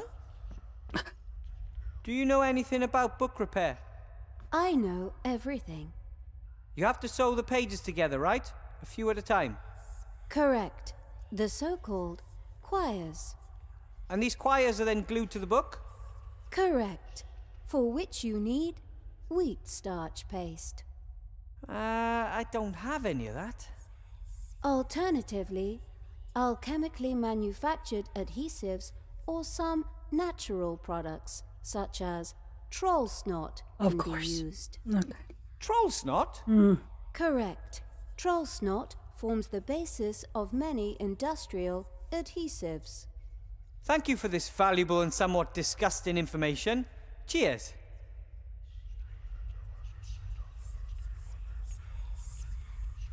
I can I sew... could sew the pages into a quire later, but I still haven't found all of them. Ah, son of a biscuits. Right, look at the desk again. Anything else? Jelly glowfish usually only survive a few years if nobody looks after them. Perhaps the books fed them so they wouldn't have to live here in total darkness. Wouldn't that be terrible? To be locked in a library and not have enough light to read all the wonderful books around you.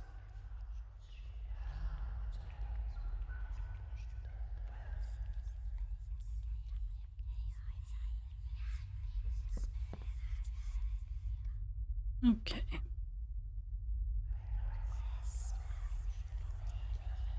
I think the library goes even further up there.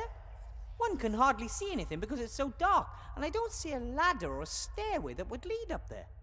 If the librarian wasn't some sort of monkey, I mean an ape, I don't know how he'd get up there. Don't call him a monkey. He's an ape. I thought there weren't very many books in this school. No wonder. They're all here. Depending on what lies beyond the passages, this could easily be the largest magic library in the country.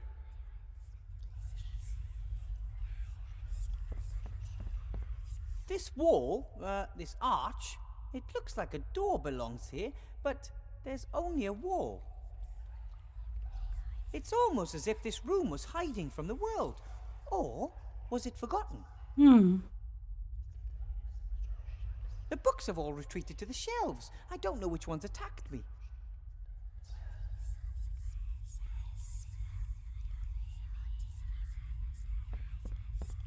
I wonder if the books were always alive, or were they brought to life because of this place? And shouldn't books be terribly wise creatures? Why are the ones here so simple-minded?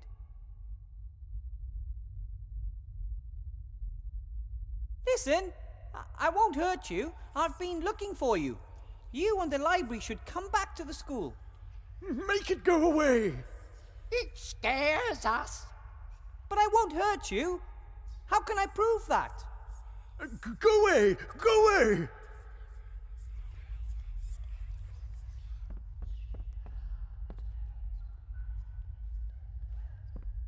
That's strange. The writing is very pale and fuzzy.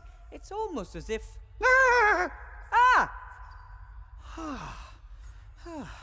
I have to get used to these living books.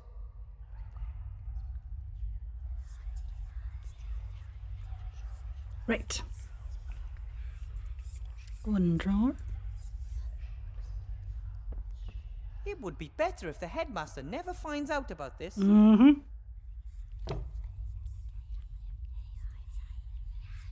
One or two blank sheets of paper out of my notepad should be enough.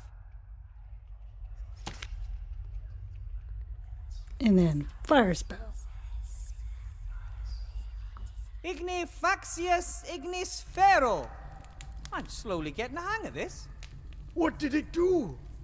It summoned the Red Devourer. Oh. And so. That was the last of the fireplace travel powder, but I think it was enough. What do you mean it was the last? Alright, never mind.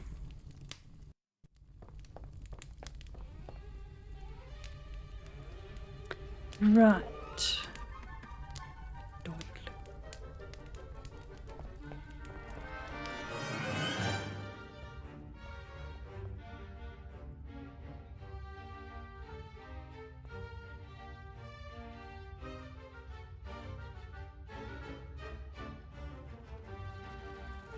Even if I could justify burning school property, how would I get rid of the ashes? Yeah. Oh, wait. Can I use it for this? Theoretically, that could work, but in reality, I'd probably burn the whole place down. Fine.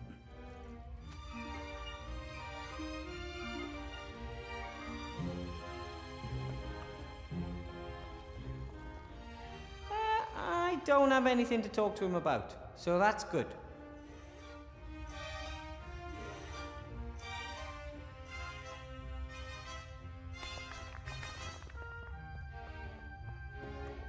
Look here, isn't it pretty?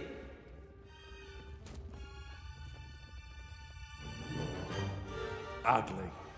That's not true. Got it from my grandmother. It's an heirloom, and wow, it means a lot to me.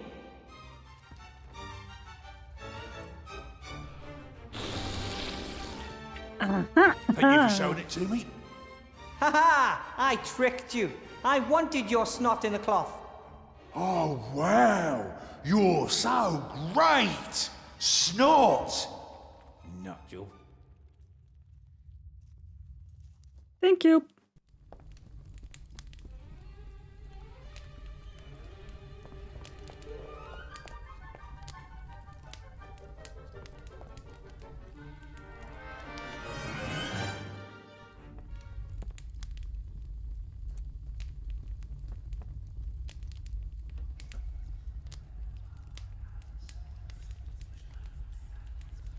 I have the troll snot, which is supposed to stick better than any glue. But I can't glue the pages in individually. First of all, I have to use a needle and a thread to sew all the missing pages together into a quire. Yeah, and I haven't found all the pages yet, have I? Individual sheets aren't going to get me far here. Just one sheet missing. Once I have that, I can fix the poor book in the library, and hopefully the other books will accept me as a friend. Now, where could... I have the troll snot, but I can't...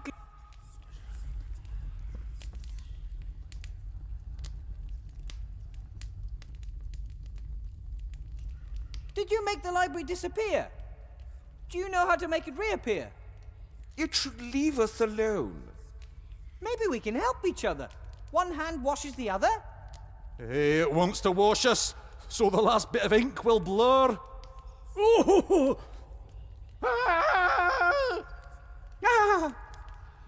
No, talking isn't helping here. I just have to prove to them I'm their friend.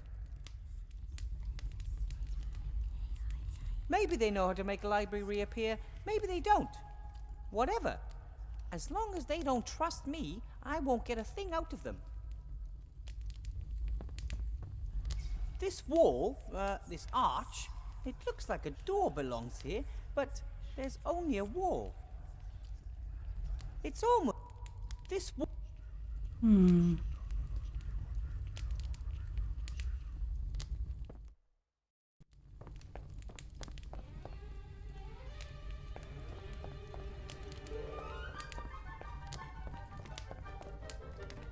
Excuse me, Headmaster Block. Yes? About those tasks. Yes? I was in the library. It's fine, more or less. Really? Where is it? Well, it's not easy to get into. You just need a little bit of magic. Unfortunately, that is unacceptable. The library is a room like every other room in this building, and it has to live with the fact that staff and students may want to enter it in the conventional manner. Through the door. But how? I do not care how. Get the room back, Professor. And then I can finally return this loose page to where it belongs. Ooh, I want that. I want, but I want it. I want the loose page. What I wanted to... That note you have there, it looks like a page from a book. Yes, indeed. It's an incomplete travelogue. The traveler, apparently a researcher, speaks of a country called Laputa. The arts, sciences, languages, and crafts are revolutionary. Very exciting concepts, but unfortunately, the book is incomplete. If you give me the page, I might be able to find the rest of the book for you. Thank you. Yes. I'd like the Last whole page. story. I'm sure the tale will end well and will serve as a role model for us. Here, take it. Ta!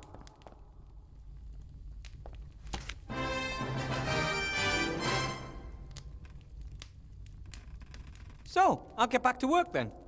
You do that. Alright, so we found the last missing page.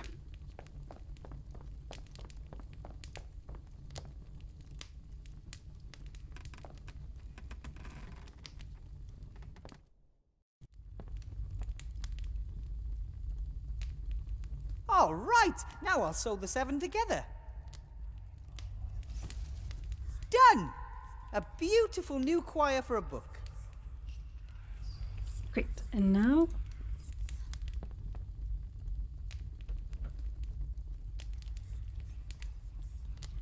All right, I'll smear a little troll snot along the spine.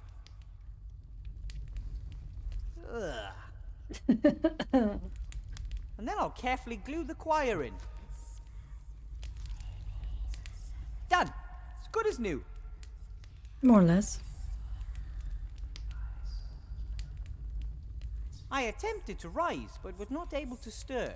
For, as I happened to lie on my back, I found my arms and legs were strongly fastened on each side to the ground.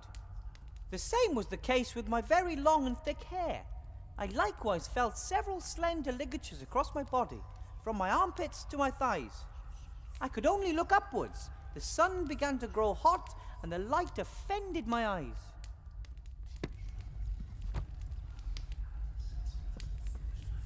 You can read me? Well, of course. You are actually one of my favorite books. Read on. You mean you can? Books cannot read. We have to be read. When no one reads us, our stories fade and we forget who we are. That's why they're Oh. behaving the way they are. That is so sad. I would love to help you all, but I've so much to do and I can't possibly read you all. Reading books is ancient magic. You can travel to foreign places, the past and the future. What does that mean? There's always time for a good book. Well, okay then. Who wants to go first? Me, pick me. Oh. It was the best of times. It was the worst of times. It was the age of wisdom. It was the age of foolishness. Yay! That was great. I'm going to repeat that as soon as possible. Library's back. Well, how did I do? And how long was I gone? Not long enough.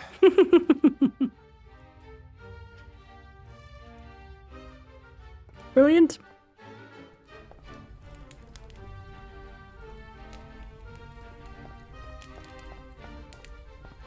Excuse me, Headmaster Block. Yes. About those tasks. Yes.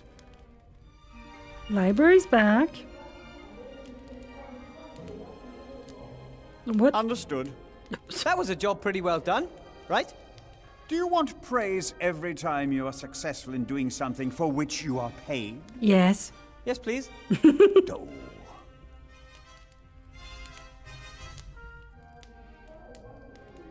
I don't know what's happening with the sound. So, I'll get back to work then. You are doing amazingly well. Right, so now all we have to do is get rid of the cobwebs.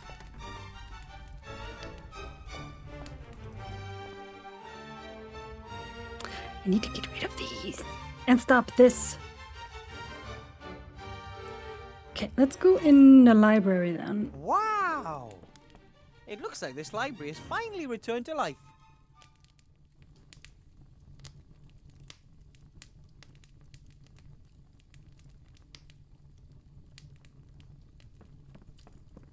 The fire is once again an ordinary fire.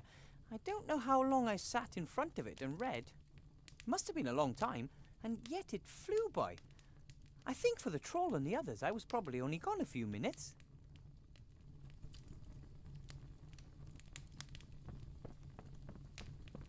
Oh, what happened to these books? A sad story. Their fate was sealed by the leaky roof. Well, maybe I can fix them. It's too late for that. Correct. That's why we should help them before they're destroyed. Oh, no. Not this again. We've already been through all this. The book friend hasn't got time for silliness. Time is irrelevant. You are irrelevant. The books are ruined, and there's nothing we can do to change that.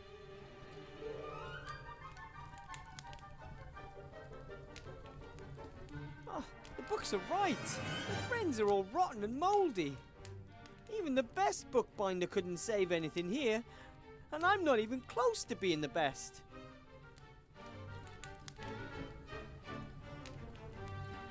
A great team.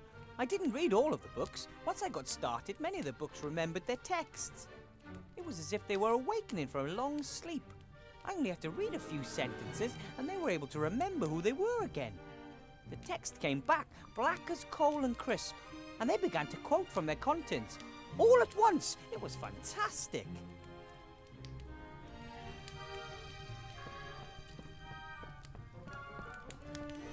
What is this? Laws of Avantasia. Hello? Are you alive? You're not going to bite my finger off if I open you, right? In Bracken, men are forbidden by law from giving their wives a nasty look on Sundays.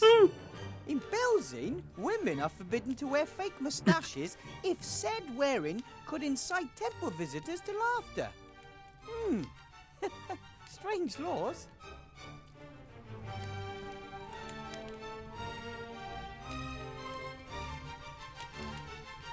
What else have our legislators come up with? In Shindula, men and women over 18 years are prohibited by law from opening their mouths while smiling if doing so would reveal more than one missing tooth. Oh, come on. No one could really come up with this stuff. These are the silliest laws I've ever heard of.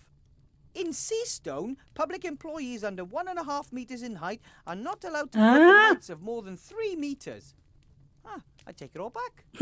This book is coming with me. Brilliant.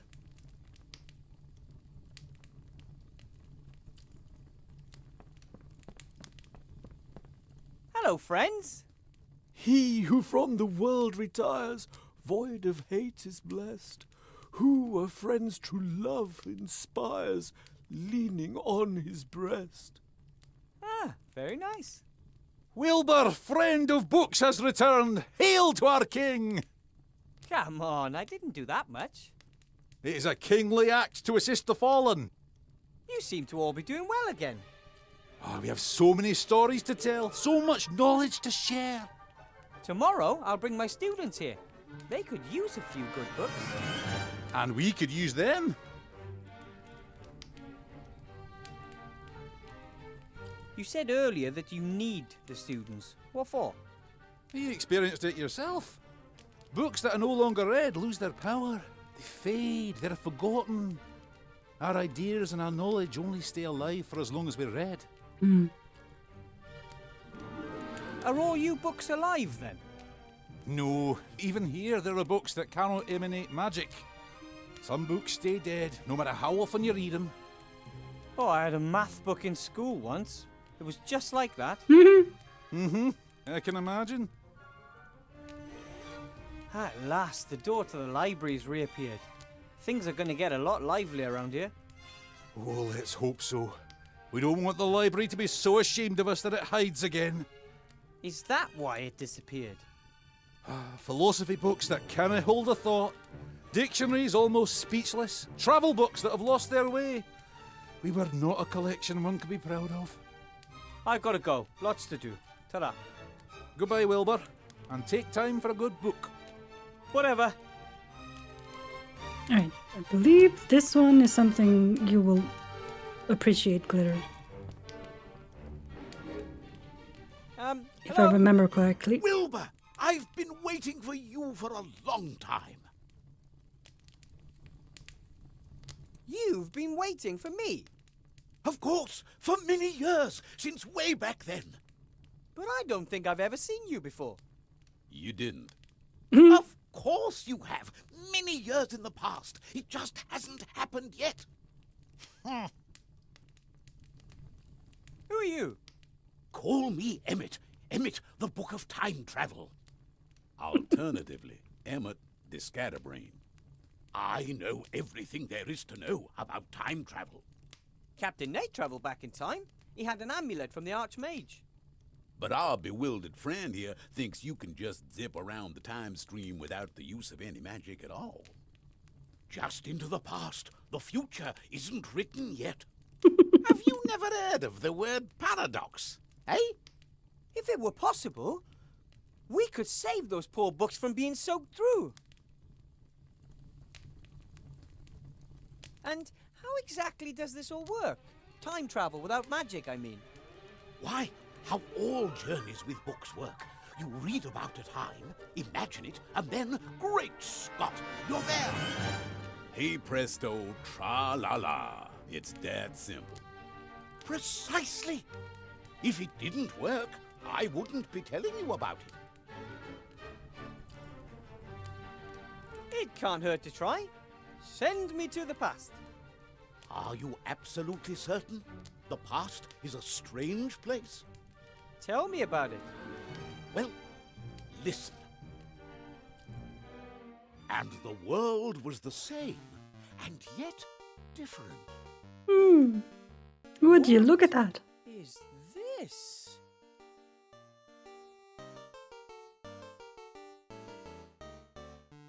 The books are still rotten. I mean, already rotten. I haven't gone back far enough. No sign of whoever was supposed to repair the roof. The water is just going to drip through come the next storm. Not that it'd make any difference for those books now. The fire looks quite strange. The flames dance so evenly, and there's no smoke.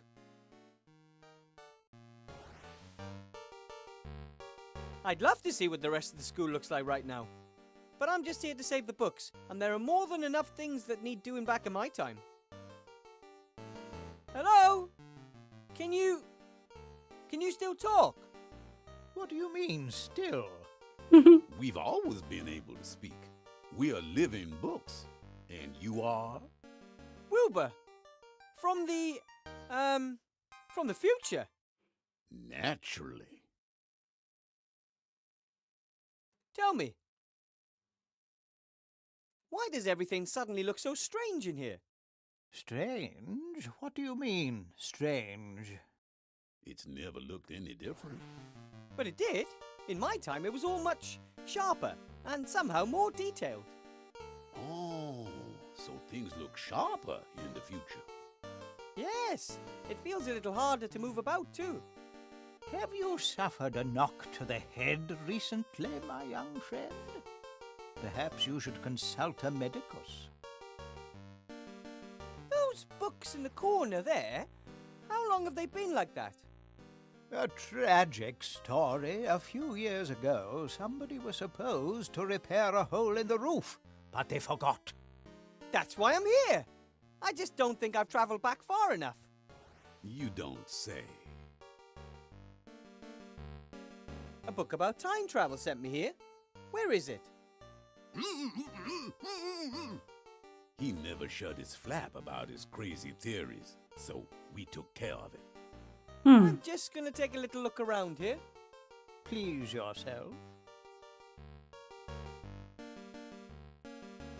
Burying a book underneath its peers. How could you? What the others did to you wasn't very nice. Books are very stubborn. Once you've written something in them, it's very difficult to change their mind.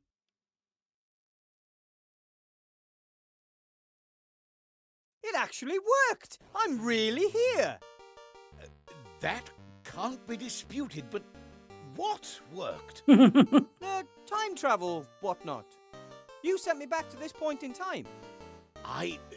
It worked? Mm-hmm. Great Scott! It worked! I always knew it would!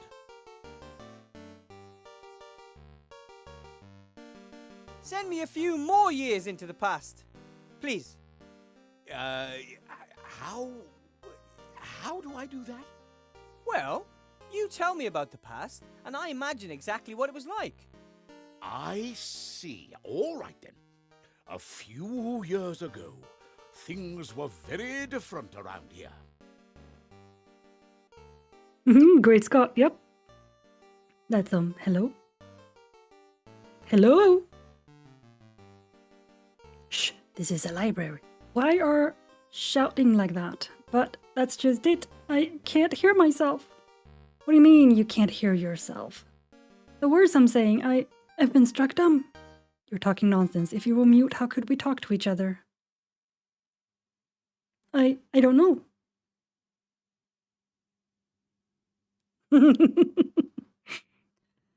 Okay, here we go. The further you travel into the past, the more Spartan everything seems to be. Back then, or now, back in this day, there were only a handful of something. What would happen if I just kept going further back in time? Would I eventually just dissolve?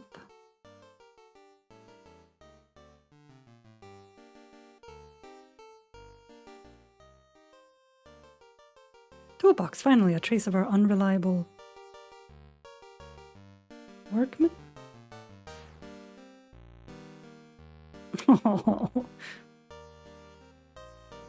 Open the toolbox. Locked. Okay. Oh, the books are fine.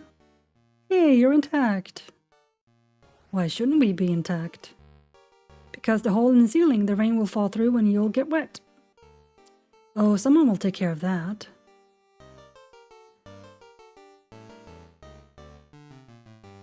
I've come from the future and let me tell you, you're in terrible danger.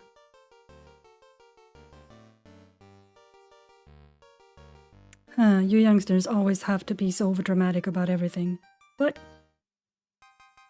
we've hardly been lying here a few years and now you want us to move elsewhere? Strength is born of calmness, my hectic friend. But the roof, the hole. Gah.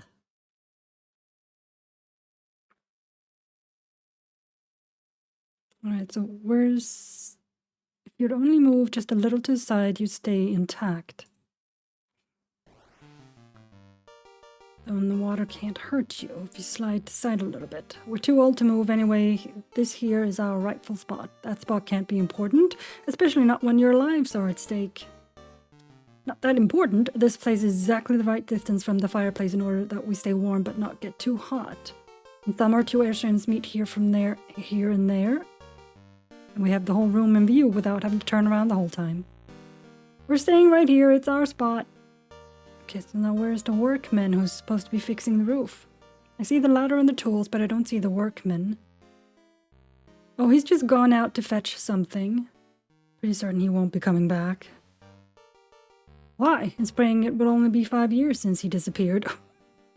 Sometime in the next 20 years, someone will take the ladder and the tools away, but by then you already have rotted. Now listen here, that's not the kind of thing you'd say to old books, and we've probably got a good century or two ahead of us. I'll be right back. We'll be here. Yeah, that's exactly the problem. Okay. The ladder leads up to a gallery. From there you can probably reach the roof. Climb up the ladder then. Without tar paper or something like that, there's no way I can fix the roof. Okay.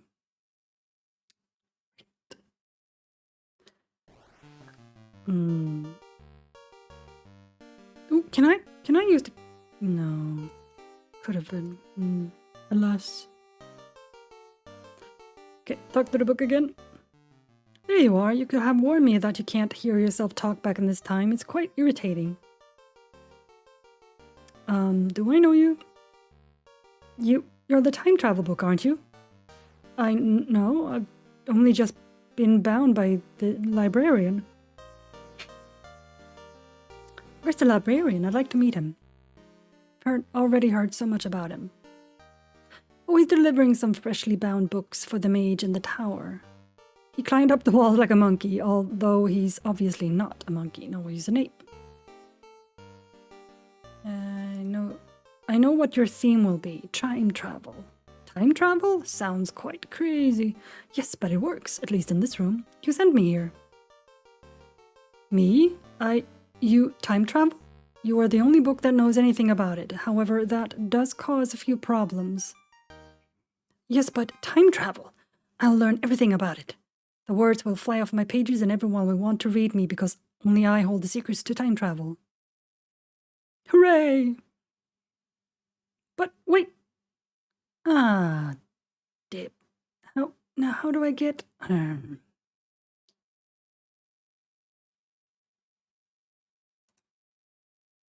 Hello? What is it now?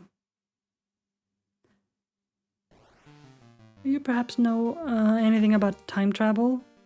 I might be a little stuck here in this time. Aren't we all?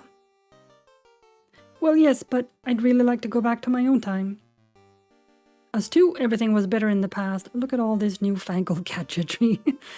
All that youth is interested in is colorful pictures, and then there's that dreadful music everywhere you go. It was different in the past. People still read. Could you tell me more about back then? Of course. Everything was wonderful. You are in a brightly lit library. A fat man in dungarees is sleeping in front of the blazing fireplace. The distinct odor of alcohol hangs heavy in the air. Oh yeah, we're back to this now. Look at the workman. Snoring man with stubble on his chin wearing dirty dungarees, with some empty wine bottles beside him. And there's a strap with a key on it hanging around his neck. Look at the key. A little key like one for a padlock. The man is wearing it on a thin leather strap around his neck. Can I take the key? You try to undo the knot, but it's too tight to loosen. I can't untie the knot, and I can't pull the strap over his hat either. I can just barely reach it. Okay. Look at the library. You look around with your eyes peeled. No ladder, no toolbox, but there is a roll of tar paper. Oh, we need that. I have a feeling that this workman isn't particularly well organized. Okay, so take the roofing paper. Right. You take the heavy roll of roofing paper and add it to your immeasurable inventory. Okay, and then look at the old books. You look at the old books, which are lying in their place just like they were in the other time. As might be expected, they're safe and sound and haven't moved an inch. Look at the workman again. Empty wine bottles next to him. Can I take a wine bottle? The bottles are empty. I don't need empty bottles. Then again, I don't exactly need full ones either. Use...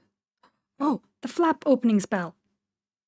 With the leather cord.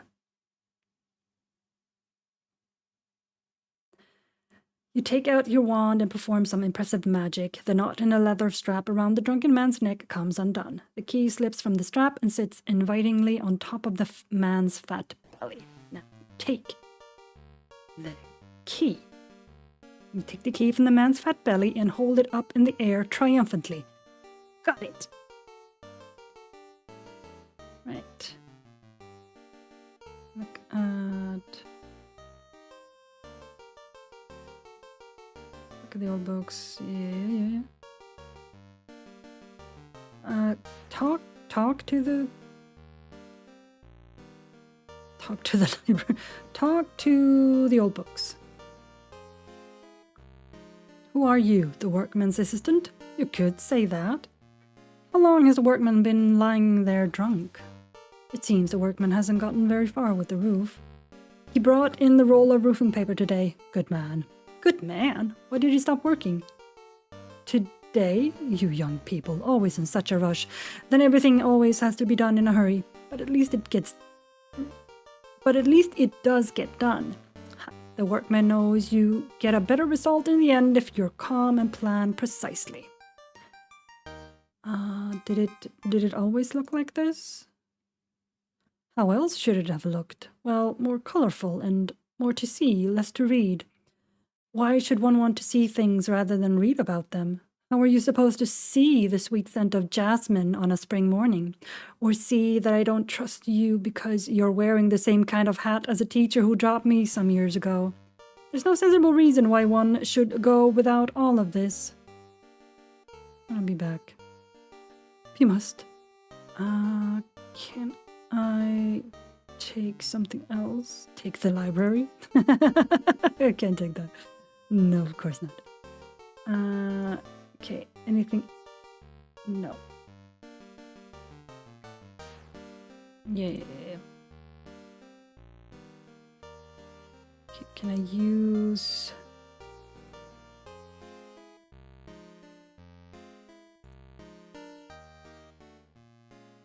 fireplace?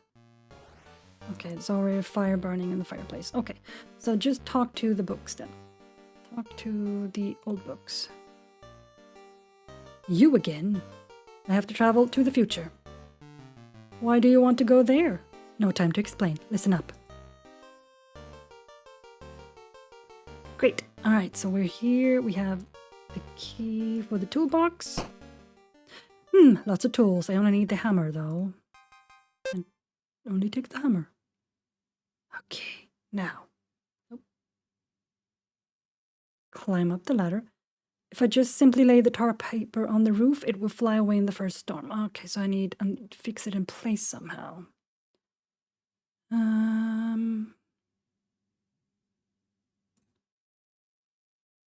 Right, so I need like nails or something like that.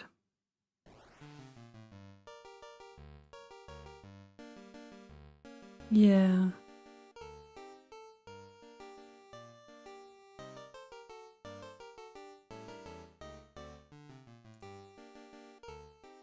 Hello. What's it now?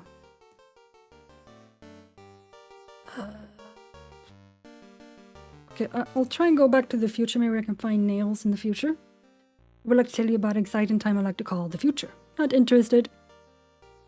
I must. When I talk about a time or am told about when everything gets dark and when it gets light again, I am in that time. Humbug. So, in the time of which I speak, there are more colors than here. Not a lot more, but at least a few. Alright, at least I can talk again. I don't have to read it out. Okay, let's see. Ooh, look at the desk. There's no trace of the librarian at this point in time either. There's a few broadhead nails. Aha, Maybe for nailing books with wooden covers. Yes, take them. I'll take a few. Thank you. Hi. How can I help you? I would like to go back in time, please. Send me a few more years into the past. All right, then. Great. All right, now we can do it, right? All right, then. Yay. That's it. The hole is patched and the books are saved. Great. Did you mean that sarcastically? It's always hard to tell when you can't hear voices. No, really. Super. I saved your lives. You shouldn't be making fun of me, and I said that indignantly. You're a hero.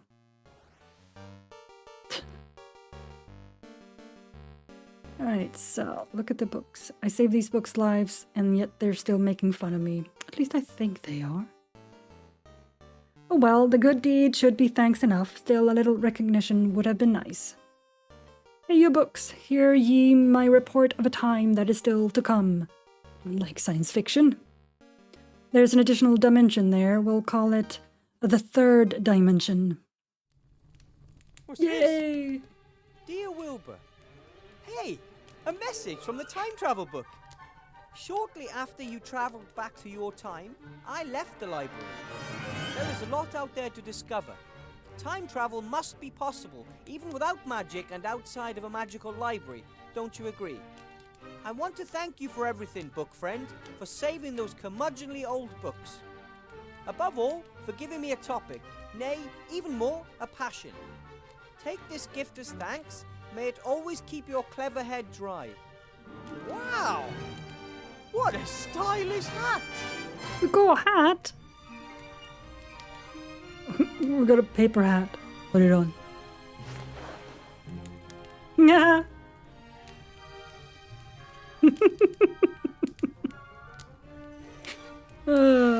Why do we have a paper hat on?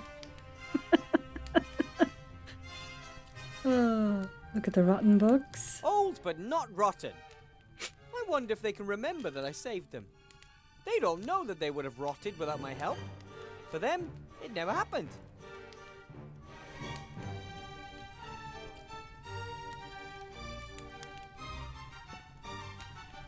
And you? Who are you?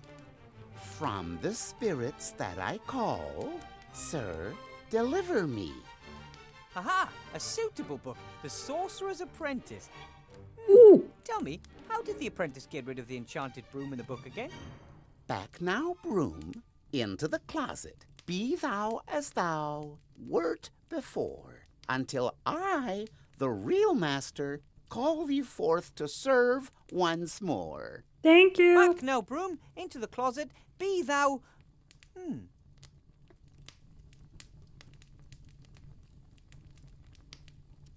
That is very, very helpful. Hello, friends. Wilbur, friend of books, has returned. Hello, friends. Okay, never mind. Wilbur, friend of books, has returned. Alright. Right, so now I know. There has to be a way. Yes. Back now, broom, into the closet. Be thou as thou wert before. Oi, Yay! I said into the closet. Ah, well, at least that nightmare is over and the entrance hall is swept. Now I can go see Headmaster Block. But we still haven't gotten rid of this though. It seems to be back to normal. The magical interlude doesn't seem to have left any scars. Take it. Can I? No. Alright. The entrance is swept, the cobbles are gone, and the library is back. I have to show you something here about those cobwebs. Wilbur, what do you want now? Oh, right, the book. Hi, I just want to say I've completed all the tasks. You have? As was to be expected. There are a few other things. The other floors have yet to be cleared of rubble. And there are holes in the roof. Also, we have a problem with giant spiders in the basement. In addition, take care of the banquet for tomorrow. Headmaster Block? Shoo, shoo! I want to call it a day. But...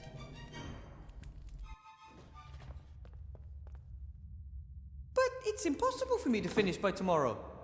Impossible? Impossible? I thought nothing was impossible for Mr. Gnome. You and the council leader, you two will never get away with this. All floors, the roof, the basement, and the food before tomorrow morning.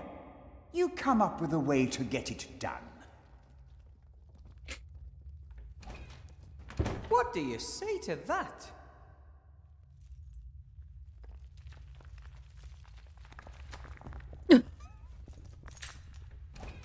Okay. That's unfair.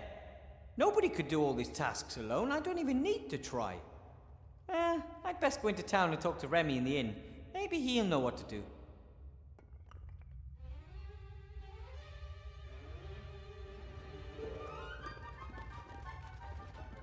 I'd love to know what block he was looking for in the drawer, but I shouldn't snoop. It could also be a trap. Better talk to Remy at the inn first to see how to proceed. Okay.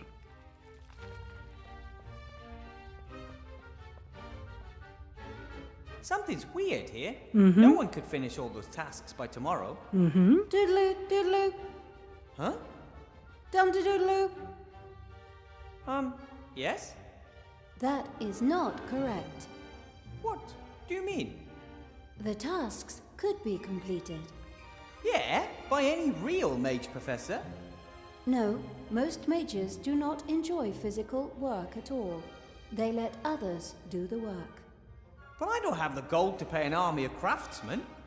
For centuries, mages have relied on golems for help. They are strong, work without breaks, and need no pay. Ah, that sounds interesting. But I think I'm going to talk to Remy at the inn first.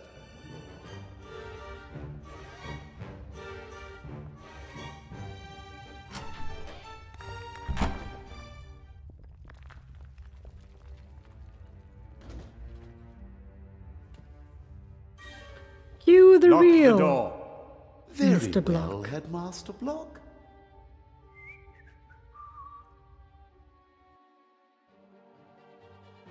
We've been duped.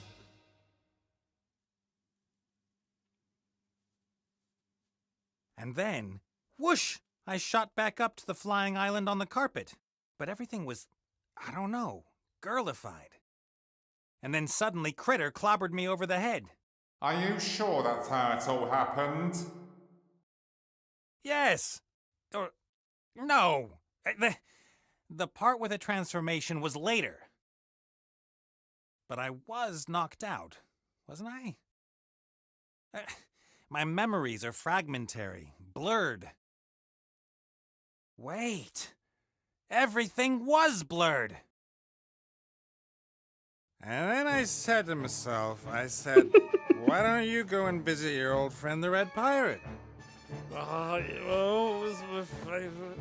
And it doesn't change a thing if our friend over there had to bring you here in chains.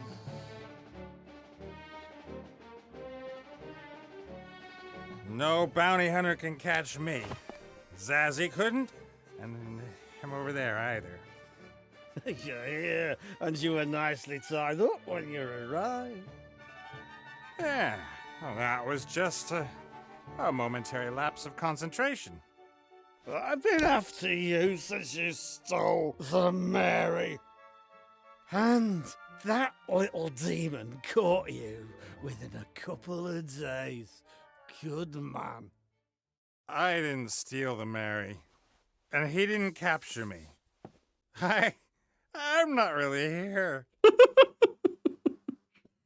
So we've finally come face to face with the Red Pirate himself. You've got even more pretty things here than before, back then. My magical artifacts are like my children? Treasures. They are very valuable and powerful and dreadful. Where have all the guards got to? Shouldn't all this here be guarded? Bah! What about the artifact of divine fate? I don't have that yet, and I want it. Ivo and the Archmage have hidden the artifact. I don't know where it is. Yeah, you know. 'Cause if you don't, I could have you thrown off the island straight away. I'm all right then. I know. I'll tell you if you let me go with 4 chests of gold. I've got a better idea. I let you live. Let's see. I grant you a quick death if you tell me where it is. If that's your bestest offer, it's time for a quick getaway.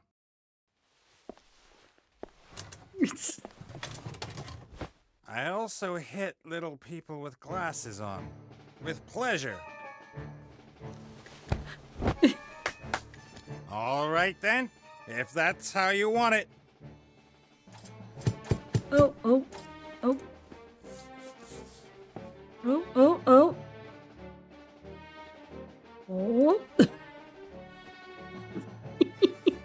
Clicked outside of the window. Oh my god, this is not going well. Nope.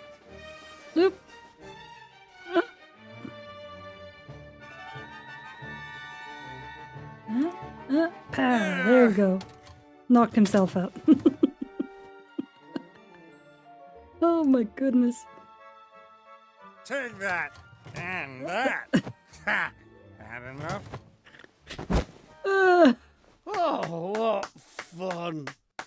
There'll last some action round here. I'll take him outside and stick his head in some cold water. Perhaps he'll start thinking straight again, within the bounds of his capabilities. That's a good idea.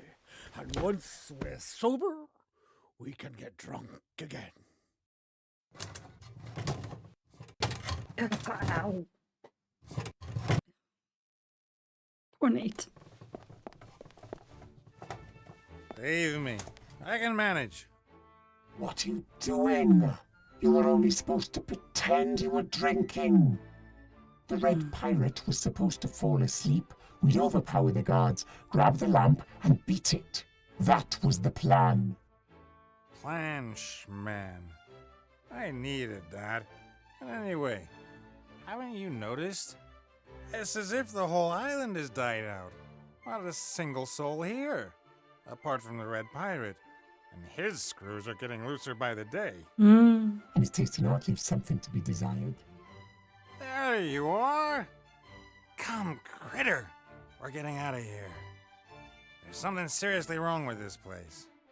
To the Mary! Ow.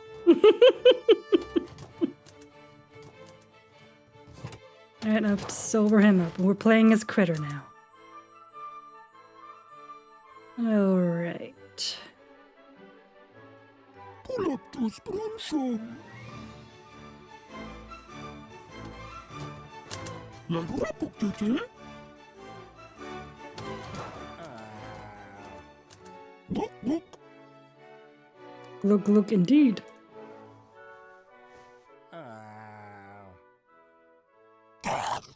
Yeah, he's done for. Take the pan.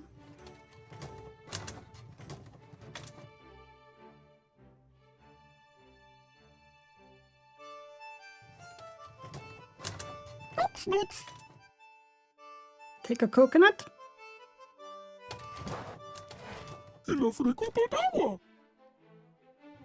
Okay, can't take a coconut yet.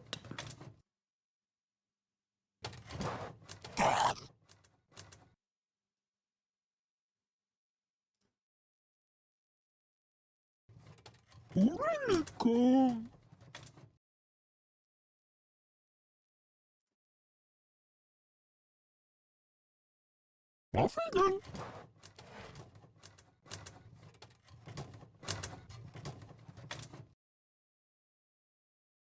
Poco salada.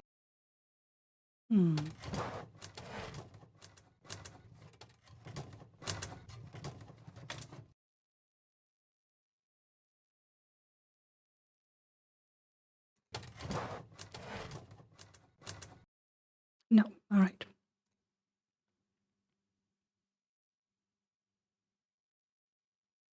That's to the jetty.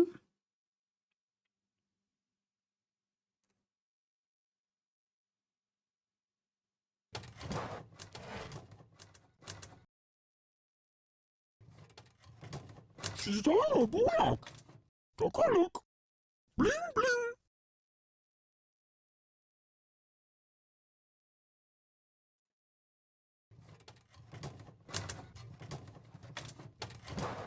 Oh yeah, I can change the color of him, of Critter. Nah, the one he is now is perfectly fine. Nope, no. Continue, thank you.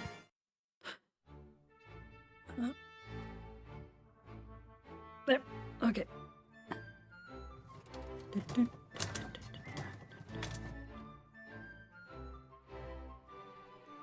Okay, go to the jetty.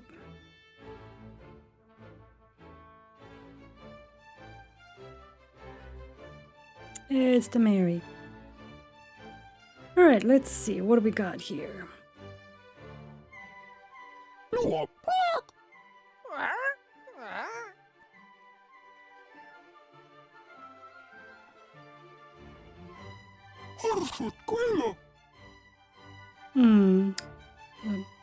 That's the bit. That's the padlock. I can't open that.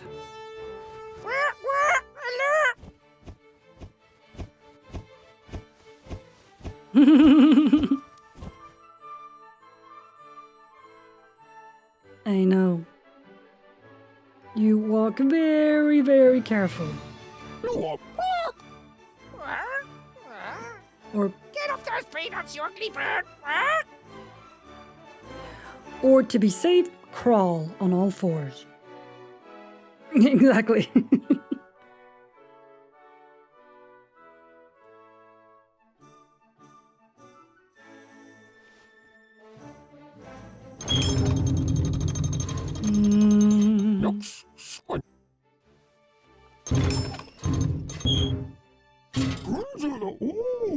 Oh. Oh, I can put something there.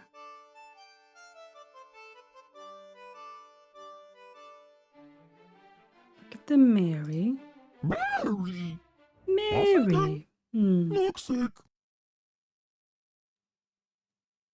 Can you board the Mary?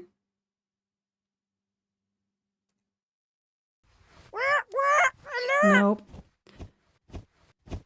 Can't board the Mary.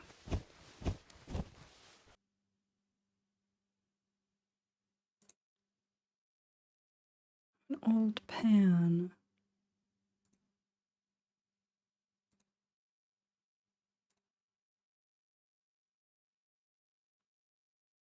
Well, no idea why I'll just take it. Okay, go back here to where we... I'll be back.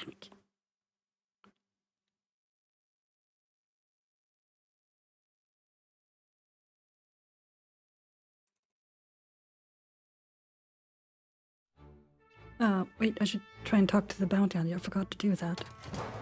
Bounty hunter? That is unprofessional. Put it up. The has-been pirate and his bedside rug. Oh, should have known better. Hey, you be nice to Critter. No, I won't leave here without the booty. A djinn who can grant 3 wishes? That's almost as good as your artifact of divine fate. What are you? I'm afraid there's nothing we can do while Nate is incapacitated. Booty. Babalu. Yes, something's not right. A flying island inhabited only by pirates. The place should be buzzing with life. Put. Right. Instead, there's not a soul here. Just a couple of animals and ugly statues. You can look, Mm-hmm. Your lucky Something's Mary's up, yeah. locked up and the old tub only weighs Nate since he saved her life. Otherwise, I'd have nabbed the lamp ages ago and been long gone. You just make sure Nate comes around again, okay? Okay.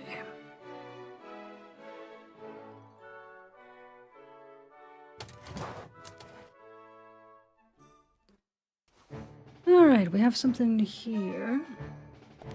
Sing. Zing! Pull out the sword. No. No, not happening. Alright.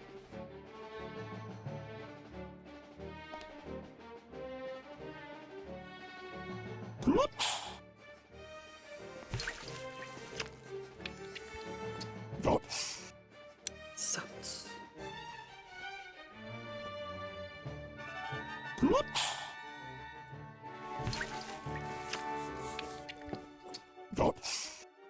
Okay, I think there's salt in this water.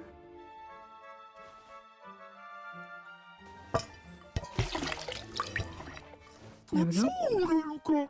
Mm-hmm.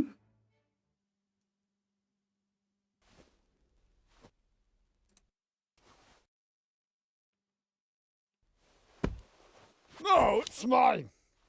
And it's caused enough damage already. Chokum. You can look bigger.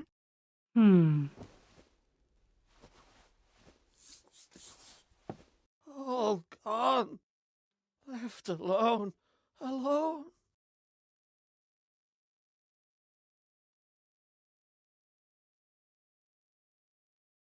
Can't do that. He won't let us.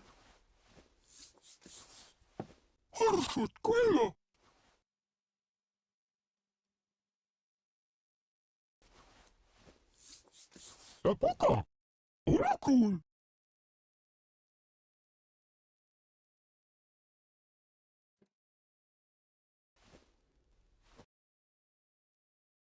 Mums, Futz.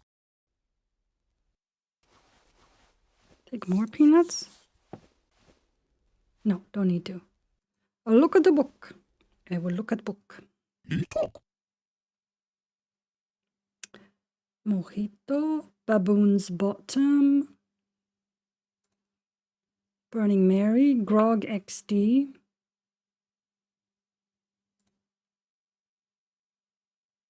hangover healer. Oh, we probably need that.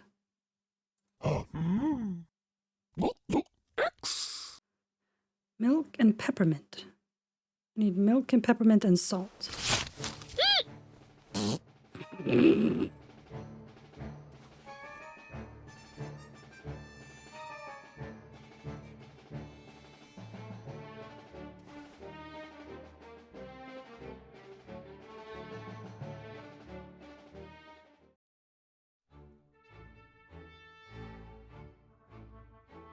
All right, now we have a pan full of salty water.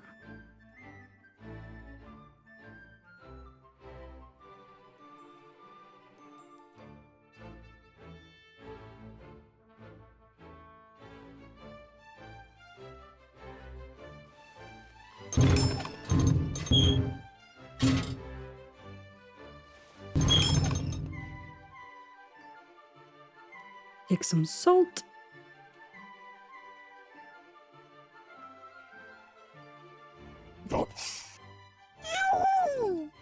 Good work.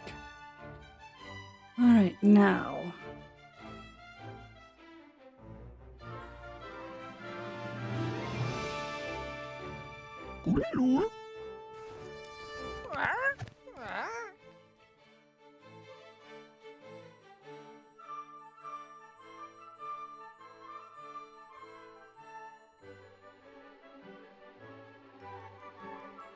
Gonna go. Nope.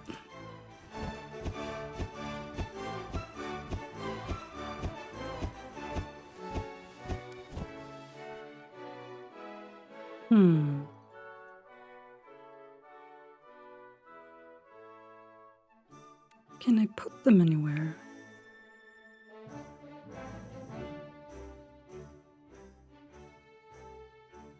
No.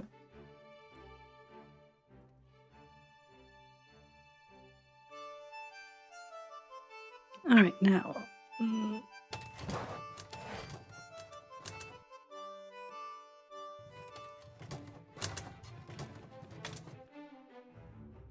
Take a coconut. Can't take a coconut, huh?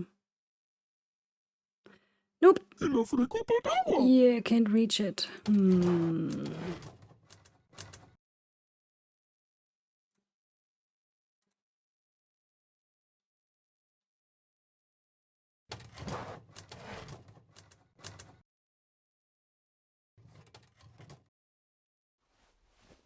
I just talked to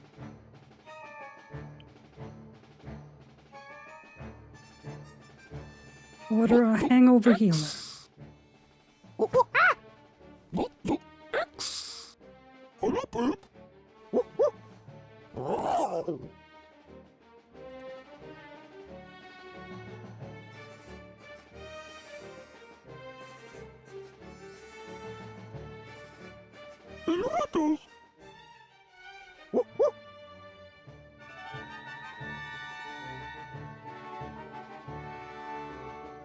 Oh!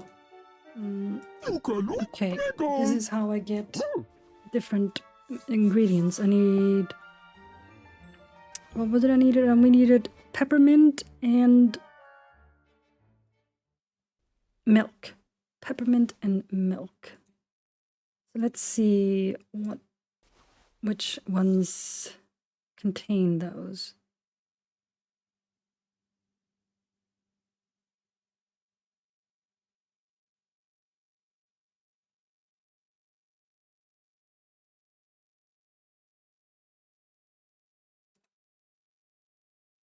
Okay, so mojito has peppermint.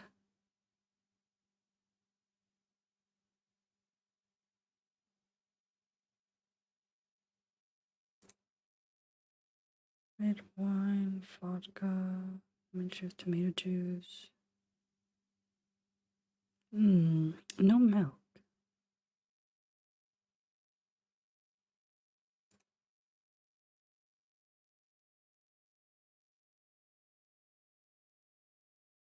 But the mojito has definitely got peppermint, so that should work.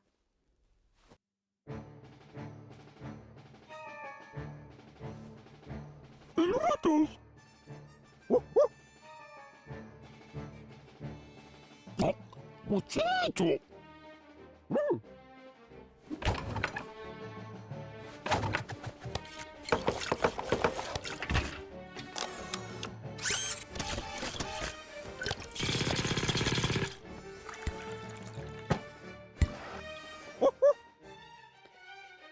And I suspect I also have to remember which moves I have to make.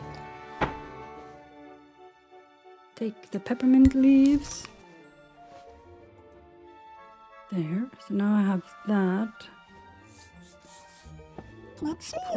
Put the salt in that. Okay, now. Milk. Where would I get milk from?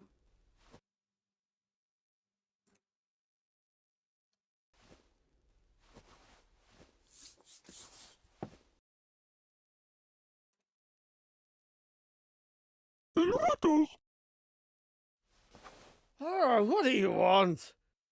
You're that critter. Nate's sidekick, right?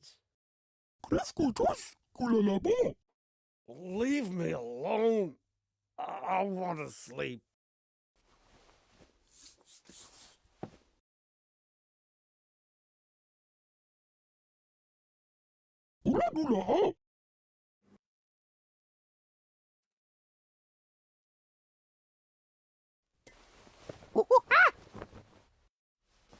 What's Darlo? Oh, I do.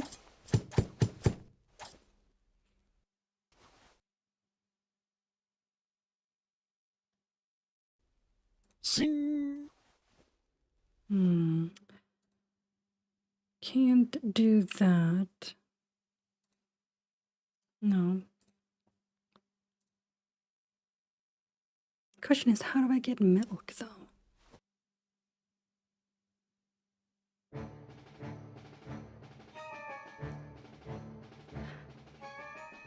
Oh wait, no, let's take a look at this instead. Okay, let's see. Is there anything else here?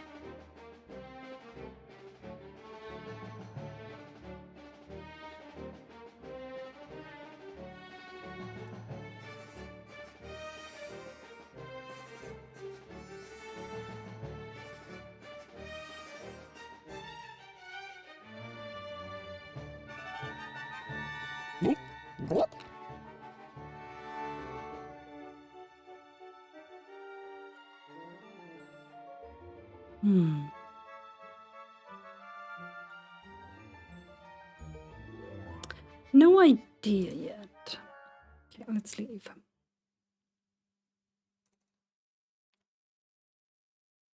I need to...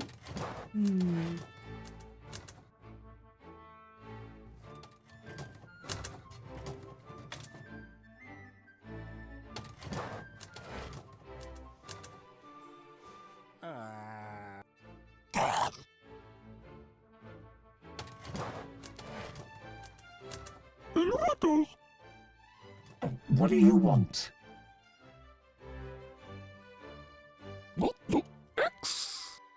Huh? Hang over here. Milk, peppermint, and salt.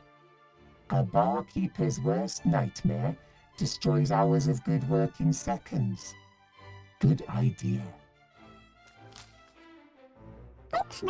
Yeah, but do you have milk? No problem. Oh! Ah! Milk!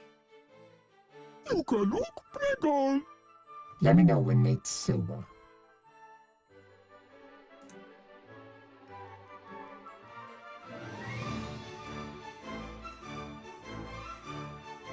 Brilliant! Now we have milk. Attacked coconut. Yes, it's an attacked coconut. How do we make it not intact?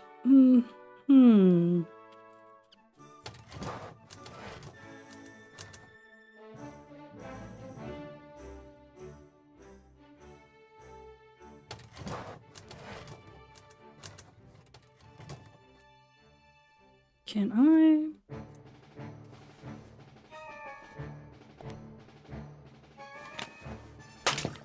Haha! Brilliant.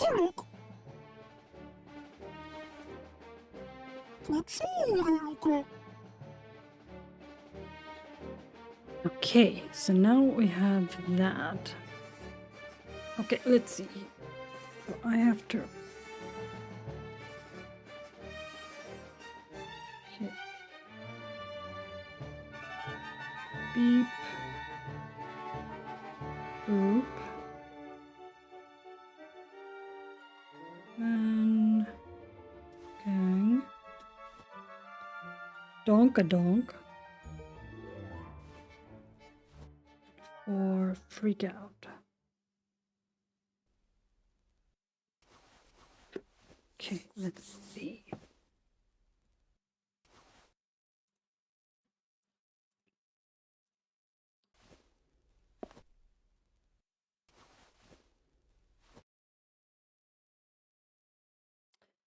Okay, so mangang or mangnag, bebop, then mojito, donkadong, mangnag is in the baboon's bottom, beep boop is in grog. Okay, so donkadong and freak out is in the Burning Mary, and then freak out. Those two. Beep boop is the second one in this one. But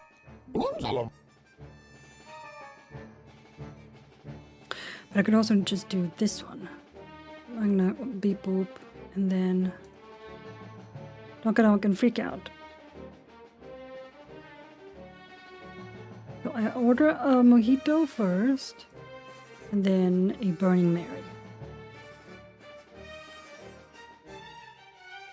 Okay, so let's see here.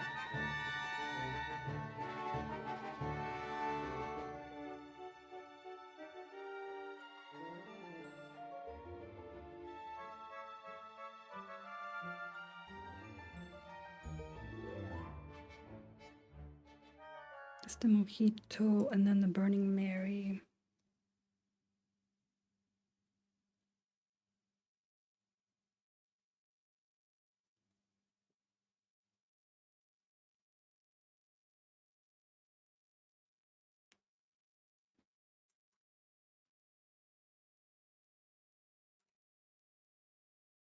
Alright, so let's see if we can remember what the first two in mojito was.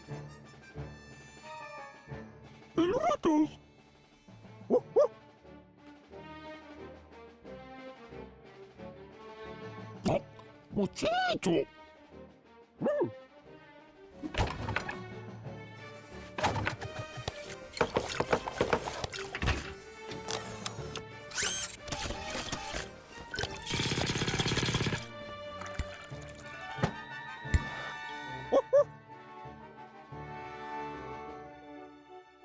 Right. Drink that. Let's see. And then the Burning Mary was the first two as well. Okay.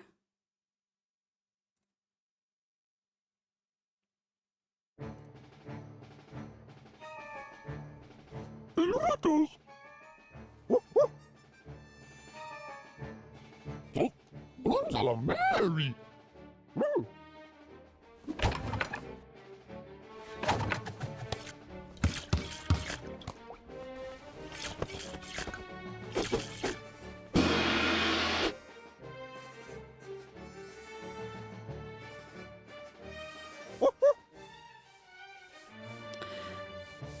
Alright, let's see if we can figure this out now.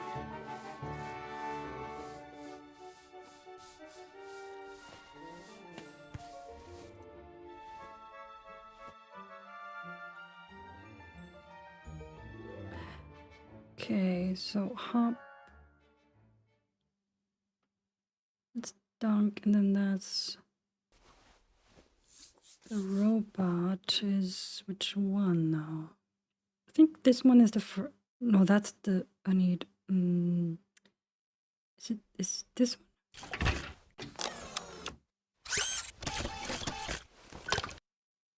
And then it was this one.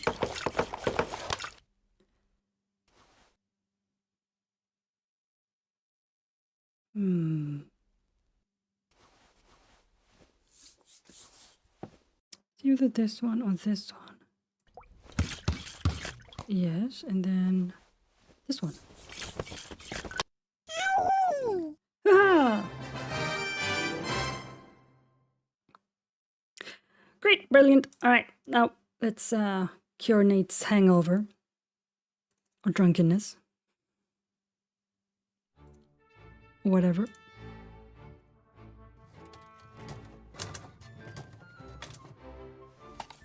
What? No. What the? It tastes like. And it's also driven away that lovely drunkenness. Finally. Can you get the lamp now? Yay! There's something shady going on. Can't you see it? The lamp isn't worth it. A lamp with a gin in it that grants you 3 wishes. That's worth pretty much everything. Anyway, we need it to get off this island. Why? The Red Pirate chained up the Mary with a magic padlock. Only he can open it, or a powerful spell. Right. And I take it you don't want to leave the Mary behind. I'll think of something. Huh. We need to get out of this cemetery. There'll be plenty of other opportunities to find fame and fortune out there. We're here because of the magic lamp, and we're only going to leave this island with it. Says who? This here.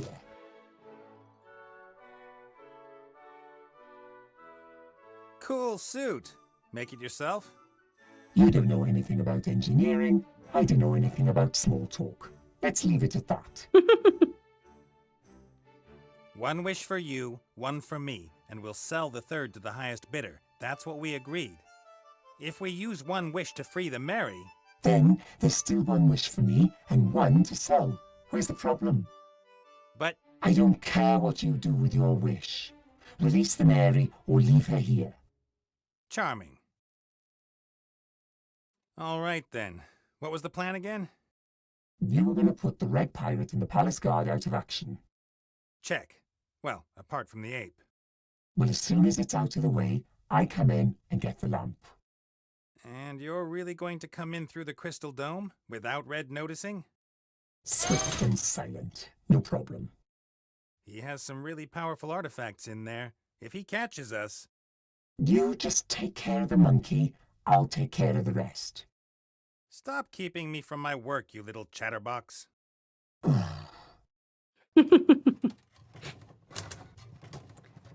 Well, I feel like that's a good stopping off point. It's gonna save a game here.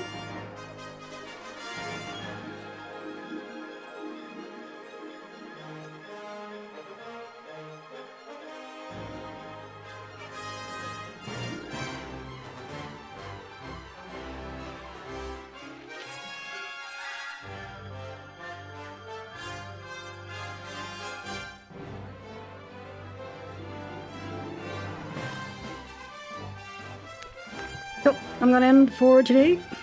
Thank you for hanging out with me. I hope you have a wonderful rest of your day. And I will see you again tomorrow with more Book of Unwritten Tales. Bye.